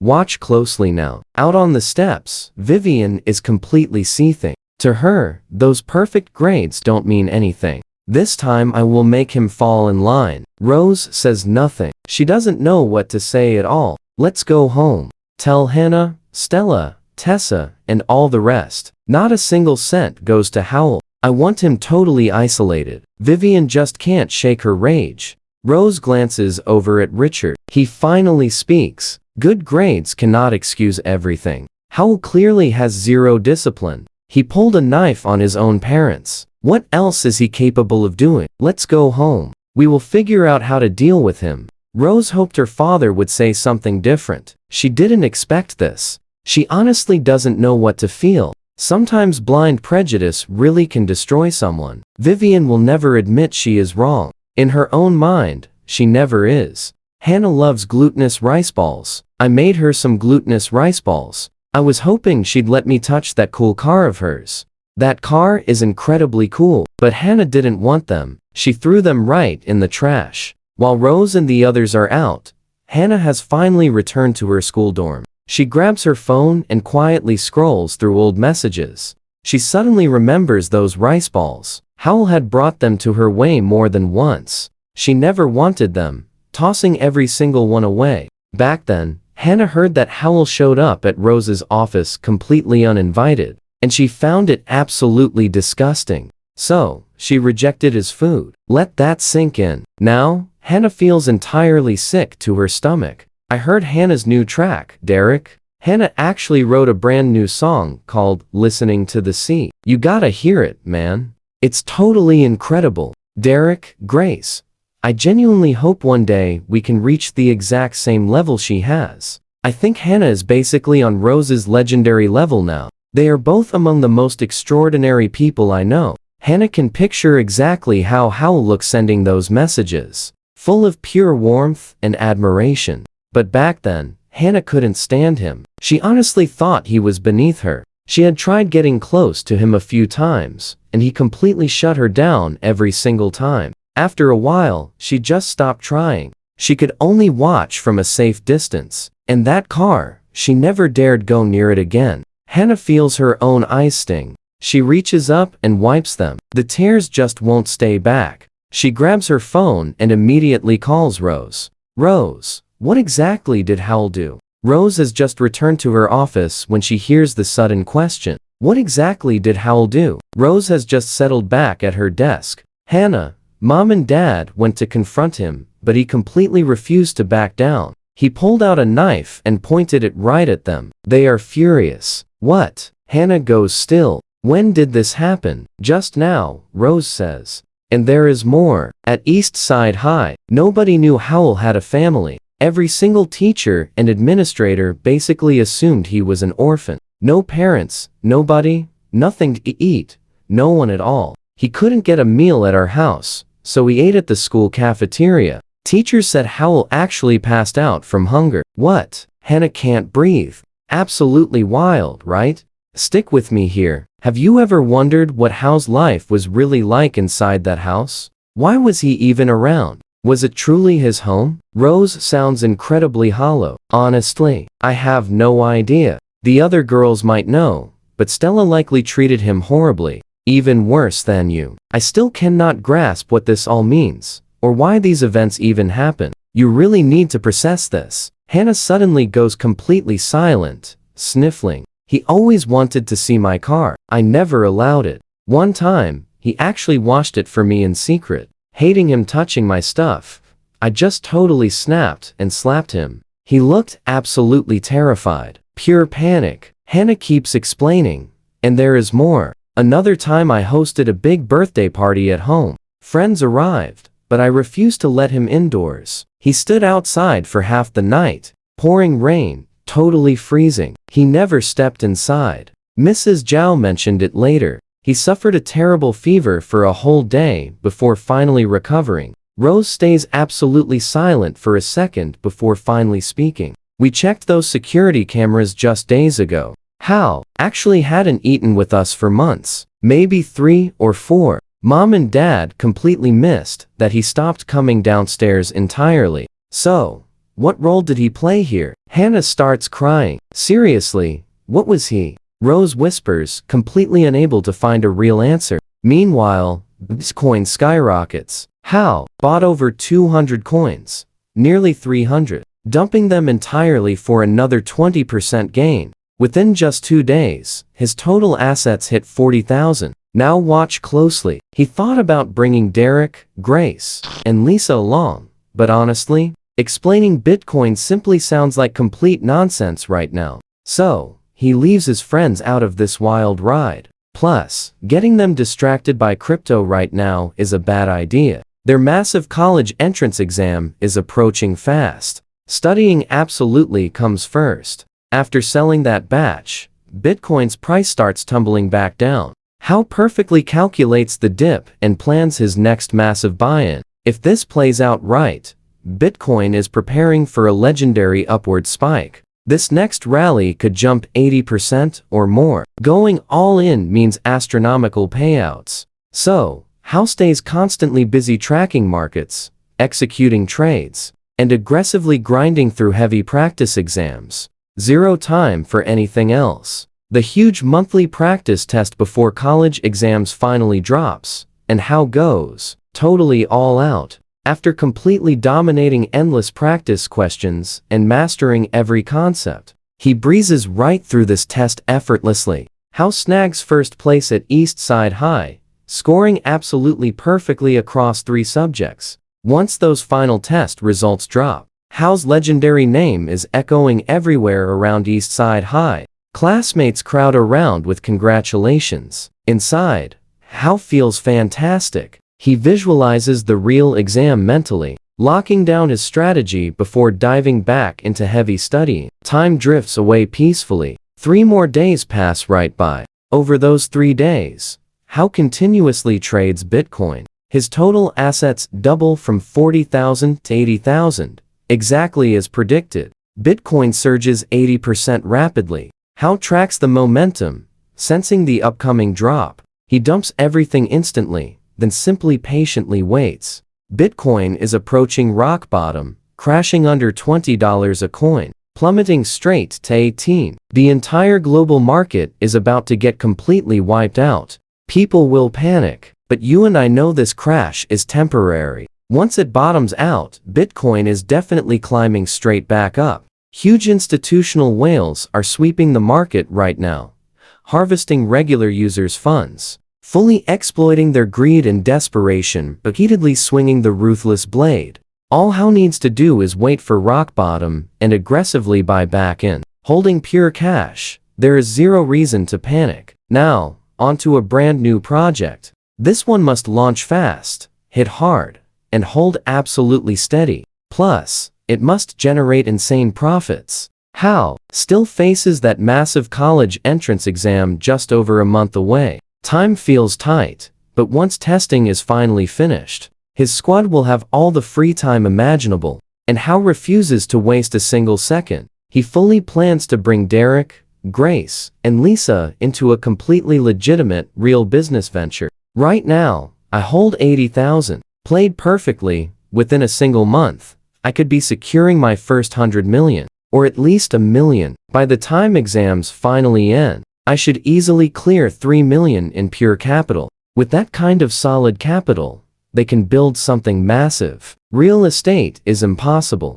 3 million simply isn't enough. Mobile gaming is totally out. Way too crowded. Just not the right path for the 4 of them. But there is another option. Electric vehicles. Across the next 10 years, that specific industry will absolutely explode. Once Tesla enters the Chinese market, endless new EV startups will emerge. It is 2013. The electric vehicle window is finally opening. However, to build a truly dominant brand there, you need hundreds of millions, or possibly billions. Investing a measly 3 million wouldn't even cause a tiny ripple. So, what is the ultimate play? Something that scales incredibly fast. Ideally, a completely viral project that spreads globally and easily hits a 5 billion valuation. Within just 1 or 2 short years, How pulls an all-nighter, constantly crossing out premature concepts that fail. Remember, they are still just high schoolers. He needs an idea that won't completely bankrupt their tiny budget, but still pack serious profit potential. Suddenly, genius strikes. How lights up, quickly scribbling down 2 magical words. Bike share. In 2013, completely unheard of. Trust me, you and I are about to watch this brilliant concept explode and print unimaginable money for. How? Stick with me. We are exploring Xiai, where government bike shares exist, but private ones are zero. The public sector rules right now, but with mobile internet exploding fast, private bike sharing will completely take over by 2014. Right now, literally nobody thinks this idea will work. But it is not just about ride fees. The deposit model makes cash pile up unbelievably fast. Manufacturing one bike costs barely 200 to 300, while users pay a $299 deposit. Hold on to that cash, and the money literally never stops flowing in. Throw that money into real estate or Bitcoin, and you are looking at a massive profit. Plus, with enough capital, they can ride the electric vehicle wave too. How's pulse races as he finally circles bike sharing on his master list. This is the exact project he chooses for serious study. Xiai is a massive global city filled with highly educated people. With over 60 universities, there are excited college students everywhere. Plus, mobile internet is already spreading like absolute wildfire. The network is totally ready. Launching a bike share is definitely doable. How plans a test run near East Side High. If it actually works, they will scale up fast and find big investors. Find angel investors and grow fast. With his genius plan ready, How quickly gathers Derek, Grace, and Lisa. The big college exams are close, and we need serious cash for university. We cannot slack off. We will need at least 10,000 a month. So, I am with you. Grace and Lisa nod, knowing exactly why he called this meeting. Hal just smiles. Now pay close attention. He has a brilliant idea for real money, but it is completely different from what everyone expects. Most people would totally ignore it. We might take some small losses early on, but if it actually works, we win absolutely everything. What kind of project? Derek jumps in. We each have maybe 10,000 right now. Is that enough? Lisa nervously asks. It is enough. I have the capital, plus a whole month to plan. I will put in around 3 million. Hal says, I brought you all here because I want us to succeed together. We all win. Derek replies, just tell us. Whatever it is, we completely trust you. Grace adds. Hal flashes a confident smile. We are launching a massive bike share program in Shiai. Bikes for regular people, pushing the city toward greener transportation. Bike share? All three friends look completely surprised. Yes, I thought it through. Here is how it works. We put bikes out there. We ran the numbers. Each bike costs around 300 to produce. Anyone wanting to ride pays a 299 deposit. Once that deposit is paid, they ride for 1 yuan per kilometer. With more users, the cash just keeps flowing and totally non-stop. 1 yuan per kilometer. With enough users, the income never stops. Ride fees and massive deposits roll in constantly. Hal keeps smiling confidently. Once we reach the right size, we find angel investors. All three friends are absolutely floored. You're probably wondering the same thing as Derek. What if they steal the bike? Well, we keep the deposit. We barely lose anything. Plus, I ran the numbers. Shiai actually has dozens of universities. Educated, responsible people are everywhere. Most will never steal a bike. Plus, city surveillance cameras are completely everywhere now. Bike theft is rare. Hal smiles. Run this perfectly and we succeed. This is the fastest path to serious money. Derek frowns. What if nobody uses it? We would take a loss. Nobody uses it? Derek, say you are heading to the market. You skip the cab, and a bike is right there. Would you use it? 1 yuan per kilometer. Would you ride or not? Hal fiercely stares him down. Derek opens his mouth, completely unable to argue. Sure, it carries risk. Stolen bikes mean losing a few hundred per unit. If city inspectors impound bikes, we take a hit. But as long as we are useful, we will make it work. Losing a few dozen bikes will not break us. What matters is making life much easier for people, better for absolutely everyone. Hal looks around at his friends and keeps explaining. As long as deposits stack up, this business snowballs bigger until we cover all of Shiai. Lisa nods in agreement. Bigger and bigger. Exactly right. And once we have massive scale, most users will never withdraw their deposits. While they keep riding our bikes, that deposit must stay totally active. No deposit, no ride. As long as they keep using it, they will not ask for their money back. Hal confidently smiles. Once we reach a specific scale, we bring in angel investors. Then, deposits simply stop being a concern entirely. By that exciting point, each of us will hold serious money. Hearing this master plan, Derek, Grace, and Lisa feel their absolute excitement rising fast. Bike share. Honestly, none of the three friends fully understand this wild concept yet. The whole concept is not completely clear, but that is fine, since Hal gets it. He is funding most of it anyway, as they barely have anything to contribute. So, following Hal's confident lead means they will be perfectly fine. But of course, before fully launching, they must run a proper pilot test. So what do you and I learn? To limit losses. They need high traffic spots with responsible crowds first. Alright, come along with me. Hal is building a total empire. He targets university campuses and tech hubs, dropping bikes right outside the gates. The initial rollout is just 5,000 bikes, but honestly, if those deposits start pouring in fast, they will completely scale this operation up. College kids always love fresh trends. So, How immediately gets moving alongside Derek and the crew. They lock down 6 or 7 perfect prime spots. Next on the agenda, hunting down a legit manufacturer for a massive custom bike order. With the exact zones completely locked, they must contact a supplier. Once that manufacturer is totally confirmed, they just need the cash to clear. After that, they can easily go grab those custom bikes directly. Final phase: officially register the business, hire 2 developers for the app, and launch. Just taking it one smart step and one genius move at a time. The guys hustle hard while heavily tracking Bitcoin. Like pure clockwork, just 3 days later, the crypto market takes an absolutely massive nosedive again.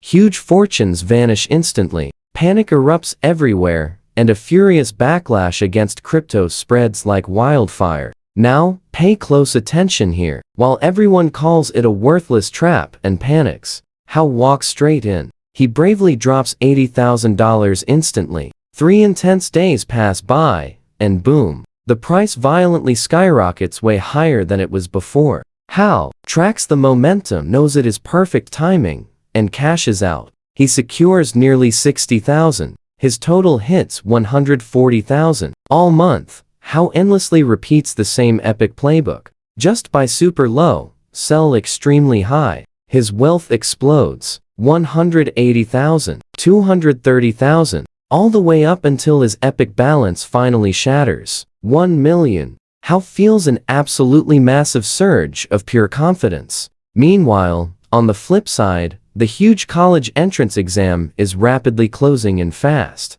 The toxic Wong family mostly backed off completely. Rose visited twice, while Vivian and Richard stayed away entirely. But Hao still totally knows. He knows they ruthlessly cut his card and completely froze his cash. A frosty smile appears. After school, he catches Rose pulling up to the main front gates in a sleek Audi. He has zero clue why she showed up, and honestly does not care. He instantly turns away, but Rose immediately blocks his path. She is clutching something tight in her hands. Hao, she calls out softly. Her tone is super gentle. Hao coldly ignores it, stepping aside. Rose quickly shifts, blocking his path again. Hao, please just wait here. Let me talk, then I will leave. He glares back. I do not care why you came today. Stop trying to find me. Miss Lin made the boundaries crystal clear. Hao says with zero emotion. I will not make this a habit, Rose begs. Just please hear me out.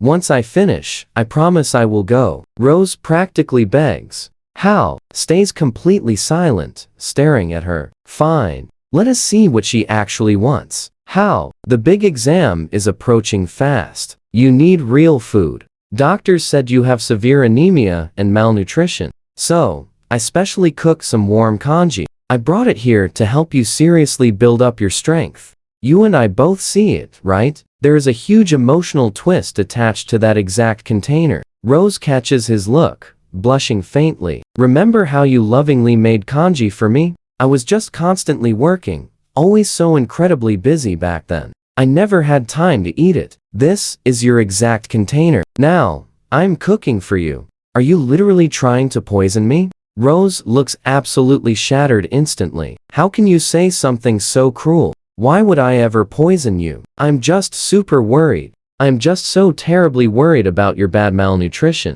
And I desperately want you to pass this huge exam. Stop. Just stop it right now. Hao smirks with absolute ice. I know exactly what your toxic family is doing. You visited my school. You totally cut my allowance and sent cops to find my home. I know exactly what game you are playing, Rose. I'm definitely not sitting around taking your abuse. Rose instantly turns super pale. How? That was my fault. My past actions were completely wrong. I never realized everything you sacrificed. Save your fake apologies. Hao bluntly sidesteps her, aggressively making a move to leave. Rose frantically grabs his arm. Hao, do not go. Just listen. Let go. His pure anger erupts. Please, let me quickly explain everything. I was totally wrong before. I never noticed your immense suffering. I am so sorry. I'm genuinely worried today. I absolutely do not need your fake pity. Go deal with your own miserable lives. How? Forcefully, pulls completely free. Rose feels stinging tears welling up. How? Look at your awful condition. Can you honestly survive this exam? It is only 1 month away. Keep your useless concern. I am perfectly fine. If we are done here, leave immediately. His patience is absolutely gone. Just let me bring you to my office. You always beg to visit. Come on. How? Simply stares directly at her and laughs hard. Rose, you never, ever stop scheming, do you? Still desperately trying to manipulate me. Go command your useless guards to attack me again. I see exactly how dark your fake heart is. Forget it. He pivots and walks off. Rose freezes, but this time, he keeps walking. He strides away fast, never glancing back once. Rose watches him vanish, her eyes instantly welling with tears. And trust me, you and I know this pure heartbreak is exactly what she deserves. Staring as he disappears completely, she slowly drags herself back to the luxury car.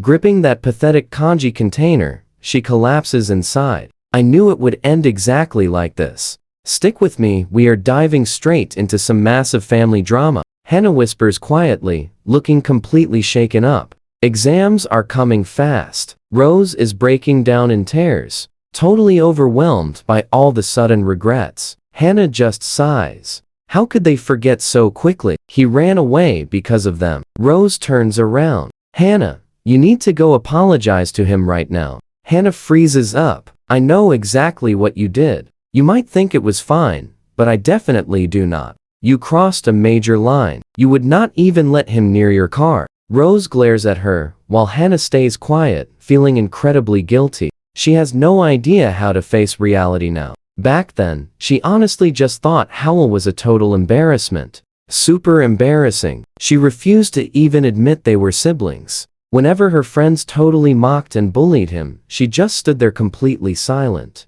Looking back over the last 4 years, Hannah realizes her bullying went way beyond simple slaps. He was tiny, treated worse than actual dirt. Even after getting pushed around, he would still force a smile and say he was okay. Howell kept all that pain bottled up inside. Back in those days, nobody in the entire Wang household actually treated him like a real human. So, how can she even start apologizing now? Rose got totally wrecked just trying, and she was the very first one to try. If Rose got rejected that badly, Hannah would get it 100 times worse. Plus, her past actions were definitely way more toxic anyway. She and Stella straight up framed the guy multiple times. Rose sees Hannah shut down completely and decides to drop the heavy subject. She heads straight into East Side High. She tracks down Miss Lynn, Howell's homeroom teacher, handing over a food container for him. With final exams coming up, Rose is absolutely terrified he might actually pass out from exhaustion. Keeping things brief, she quickly drives back home. Meanwhile, back at the main house, eat up, Tyler. You need to start with this bowl. Mom bought this premium stuff just for you. Deep sea fish oil to boost your memory. Finish it. Plus, drink this incredibly expensive ginseng broth. Chug the entire thing down. It wipes out fatigue completely. Your teacher mentioned your practice scores dropped just a little bit lately. That last test was not your best showing. It is probably just because you are not eating right. You are working way too hard. Now, pay attention here, this gets wild. Rose and Hannah just walk through the door, finding a packed living room. Vivian spent the whole afternoon brewing a massive pot of herbal tonics, basically forcing Tyler to drink every single drop. These supplements cost a total fortune. Vivian specially ordered them, making Mrs. Zhao prepare them for Tyler during every single exam season. Before today, Rose would not have even cared. All the sisters basically grew up drinking this exact same stuff. Tyler getting the royal treatment now seems completely natural. But suddenly, Vivian seems to have entirely forgotten that her actual son was basically starving. Here, no fancy drinks for him. Actually, Mrs. Zhao and Mr. Li already admitted the sad truth. Howell used to sneak downstairs just to eat literal table scraps. Absolutely terrified someone would catch and punish him for it. Hearing this, Rose suddenly feels completely sick to her stomach. You and I know exactly what is happening. Hannah sees Rose tearing up, and that intense guilt hits her too. Oh, Rose, Hannah, you are back. Tyler looks up from his mountain of fancy fish oil and collagen, smiling super brightly. Rose takes a huge, steadying breath and walks right in. Tyler, how is the exam prep going? Feeling ready? Tyler grins. Going pretty great. I have studied basically everything. I just want top marks without putting too much crazy pressure on myself. Vivian immediately jumps in, her face glowing with pure pride. Just keep a totally calm heart, and if you don't score perfectly, it is completely okay. Our rich family definitely does not need a college degree anyway. I know, Mom, but I am still giving it my absolute best, Tyler replies. Vivian beams with absolute adoration. Good boy. You have always been so hardworking and incredibly talented. Just give it your best, and you will shine. Only 1 month left now. Ask your older sisters for advice on handling exam stress. And hey, make sure you stay relaxed during the test. Understood. I will definitely ask Rose and Hannah for tips. Tyler nods eagerly, playing the absolute perfect, obedient son. Rose watches this blatant favoritism and just feels completely crushed. Unable to stay, she marches upstairs, with Hannah rushing right behind her. Rose, are you okay? Hannah asks, eyes filled with panic. Rose steadies herself, fighting back tears. Hannah, do you actually believe Howell is their biological son? Hannah completely freezes. Seriously, do you think he is truly part of this family? Hannah stands frozen. Look, I know Mom brews these tonics, and we both drank them growing up. But Mom literally forgot that Howell is taking that exact same exam. He couldn't even get a decent meal. Rose's voice cracks hard. And now his allowance is 100% gone. Just why? Hannah feels that heavy sadness too. Why? She pauses. Rose, Mom simply loves Tyler way more. Look how incredibly easy he is. Honestly, Mom genuinely hates Howell after that crazy incident. Who wouldn't? But still, he is literally her own biological kid. How can a mother be so cold? Tears stream down Rose's cheeks. I totally understand him now. I know exactly where his massive despair comes from. So what do we make of this? Hannah looks completely shattered. And honestly, what Stella did next? So much worse. Stick with me. Rose is crying. Hannah, do you know what Stella did? Hannah just winces. Stella took Luna, Tyler, and Howell to an amusement park once. But she deliberately abandoned Howell there, completely alone, and only brought the other 2 kids back home. Absolutely cold. Rose cannot even look at the truth of what Stella actually did. But the harsh reality. It is exactly what Hannah said. And honestly, worse. What Stella pulled is straight up chilling. Like that, one day, everyone was out, leaving only Stella and Howell home. Everyone else was working. Stella was not feeling great, resting in the living room. Suddenly, a massive fever hit her, body convulsing, totally out of it. Howell saw this and absolutely panicked. He carried Stella for kilometers, running, until he collapsed right at the hospital. And when doctors finally brought Stella back around, she immediately turned against Howell. Pure betrayal. She screamed at him. She claimed he touched her, making her feel disgusted, blaming him for making her so sick by carrying her. Rose had already heard parts of this crazy story. Stella even blasted Howell in the group chat, saying he ruined her image. Stella genuinely believed Howell just wanted the family inheritance. She caught him sneaking around multiple times, even seeing him slipping quietly right into their own mother's private room. Hannah figures that is exactly why Stella hated him. Have you talked to Stella about this yet? Rose asks. Hannah just shakes her head. Rose's expression tightens, knowing Howell's real personality. This is overwhelming to process. Should we even tell Stella? Hannah looks back at Rose. Telling her now changes nothing. Did you not say she is still enjoying this? Rose wipes her nose. Honestly, for Howell's sake, maybe he should never come back. Hannah just stares. Rose, we completely failed him. I am the eldest sister, basically a mother figure, yet I never once said a single word to defend him. I never did a thing for him. How many times did he try visiting our office? I always said no. Security turned him away every single time. Hannah goes silent. You too, Rose says, looking at her. You are second oldest. You are not much better. You never even let him touch your car. Not once. Hannah is left completely speechless. A heavy pressure builds in her chest. I have no idea what mom and dad are thinking right now.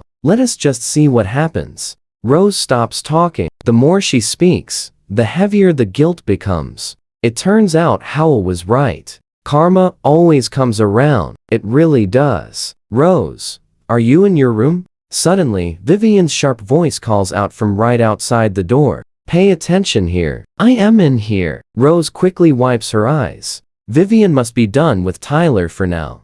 Stopping by on her way. Tyler still has practice papers to finish. Half a month ago, Vivian posted a very clear message in the family group chat.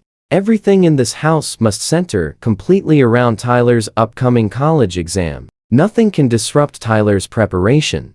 So Vivian and Richard stay totally quiet about Howell. With their biological son in the picture now, things are highly sensitive. Neither wants Tyler feeling like an outsider here, so they constantly lean toward supporting him as much as humanly possible. Mom, what brings you up here? Rose steps forward. Hannah is here too. Oh, good. That saves me a trip finding you both. Vivian steps inside, spots Hannah, and nods. Tyler went to do his practice papers. Vivian nods, her face going soft with concern. He is working so hard lately. I think the recent family drama completely distracted him. His chemistry score took a massive hit. I told him to steady himself, stop overthinking, and aim to outperform on the actual exam. Rose and Hannah just exchange a quick glance. Neither speaks. Rose, Hannah, see if you two can take a few days off this month to tutor your brother. Especially you, Hannah. You attended university. Vivian stares straight at Hannah. I heard professors from Shia High University helped write this year's entrance exam. You definitely have some solid connections over there. Can you believe this? See if you can find out anything. Hannah freezes, then speaks up. Mom, those exam questions are totally classified. You cannot just ask around about something like that. You do not need exact questions. Just try getting a feel for what topics they are focusing on this year. Once we know the general direction, we can tailor Tyler's tutoring, Vivian says firmly. Hannah has zero way out. She sighs. Fine. I will reach out to a few contacts and see what happens. But if nothing comes up, do not blame me. Vivian just waves her off. Besides, your university schedule is light. You do not have many classes right now. Take a few days off and come home. She turns. Rose, the exact same goes for you. Put company stuff on hold. Tyler's exam is literally the only thing that matters now. Rose pauses. Mom, and tutor Tyler.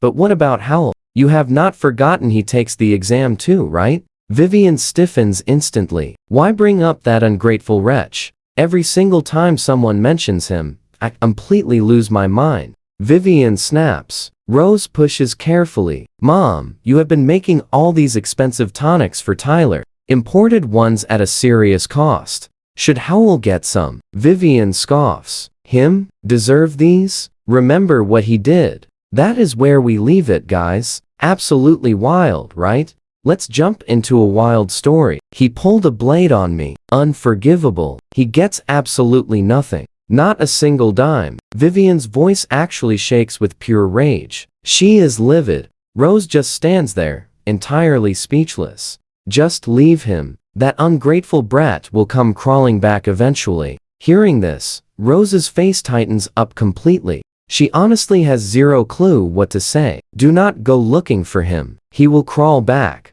And if I do not handle this right, my name is not Vivian Wang, she adds so coldly. Besides, even if Howell takes those supplements, where will his grades take him? East Side High. So what if he ranks first or second at that garbage place? It honestly means nothing. Does anyone from there make it into a top-tier university? No way. Vivian just sneers at her. He is totally hopeless. A lost cause. Without the Wang family backing him up, he is absolutely nothing. Vivian turns toward her daughters. Do not blame me for cutting him off. If he had half of Tyler's manners or work ethic, I would never let him go hungry. Not ever. But look at him, getting more entitled and out of control every single day. Rose quietly speaks up. Mom, you gave Howell $500 a month. How is that enough? Vivian snaps back. What do you mean, not enough? 500, and he eats at home. He is not starving. I give him 500 every single month, and he still pulls a blade on us. Can you believe that? If I gave him more, who knows what he would do? Vivian is boiling mad. Pay attention to this part. I always knew about his terrible orphanage habits. If we do not break him, he stays defiant forever. I already spoke with your father. This time, we are dealing with him the right way. Rose tries pushing back gently. We cannot gamble his entire future. If Howell fails his exam, what happens then? Rose wants to argue. So what if he fails? Vivian snaps. He brought this on himself. Her eyes instantly narrow into a glare. Rose, have you been visiting him again? Vivian stares her down hard. Rose hesitates. Tell me, have you seen him? Vivian presses hard, locked onto Rose. Rose pauses, then gives a tiny nod. I knew it. Otherwise, he would have crawled back already. Let me make this totally clear, Rose. Stop looking for him right now. I want to see how long he lasts out there. Vivian smiles coldly. Hannah quickly jumps in. Mom, Rose is just stressed about Howell's big exam. You said it yourself in chat 2 weeks ago. The test comes first, and Howell has to take it too. Vivian gives her a withering glare. With his awful grades, he will never score well. Nothing worth celebrating. I said it before. Do not waste your hope on him. Prioritizing the exam means all of you need to focus entirely on tutoring Tyler. Tyler, getting a perfect score is everything. As for Howell, I have my own methods. Hannah gently adds, maybe Rose just wants to help Howell a bit. Vivian actually laughs, but it is freezing cold. She stares at Rose with sharp amusement. Rose, why waste your energy? I know what worries you, but if Howell was even half as perfect as Tyler, I would not be so angry. Just look at him, running away to do who knows what. Gone an entire month. That ungrateful brat deserves absolutely zero tutoring. Rose just listens silently, her heart totally sinking. We know the crazy truth here, right? His grades are actually incredible, but Vivian is completely blinded by her massive hatred for that school. To Vivian, Eastside High is absolute trash. Nobody worth a single thing could ever graduate from there. Whatever the principal actually told her, she tossed it completely out of her head. She decided it was all fake. With exams approaching, she refuses to let anything ruin Tyler's prep. She wants Rose totally focused too.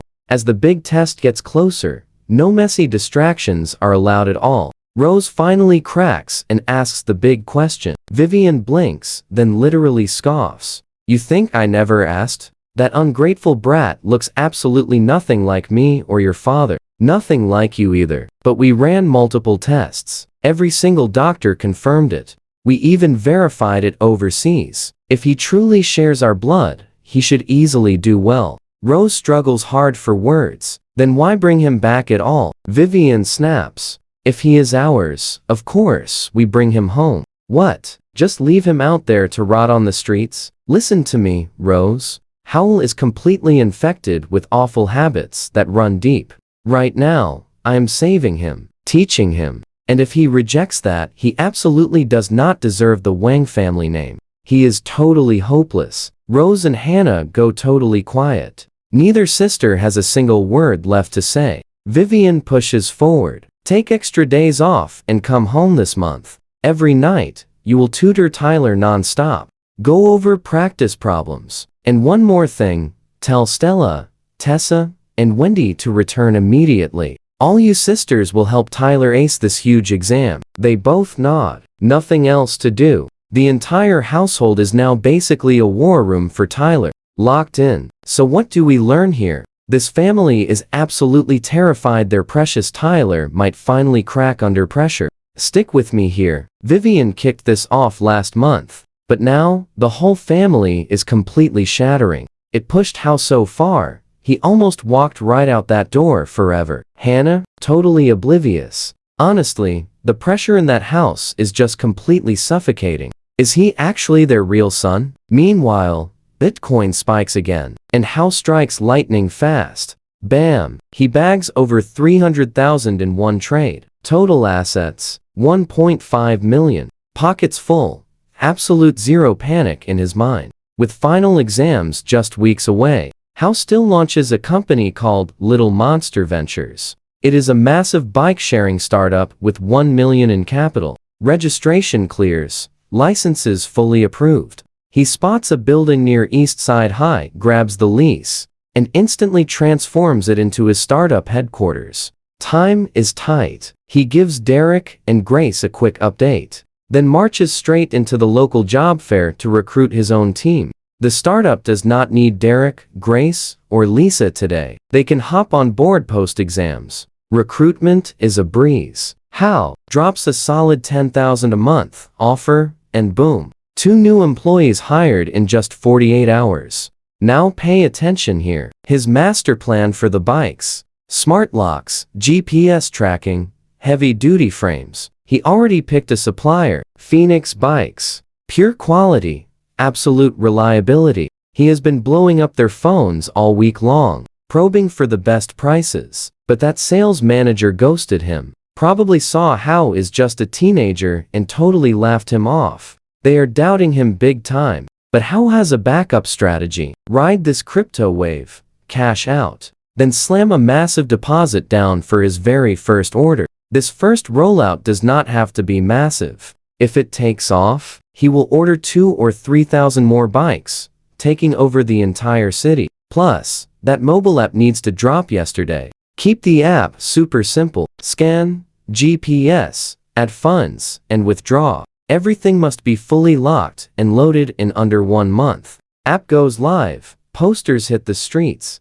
They are targeting massive crowds, colleges, subway stations, and those giant tech parks. If the city guards stay away and thieves ignore them, this crew is going to be printing serious cash. I'm so worried about thieves, Lisa mutters. Hey, do not even sweat it. Losing bikes is totally fine. City inspectors are the actual boss fight here. But seriously, with the electric scooters dumped everywhere, people literally park anywhere today. A few random bikes on the street, the guards will ignore us. By the time they actually care, we will rule the city. Hao flashes a grin. Grace just smiles back at him. You are ignoring the exams and casually building an entire corporate empire right now. He shrugs it off. Hey, we are orphans and totally broke. Every cent matters right now. Just keep your heads down and study. After exams finish up, you all jump in. We will push this project together and make this bike-sharing dream a reality.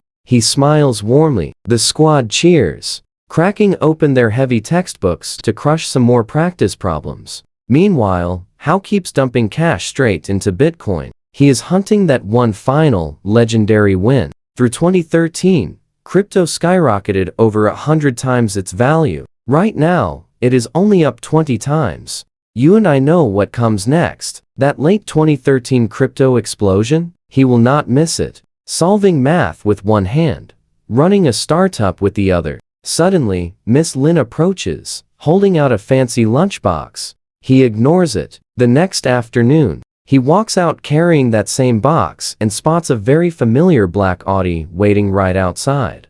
Rose hops out immediately. Instantly, pure annoyance flashes across his face. Without hesitating, he marches straight to a trash can and tosses the box away right in front of her. Why is she even here? He feels absolutely nothing for her now. Back in that lonely hospital room, nobody came to visit. 0 visitors. They were all hovering over Tyler. Now Rose is back, and she definitely has some hidden agenda. They are probably live streaming this in their toxic group chat, laughing at the drama. Every single one of them. Rose forces a fake smile, walking toward him after the trash toss. Hao glares right back at her. His tone is brutal. Your family is unbelievable. You only show up when you want a massive favor. He glares with pure mockery. Let me guess, you never just show up unless you want a massive favor, right? Rose tries to stay calm. I just brought food. Mrs. Zhao made congee, and I brought deep sea fish oil too.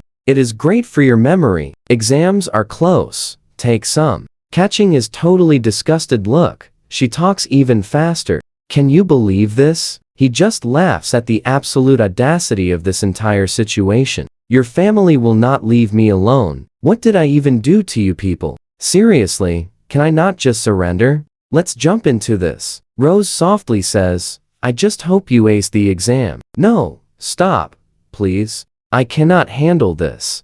Your entire family is working overtime to mess with my head before the test. All this effort. Tell me, is Tyler paying you a bonus? Is he cutting you checks? Howell's eyes turn freezing cold. He immediately cuts her off. How? This has absolutely nothing to do with Tyler. The fish oil is imported. Awesome for memory. Tyler used to take it constantly back at the house. And now brought some for you. Rose asks, for me? Howell just laughs hard. A real laugh, like it is the absolute biggest joke ever. Rose quickly replies, Howell, I am genuinely worried about you. The big exam is right around the corner. Please, just take it. You never quit until you get exactly what you want, right? You want me to expose you? Is that it, Rose? You think I won't? Rose's expression shifts. Howell, I just want to take care of you. Please do not. What? You want me in your good graces? As if. Howell lets out a totally scornful laugh, glances at what she is holding, and takes 2 steps back. Fish oil. I remember this. I snuck a sip once, and my wonderful big sister grabbed the bottle and poured it all over me. Rose instantly freezes in place. Her face drains of color. So drop the act now. I remember every detail. What you did that day was completely unforgivable. I am poor, just an orphan. Things like this are not for me. I never deserved them. I do not know why you keep coming here, but I will tell you straight.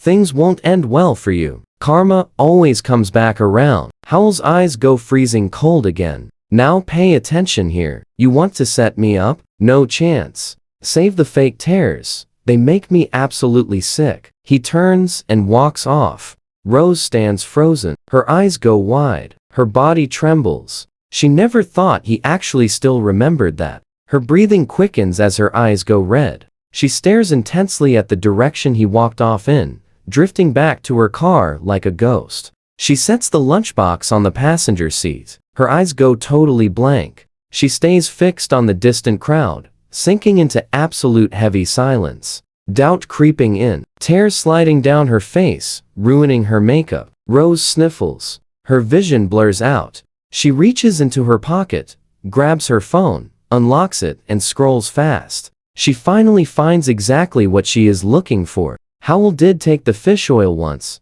just a tiny sip. That time, Vivian was the one who bought it for Rose. Rose was drowning in a big project back then. Exhausted, stretched way too thin, nearly zero time. Even at home, she never stopped working. Vivian saw how worn down she was, still buried in endless work under her own roof. Rose had clearly lost weight, so Vivian had someone deliver premium fish oil and other fancy supplements. But Rose was way too busy to ever take them, so they just sat in the fridge. One day, Howell opened that fridge looking for a quick bite to eat. He spotted the oil and took a sip. You and I know what happens next. Vivian comes downstairs, sees him, and completely explodes. She violently snatched the bottle and poured it straight over his head. Then, she absolutely screamed at him. Howell had only just arrived home after visiting Rose's company and getting literally thrown out by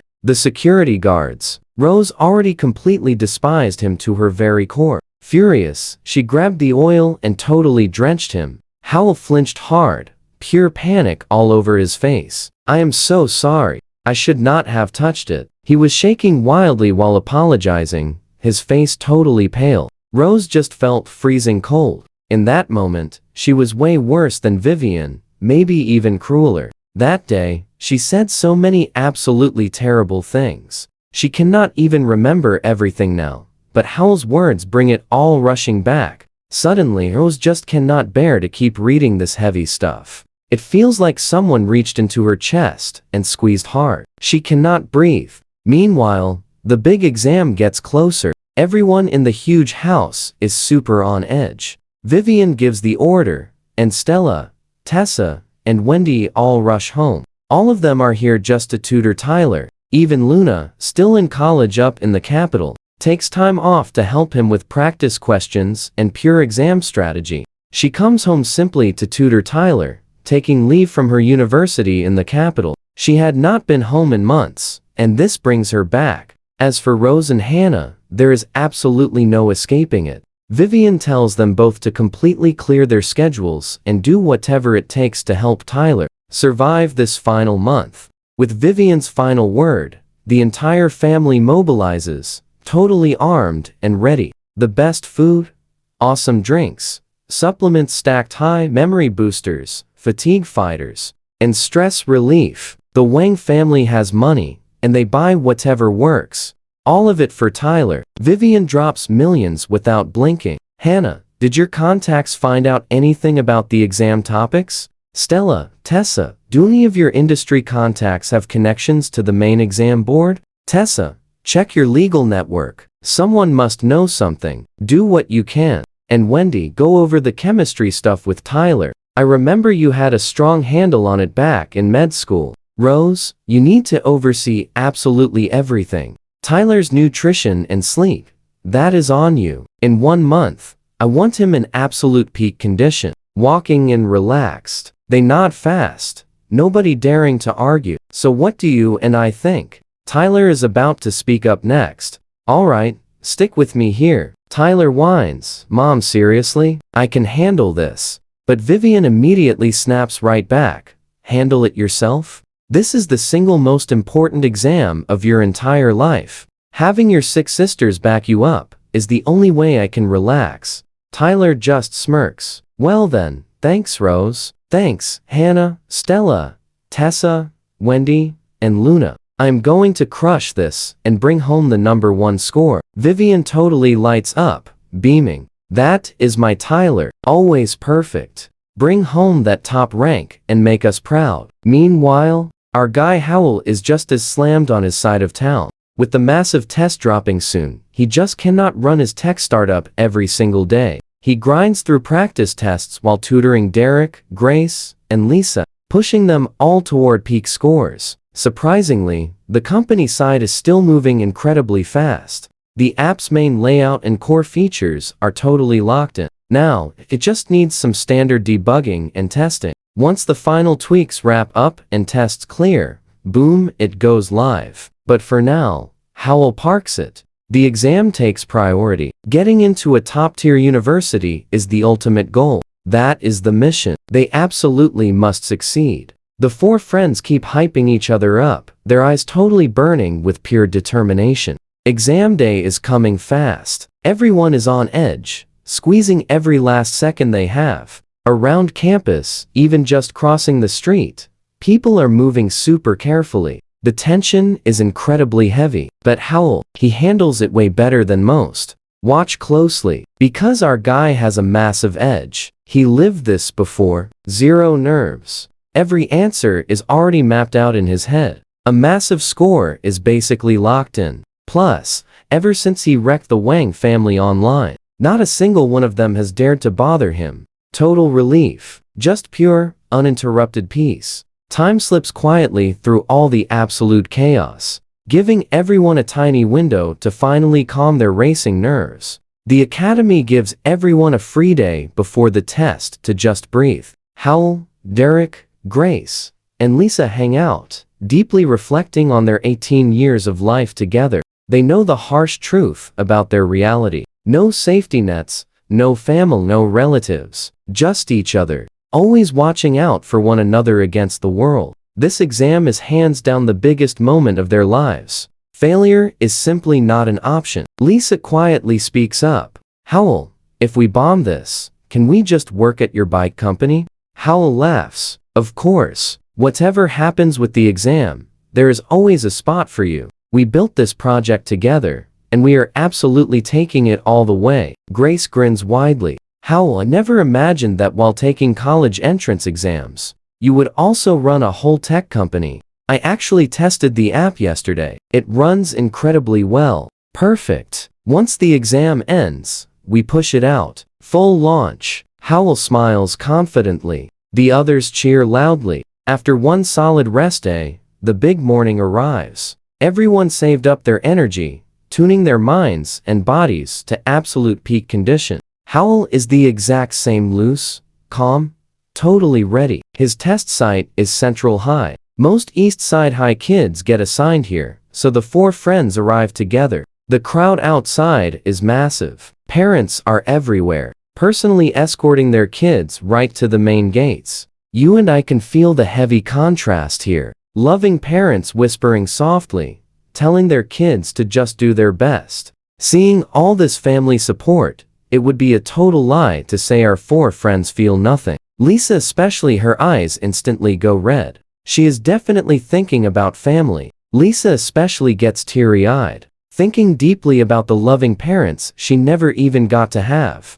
But it is okay. They are orphans and have weathered worse. A scene like this, they can easily handle on their own. When life storms hit, nobody shields them. Nobody holds a comforting umbrella over their heads. So they just sprint forward with absolutely everything they have. Faster. Just keep going. Meanwhile, nearby, Vivian aggressively hovers over Tyler. Tyler, stay super relaxed. Do not tense up. Your scores are always incredible. How are you feeling today? Hannah and Stella already looked into the test details for you. You already reviewed all the main subjects. Please do not pressure yourself too much. Just give it your absolute best shot. Tyler simply nods. I know, Mom. I'm totally relaxed. Good. That is my amazing boy. Once this finishes, we are taking you on a luxury vacation. Whatever you want, Mom will buy it. Thanks, Mom. Through the massive crowd, Howell actually catches their annoying voices. He glances over, eyes cold, spotting those familiar faces. Vivian, Richard, Rose, the entire Wang family squad. Honestly, who else could it possibly be? Unsurprisingly, Central High is Tyler's exam site too. North Side Prep and East Side High both test here. Howell fully expected this to happen anyway. Zero surprises. He stares for exactly 1 single second, then instantly turns away without any hesitation. That toxic family poured absolutely everything into supporting Tyler. Every resource, every connection, fully mobilized just for his one exam. During the whole month leading up to today, the Wang family handed Tyler whatever he wanted. Meanwhile, Howell got absolutely nothing. Not a single one of those 6 sisters offered to help him. That pathetic treatment? Howell never wants to experience it again. He is numb, dead calm. Here is what you and I know karma never misses. Howell has zero desire to relive that past. He is totally numb. Every single one of them will eventually get exactly what they deserve. If Howell had not survived his past lives, he might have foolishly believed he just was not good enough. Stick with me, you will see exactly why his family never accepted him. He pushed himself to the absolute limit, begging for their approval. Then, the brutal truth hit. For over 10 years, Tyler was their precious little prince. Too fragile to drop, too perfect. That all-consuming devotion? It is beyond what anyone can imagine. They poured absolutely everything, years of pure love and energy, straight into Tyler. And Howell being their real biological son, that could never replace that intense bond. Even after Howell faded away in his past life, Tyler stayed firmly in their hearts. It only shattered when Tyler married, had kids, and schemed for the family fortune. He turned on his sisters, fighting Vivian and Richard over money and power until the entire empire crumbled. Only then did the golden boy lose out. Howell thinks back to his past. He watched people pushed right to the edge, driven to their ruin. Consumed by rage and dark despair, their lives completely fell apart. He really should have felt satisfied. But honestly, any hope he had was already long gone. Especially the exact moment he finally stood face to face with Stella, realizing there was simply nothing left to say. A freezing feeling washed right over him. Where did Stella go after she was gone? Probably to be with the others. Howell shakes it all off. He sharpens his focus, locks in completely, and marches straight into the big exam. Now here is where things get interesting. Outside Central High, the streets are totally packed. Parents from all over the city are proudly walking their kids right to the gate. Everyone looks incredibly tense and serious, not taking a single thing lightly. Rose, Tessa, and Wendy are here too, cheering Tyler on before his big test. Vivian and Richard stand close by. She holds Tyler's arm, whispering softly, telling him to stay fully relaxed. No matter what his final score is, everything is going to be perfectly okay. It sounds like simple reassurance, but that love is completely real. Everyone around them feels it clearly. Vivian checks his pens, his ID, his clothes, only letting him go once. Absolutely everything is in perfect order. We will wait in the car. He will be out in a few hours. Vivian smiles as Tyler disappears through the gate. He is always such a good boy. She even checked with all the teachers at Northside Prep. His grades are high enough for a top-tier university. He might even return as the #1 scorer. Rose just slowly nods along. She almost follows Vivian back to the car, but something catches her eye. She suddenly freezes, turning sharply toward the school entrance to stare. "What is it?" Vivian asks, puzzled. "Nothing, but Rose's heart is absolutely pounding now. A sudden feeling. She actually has no idea where Howell is taking his exam. She reached out once and got completely pushed away by him. Zero news of him since, but something just made her stomach totally drop. "Mom, need the restroom." Vivian just nods. "Go right ahead. Do not be long." Vivian heads back. The others just settle in, pulling out snacks and chatting, patiently waiting for Tyler. "You and I both know she is lying." Rose slips into a quiet corner, pulling out her phone to call her assistant. "Agent Shu, find out which exam site East Side High is assigned to. I need to know right now." "I am on it." Rose hangs up. The suspense is burning her up. She needs answers now. Agent Shu moves extremely fast. A message quickly pings through. Rose checks her phone and her face totally drops. Central High, the exact same site as Northside Prep. Both schools are right here, super close to each other. Understood? She is incredibly pale now. That sudden glimpse she just caught moments ago. It really was Howell. He is actually here. And the brutal truth? Not a single person in this family even thought about his exam. Not Vivian, not Richard. They had zero hope for him. They even explicitly told the others to never go out looking for him. She wanted to act differently, but 4 heavy years of memories pressed down on her chest. She can barely even think straight. She reminds herself constantly, cultured, smart, a top graduate. So how in the world did she become this terrible person? The pressure, she finally admits it, carrying immense weight, directly responsible for the daily livelihoods of over 1,000 employees. Never a single moment to drop her guard, but she is definitely no ordinary person. Still, as the eldest Wangdar, losing herself like that was completely unacceptable. Maybe it all started by joining Stella's toxic group chat, or when Howell first nervously visited her company, or maybe the moment he proudly brought her a clay pot of chicken congee with those dirty little hands. Rose finally admits it. He was filthy. He cooked alone in that hot kitchen for hours. Unwashed hands and feet. A total clash with the shiny, polished world she came from. A fancy family that never worked a manual day in their entire lives. Because of that huge gap, they never warmed to him. She literally hated him coming near her. But then, she saw a phone post from him. "Rose is the person I admire most. So what do you and I make of this?" He just wanted 1% of her strength.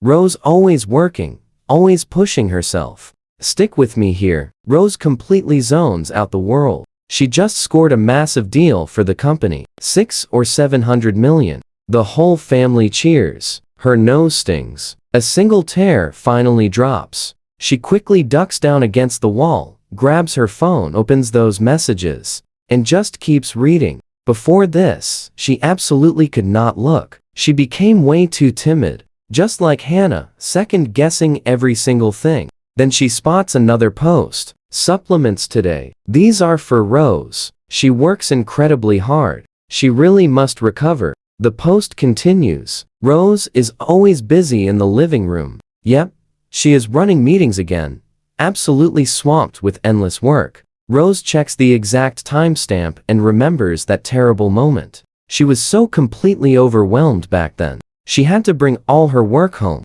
running meetings, filing reports, and checking documents in the living room every single night until 1 or 2 in the morning.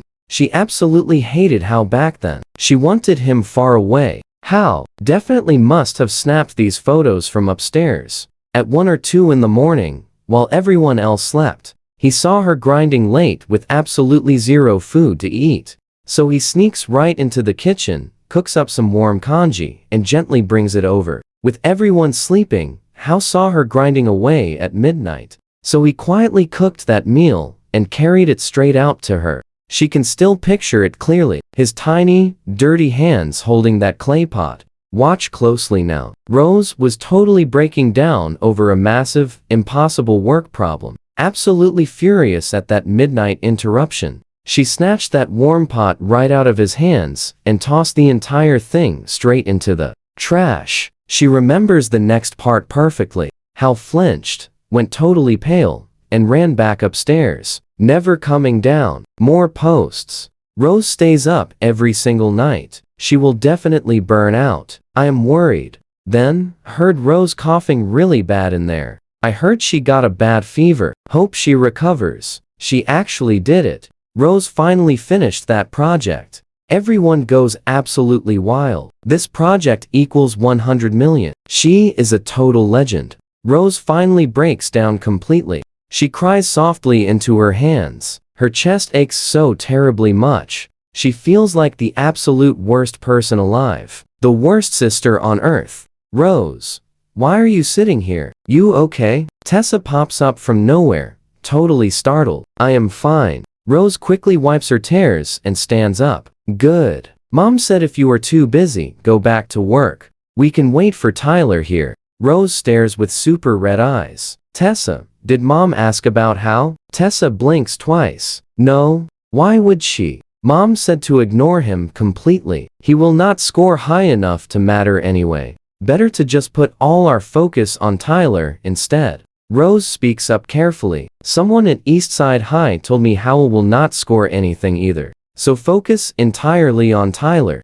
Actually, the principal at Eastside High claims his grades are super strong. Rose pushes the topic forward. You and I know exactly what she means. Eastside High. Out of over 1,000 kids, getting just 5 into a top-tier university is considered an absolute miracle. Last year, only a single student made it. Tessa sneers with pure contempt. Even if they barely pass, they never reach the Ivy League of China. Tyler is aiming for exactly that goal. How can he possibly compete with Tyler? Rose stays silent, taking a deep breath to steady her nerves. Rose, why do you even care about Hal? He is a totally hopeless lost cause. Definitely not worth your time. Tessa glares. Something feels really off. She asks cautiously. Rose replies, I just found out Hao is taking his exam right here too. Tessa gasps loudly. She cannot hide her massive shock. He was right here and ignored us? Why would he even come to us? Tessa asks, totally confused. Rose just gives her one long, empty stare. Refusing to answer, she turns right around and heads toward the front gate. Tessa is super confused. She desperately chases after her. Even testing at this exact site, his score cannot ever touch Tyler, so why does it matter at all? I bet he avoided us out of pure shame. Rose completely ignores her. She gets right back into her fancy car. She really hoped over these 3 days to spot Hao at the front gate. With nobody else cheering for him, she wanted him to know someone cares about his success. She really wanted to prove his older sister has not forgotten him yet, even if she is the absolute worst sister on earth, making so many awful, stupid mistakes along the way. After all those wrong choices, Rose desperately wants him to know she still wants to be his hero. She hopes he will not give up on her just yet. But Hao never walks out the front gate. He slips out the back entrance instead. He wastes zero energy on the Wong family. Out of sight, out of mind. The exams finally begin. Hao quickly scans through every single question. Pure calm settles in. A deep, familiar vibe. He never rushes to write down those perfect answers he rehearsed 1,000 times in his mind. Even the essay is perfectly mapped out and locked right in. Morning session begins. Time for language arts. Math, physics, foreign language, chemistry. It all flows from how effortlessly. You and I just witnessed a total genius. Alright, stick with me. He knows these exam questions perfectly. The most electric 3 days all year. Once it wraps up, everyone finally breathes. For Hao, there is absolutely zero pressure left. Between testing sessions, he actively handles his shared bike project, pushing the final app into intense bug checking. They must test this app right now or lose the launch window. Huge bugs still need major fixes. Plus, during exam week, Bitcoin randomly surges over 3 times its value. The entire country asks, what exactly is this Bitcoin thing anyway? Does it hold real value? Amid the crazy doubt, Hao just sees pure massive profit. He strikes without hesitating, securing the massive windfall. By the time exams finally wrap up, Hao reaches exactly 3.5 million in total assets, totally shattering his massive original goals. With that insane cash flow, Hao knows his bike sharing project is happening. Next step. Order from Phoenix Bikes, secure the entire fleet, and rent a massive storage warehouse. That part is super easy. Bikes cost $330 each, already locked with Phoenix. Hao just pays the deposit, and they instantly begin fast production. Holding the actual cash, Hao does not hesitate. He wires a cool 150,000 deposit. First batch is 1,000 bikes. Now, he just waits for exams to finish before rolling out. Now watch closely. The testing flies by, and soon enough, pure cheers absolutely explode across campus. Free at last. The entire class quickly throws a massive celebration party. Everyone goes. Hao gives Miss Lin a warm hug. I think it actually went quite well. I managed to finish most of it. Hao smiles, and Miss Lin's face completely lights up. Good, good. That is absolutely all that matters. Suddenly, her expression changes. Hao, those strange people visiting the other day, that was your real family, right? Hao goes, dead. Still, I really hope nothing bad happened. If something did, you can always talk to me. Graduated or not, you are still my favorite student. Miss Lin smiles warmly. Hao smiles back. Thanks, Miss Lin, but I am totally fine. They are not my family. My family is long gone. Miss Lin's heart quietly sinks. It is definitely not her place to intervene. Now, everyone anxiously waits. Final results are expected in about exactly 15 days. Hao decides to take 2 entire days off with Derek and the guys. First, then push the massive bike launch forward. The 4 of them spend 2 full, relaxing days unwinding at the beach. When they finish resting, they head straight back and get right to work. The app still needs intense load testing. They simply cannot risk it totally crashing once users pile in. Phoenix Bikes says the first huge batch arrives within 7 days. When they finally arrive, we move everything to the warehouse together. I already bought a cargo van and hired a driver. After that, we will personally place the bikes ourselves. We must all get our licenses this summer or getting around town is going to be a complete nightmare. All done. Hao essentially has everything completely locked in. Now, execution. Keeping everyone highly motivated. Hao gives each of them 5% equity plus 6,000 a month in salary. They build this together. The 3 of them move incredibly fast. All the pre-launch work is sorted. All that is left is the bikes. They do not wait very long. 7 or 8 days later, bikes arrive. You and I both feel the hype. Every bike painted yellow, company logo stamped. Smart GPS locks fitted. The fleet is in. The 4 excitedly inspect their shiny new bikes.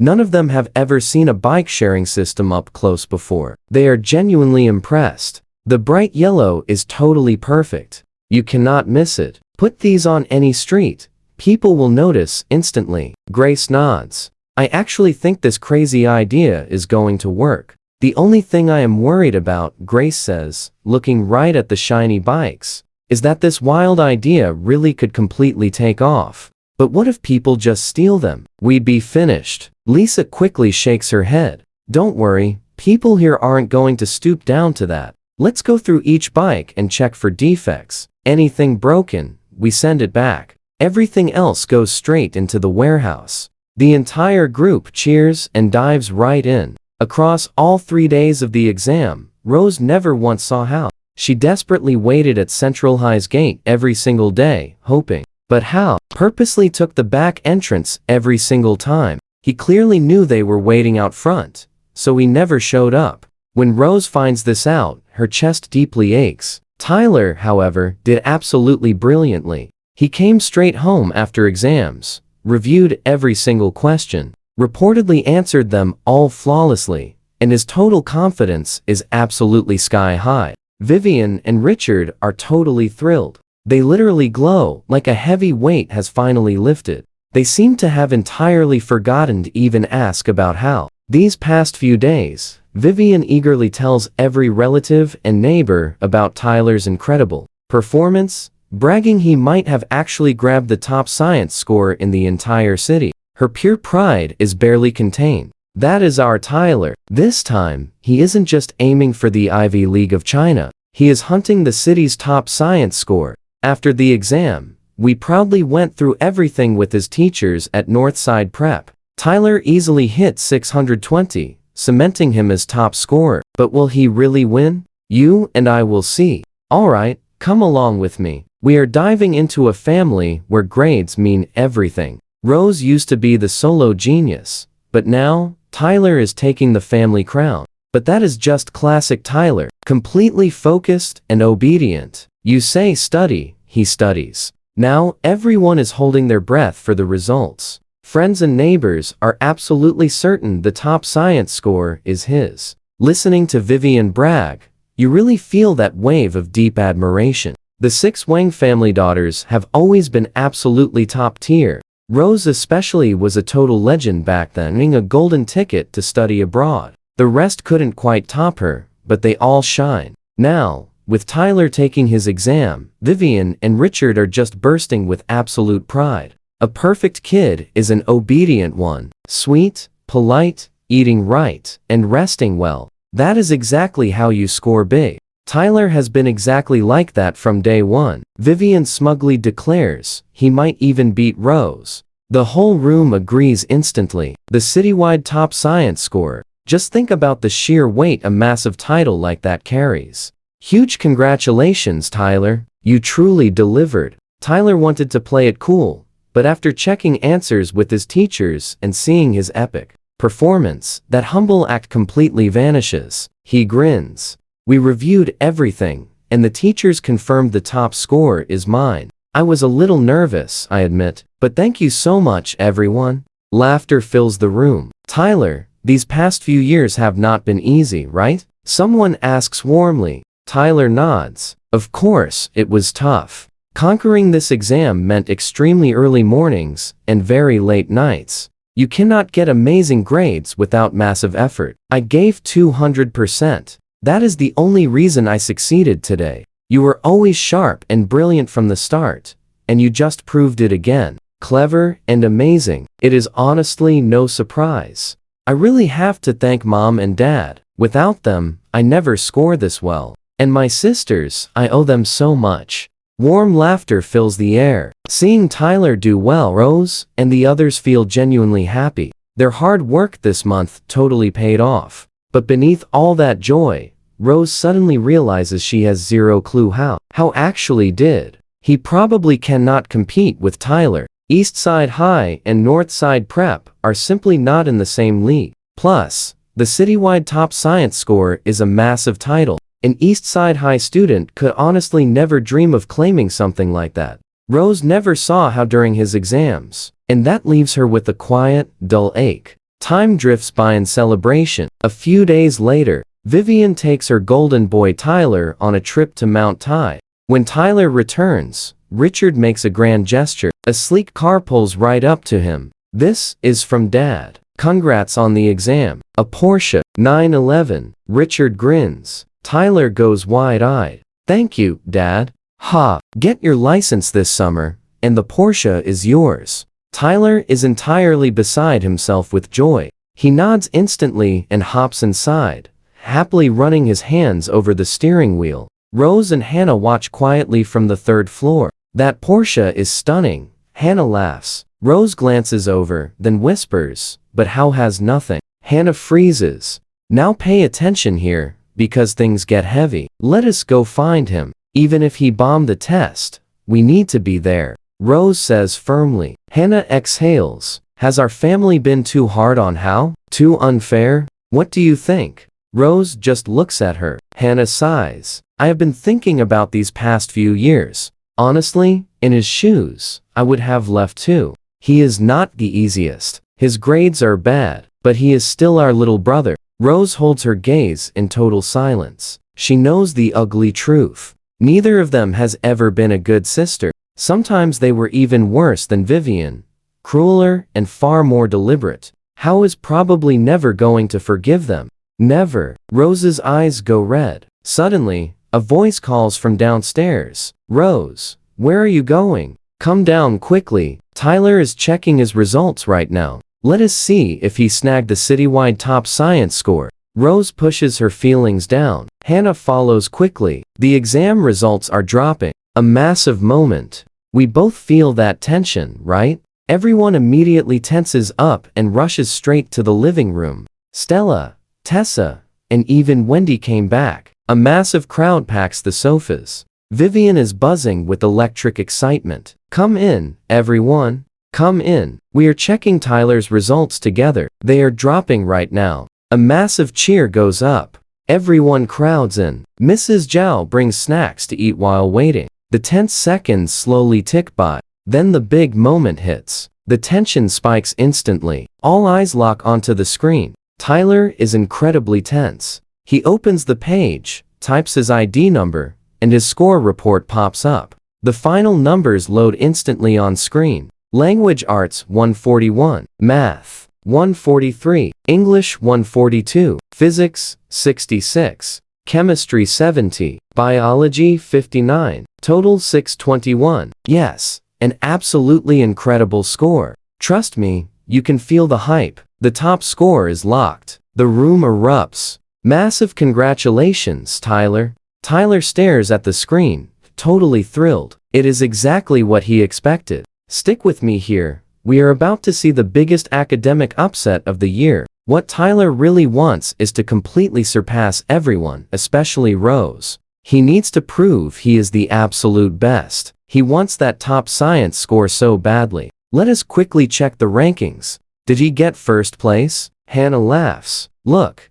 if it is him, our family just won ultimate glory. Vivian grins. Of course, it is, Tyler. With a high score like that, first place is absolutely guaranteed. A score like this leaves everyone in the dust. The top science spot is definitely his. The results are out. Let me pull it up now. Tyler smiles, opening a news page fast. He types his search. Within seconds, an announcement pops up on the city official education site.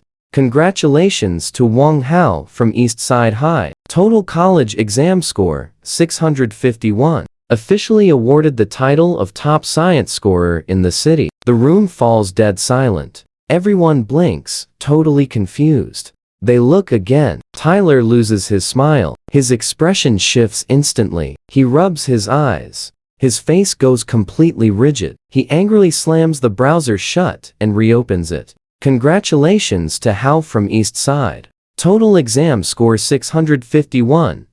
Top science scorer in Xiai City. Congratulations to Hal from East Side.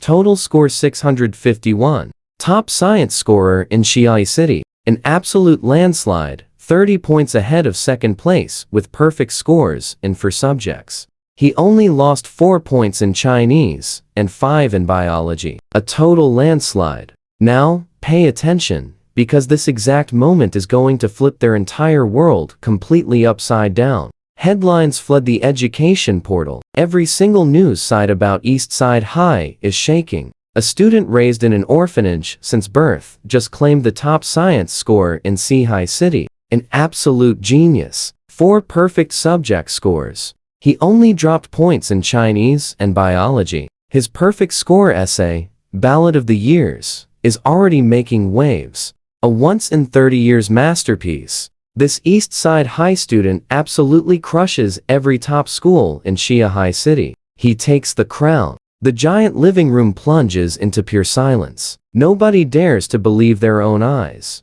Every single screen screams the same words. Landslide.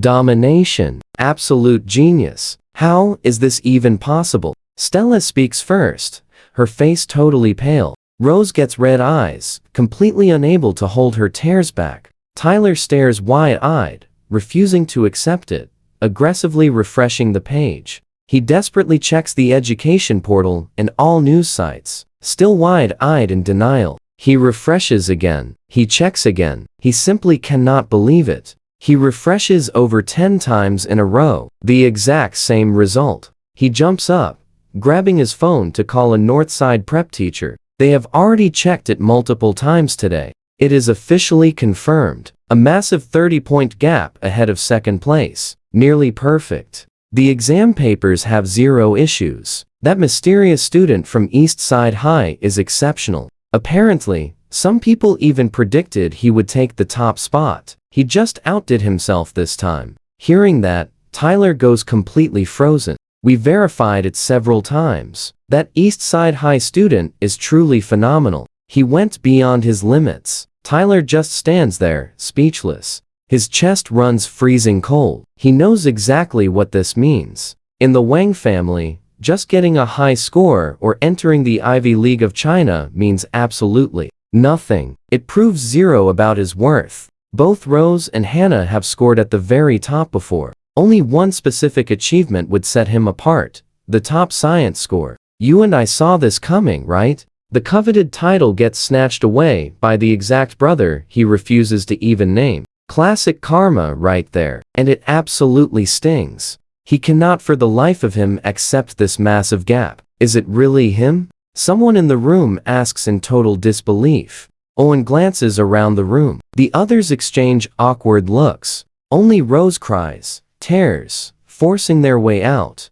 Hannah says quietly, I am afraid it is. A total landslide win. 30 points clear. Perfect scores in 4 subjects. A score like that is legendary. Nobody in Shia High City has done that in 10 years. Since when were his grades actually that good? Was he not the absolute worst student at East Side High? Wade asks, who told you he was bad? His grades at East Side High were actually pretty solid. Hannah shoots Wade a sharp look. East Side is already the worst school in town. How does a student from there become the top scorer? Stella asks weakly, sighing inside. Hannah truly struggles to accept this reality. She quietly clenches her fist, but she does not dare show her anger. She steps aside, letting Kay take over the computer keyboard. Kay searches for a brief moment, then says, Mom, Dad, Rose, Hao is already famous. News reporters are rushing East Side High right now. They are interviewing teachers, the school principal, and Hao himself. Should we go look? Neither saw this coming. So what do you and I make of this? It is time to watch this arrogant family realize they messed up. Vivian, especially, her face turns iron cold. How could that ungrateful kid score so incredibly high? All right, you and I are about to see some serious karma. Vivian looks furious. Richard frowns hard. They totally planned to freeze Hao out and crush him post-exam. But they never expected him to score this high. Every single time, Richard remembers Hao calling them out by name and pointing a blade right at them. His anger boils over. They were supposed to ruin him later. He seriously never thought Hao would pull off these grades. The memory of Hao holding that blade just drives him crazy. Richard absolutely hates it. Still, he forces himself to stay calm. No matter what, the top scorer is the top scorer. Maybe this isn't our Hao, Stella suddenly suggests. Honestly, how many kids named Hao even go to East Side High anyway? Stella shakes her head slowly. Hannah just glares right back at her. Fine, we need to go see East Side High for ourselves. This is the first time in 10 years that East Side High actually produced a top scorer. The news is already blowing up. Let's go, Vivian snaps coldly. Deep down, she refuses to believe Hao could actually win the top spot by such a massive landslide. It makes zero sense to her. Why does that rundown school get to claim first place? Every time she pictures that ungrateful kid raising a blade against her, she just gets angrier. Now watch closely, because things are heating up. The only way to know is to visit. Plus, that boy has been living solo way too long. Vivian's mind is set. She is totally done letting him run wild. Next time she spots him, she will make him pay dearly. Rose stands completely alone, red and fighting back tears. Her vision goes blurry. A scary thought hits her. Did she do something unforgivable? Are you doing all right? Hannah spots her and hurries over. Rose sniffs hard, grabbing a tissue to wipe her eyes. Let's go check out East Side High too. She steps forward, her walking still a little shaky. The results finally reach Hal, and his group checks them together. Everyone is completely stunned. The max score is 660. Math, Chinese, and English are 150 each. Chemistry, physics, and biology cap at 70. Hal scored 651. Their jaws totally drop. Derek, Mia, and Lisa, I'll check everything 3 times. 0 mistakes. Every single point is real. Hao even gets a quick text message from Miss Lin. She needs him back on campus right now. Honestly, Hao is not super shocked, but seeing this exact high number leaves him a bit stunned. He only expected 630, 30 points above second place. This is just crazy. Still, it is what it is. Miss Lin has called, so he's definitely making the trip right now. Let's head back.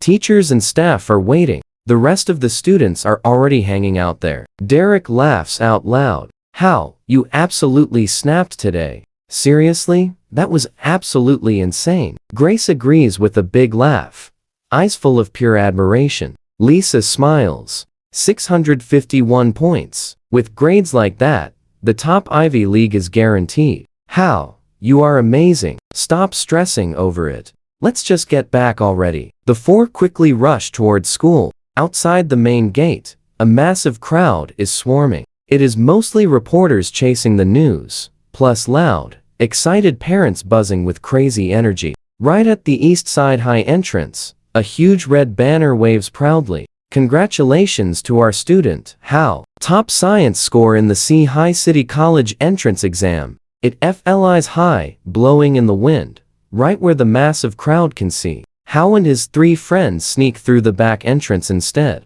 Once they finally reach their classroom, the place is completely packed out. You and I both know what happens next. The moment Hao walks in, the room goes wild. He spots Miss Lin and goes straight in for a hug.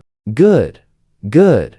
Good. You did absolutely fantastic this time. Even us teachers were completely blown away. We can finally hold our heads up high. This is the first time in 30 long years East Side High produced a top scorer in C High City. The school principal is coming over to celebrate, and the media really wants a quick interview. Get yourself ready. Hao just smiles warmly. Miss Lin, can I honestly just skip the interview? Why? They are already swarming outside the front gates. Just share your epic journey and hard work. Miss Lin smiles. We even have rich sponsors waiting. Someone might actually give you a free apartment. Think about whether you want that. Skip it. Hao replies very lightly. Just step out there and share your big story. Talk about us too. You are seriously more capable than anyone. Miss Lin laughs brightly. Seeing her this happy makes a warm feeling settle inside his chest. For 3 whole years, she has been incredibly kind to him. Back when he had 0 food vouchers at his house, he would just show up at her place for a warm, home-cooked meal. At least half the credit for this massive score goes to her. But a news interview? Hao just smiles quietly. He really wonders what the Wong family faces look like right about now. During the exam, they were completely mobilized, pulling every single dirty trick they had. They probably can't handle a massive score like this, but whatever. You and I would love to see their furious faces right now. He moves on. The principal quickly arrives. The principal rushes right over to congratulate Hao, then pulls him aside to go over exactly what he should and shouldn't say on camera. Stick with me here, because you are about to watch our absolute legend of a top scorer step out to face a massive crowd of reporters at the school gates. Hao is quickly pushed to the front, stepping right out to the entrance. Almost instantly, he spots a row of familiar cars parked outside. No guessing required here. It is Rose and the others. They all showed up, but Hao was not surprised in the slightest. He feels absolutely zero emotion inside. Their presence changes absolutely nothing. A reporter quickly shoves a microphone right in his face. The crowd cares way less about his perfect scores and more about his orphan status. So Hao answers them without any hesitation, wearing a bright smile. Yes, like everyone already knows, I grew up entirely in an orphanage. My original family disappeared a very long time ago. Every single one. 18 years ago, they were wiped clean away. Some vanished with rotten souls, while others completely lost their minds in madness. Some simply faded into nothingness while still breathing. Once they were all gone, the orphanage raised me. Without my amazing teacher, Miss Lin, I would have gone hungry. I am incredibly grateful to her. Still, being an orphan is not a proud title. It is nothing to celebrate at all. Lacking a family does not automatically make you hardworking or pitiful. Personally, I think I have done pretty great. As for my former family, some faded rotten to the core. Some lost their absolute minds, and some just vanished. Honestly, I consider their absence a massive blessing today. I had every reason to fight harder and build my own future. Save your sympathy. Yes, their ending was tragic, but only by disappearing completely did they finally do right by this entire world, this so-called family, and the amazing title I proudly hold today. I will only ever thank my incredible school teacher, Miss Lin, and my 3 absolute best friends from the orphanage. It was always you guys. During the hardest times, you kept me going strong. You are my guiding light, and trust me, we're just getting started. The massive crowd completely erupts. Reporters are not the only ones watching this top scorer. Now watch closely here. Sponsors and advertisers are everywhere because he is an orphan. But Hao's incredibly bold speech leaves the entire crowd absolutely stunned. Everyone listening can decode his real message. Yet, something about his tone feels so familiar. The puzzled reporters decide not to push their luck, smoothly moving on to other questions. Hao keeps smiling cheerfully, answering effortlessly. Meanwhile, someone at the back is crying, pressing a hand tightly over her mouth. Tears stream down her face in complete silence. She fights with absolutely everything. She has to stay totally quiet. Hannah glances toward Rose with a dark expression. She never expected Hao to deliver such a cutting remark. His past words were never this intense. The harsh reality hits Hannah all at once. Her terrible past actions left permanent wounds that cannot be erased. Relentless bullying. That is exactly what she did. Bullying from his family, framing him to take the blame. And now, Hao completely and totally resents them. We all feel it, right? After that betrayal, Hao completely despises them. And an epic payback absolutely terrifies Hannah. They created an unstoppable force, aimed straight at them with their own hands. She slowly turns to look at Rose. Rose just stands there, a hand pressed over her mouth, tears streaming silently. Then she turns and walks straight back toward their fancy car. Startled, Hannah quickly glances at Vivian and Richard. Just as expected, their faces are super dark, eyes burning with intense fury. Hao's speech was incredibly vicious, an open curse wishing them completely gone. For their own son to boldly say that about his actual parents? How could Vivian and Richard not be furious? Completely wild. Totally unacceptable. He is completely finished. Disgusting. Vivian seethes, unable to stomach her son's curse. Richard, this dramatic son of yours turned his back on everyone. Totally heartless. Discipline him now, or he is beyond saving. She furiously glares at Richard, the actual head of this family. He ran their company for years. His word is absolute law at home, and he never tolerates anyone challenging his strict authority, even if his allowance was tiny. A proper son never publicly curses his own parents into complete and utter ruin like that. This is an unforgivable. Oh, massive betrayal. Completely out of line. He went this far. So what is next? Coming right after them? Those orphanage kids? Not a single one has any decency. Absolutely none of them are worth a dime. Plus, Eastside High clearly cannot teach kids any manners. We should have taken action long ago and transferred him right out of that school. Vivian's blazing rage goes off the charts, rounding on Richard. Richard, if you don't put him in his place right now, he will just walk all over us. Richard immediately snaps back. Then you handle him. Fine, I will. Go ahead, then. Just you wait. Vivian is beyond furious, with blazing eyes. This time she refuses to leave without some serious discipline. Trust me, this is crazy. Reporters keep pushing, as Hao repeats his truth. His family faded completely rotten. Let's dive right into this. Some lost their minds, and others chose to simply fade away. With everyone gone, I'd finally study and fight for something completely real. Losing them was never a tragedy for me. Honestly, it was a massive relief. I'm endlessly grateful they are gone forever. Karma always catches up. His voice echoes all the way to the sports car. Rose is already slumped over the steering wheel, crying. Hannah walks over, completely speechless. All she feels is a deep and heavy ache inside. Hannah suddenly remembers an old story about an apple farmer running a strange experiment. During early growth, he pushed a thin silver needle into a young apple to observe it. The results were deeply disturbing. That needle was incredibly small. It looked like it couldn't do much damage at all, but every pierced apple grew totally deformed, while the untouched ones grew up perfectly red and plump. Hannah thinks about what she did and feels incredibly sick inside. Rose is the person I admire most. My ultimate idol. Look. This is Rose. Elegant, beautiful, brilliant. She graduated from the Ivy League of China, top scorer on the college exam. Look at these certificates. Every single one belongs to her. Grace, if I had even 1/10, no, 1/100th of what she has, that would be totally enough. And this is music Hannah composed. It's truly beautiful. I found the university where Hannah teaches. Shia High University, the absolute dream school. And Hannah is already on the faculty there as a professor, driving her cool sports car.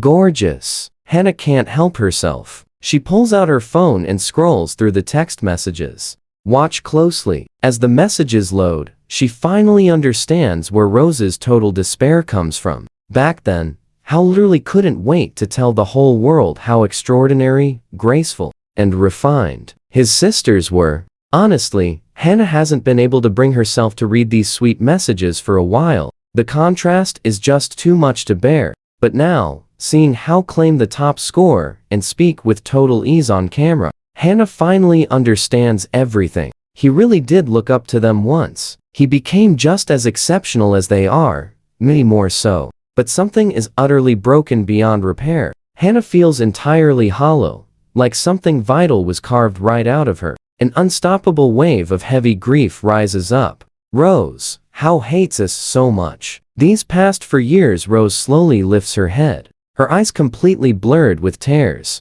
Seeing Hannah crying too, she completely breaks down. Hannah speaks through her tears, her voice cracking in pain. We ruined him ourselves. He grew up in an orphanage. He spent his entire childhood right there. Then suddenly, he had 6 sisters and a wealthy family waiting. He must have felt so incredibly lucky, so excited, and so proud. Remember how he used to look at us like we were a beautiful dream, like he couldn't believe we were real? But what did we do to him? We are the ones who completely destroyed him. Hearing this, Rose desperately fights to hold herself together. What Hao wanted most was never us. Hannah looks right at her. Do you remember how Hao used to take mom's clothes? Sneaking into her room just to sleep? Remember? Wild, right? Rose cries unstoppably. Hannah freezes, eyes wide. What he needed most was never us. It was literally never us. All he ever wanted was parents, someone to shelter him. He was an orphan.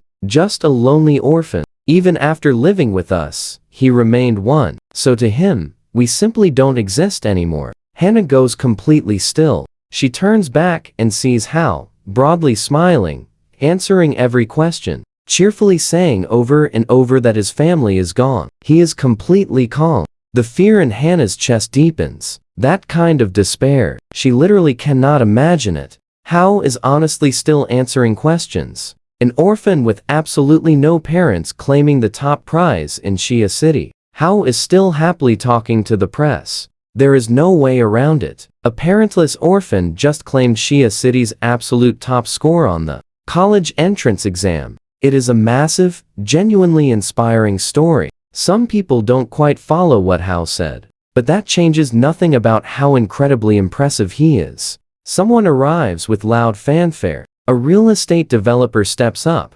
offering him a completely free apartment. Then an executive steps forward, offering a 200,000 yuan scholarship. The crazy offers just keep coming. But Hao doesn't need the money right now. He has zero interest in it. He turns absolutely everything down. When the interview wraps and he heads inside, Miss Lin and Grace are watching him, looking extremely worried. "Hao, are you totally okay?" Grace asks, frowning. "I am fine, better than fine. We have work to do." Hao warmly smiles. Derek nods. "Good, as long as you're okay." They've been running system tests and scouting locations lately. Most of the hard groundwork is finally done. Now that the exam results are out and everyone can finally breathe, it is time to move. Hao also signs all 4 of them up for driving lessons.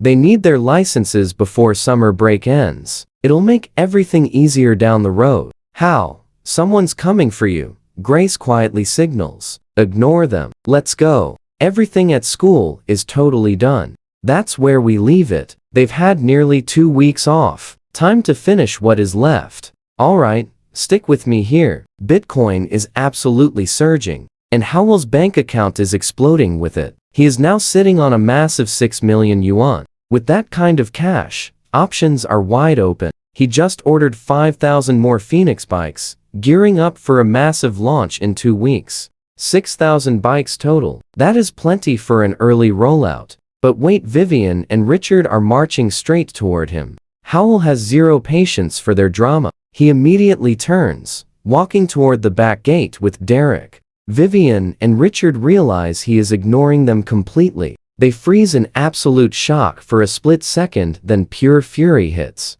They scream his name. Howell just glances back, his eyes flashing with ice-cold contempt, and keeps walking without missing a beat.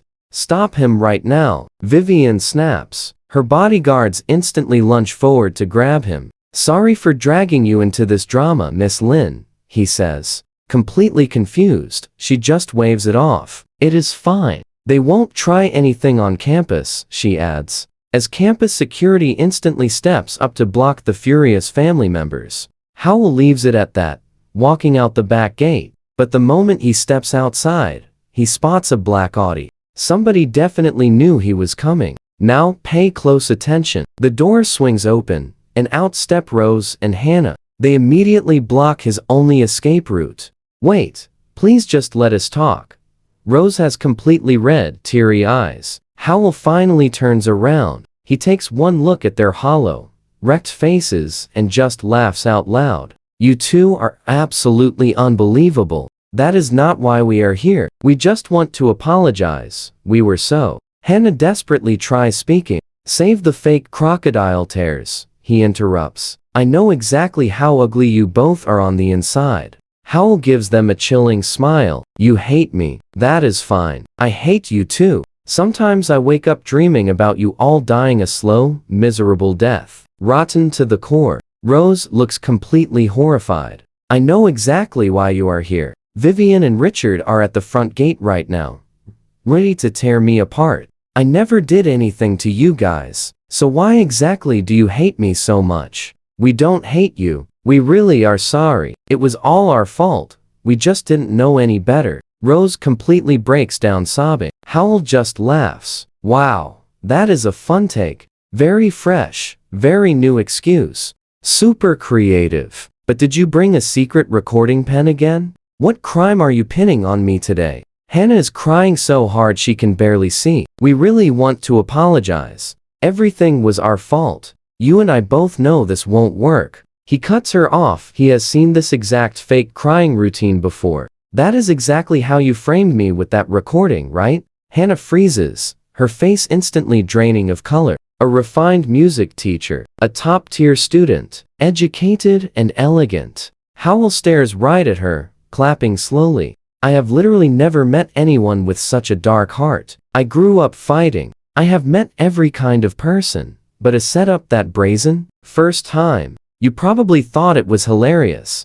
And honestly, I thought it was pretty funny back then too. But aren't you afraid of karma? Aren't you terrified your heart is entirely rotten? Hannah feels that like a physical punch. Howell just smirks. One day, karma is going to completely destroy all of you. No escaping. Suddenly, loud shouting erupts nearby. Howell glances up. Vivian and Richard are charging toward him fast. He turns around. Derek, Grace, head back inside. I will catch up.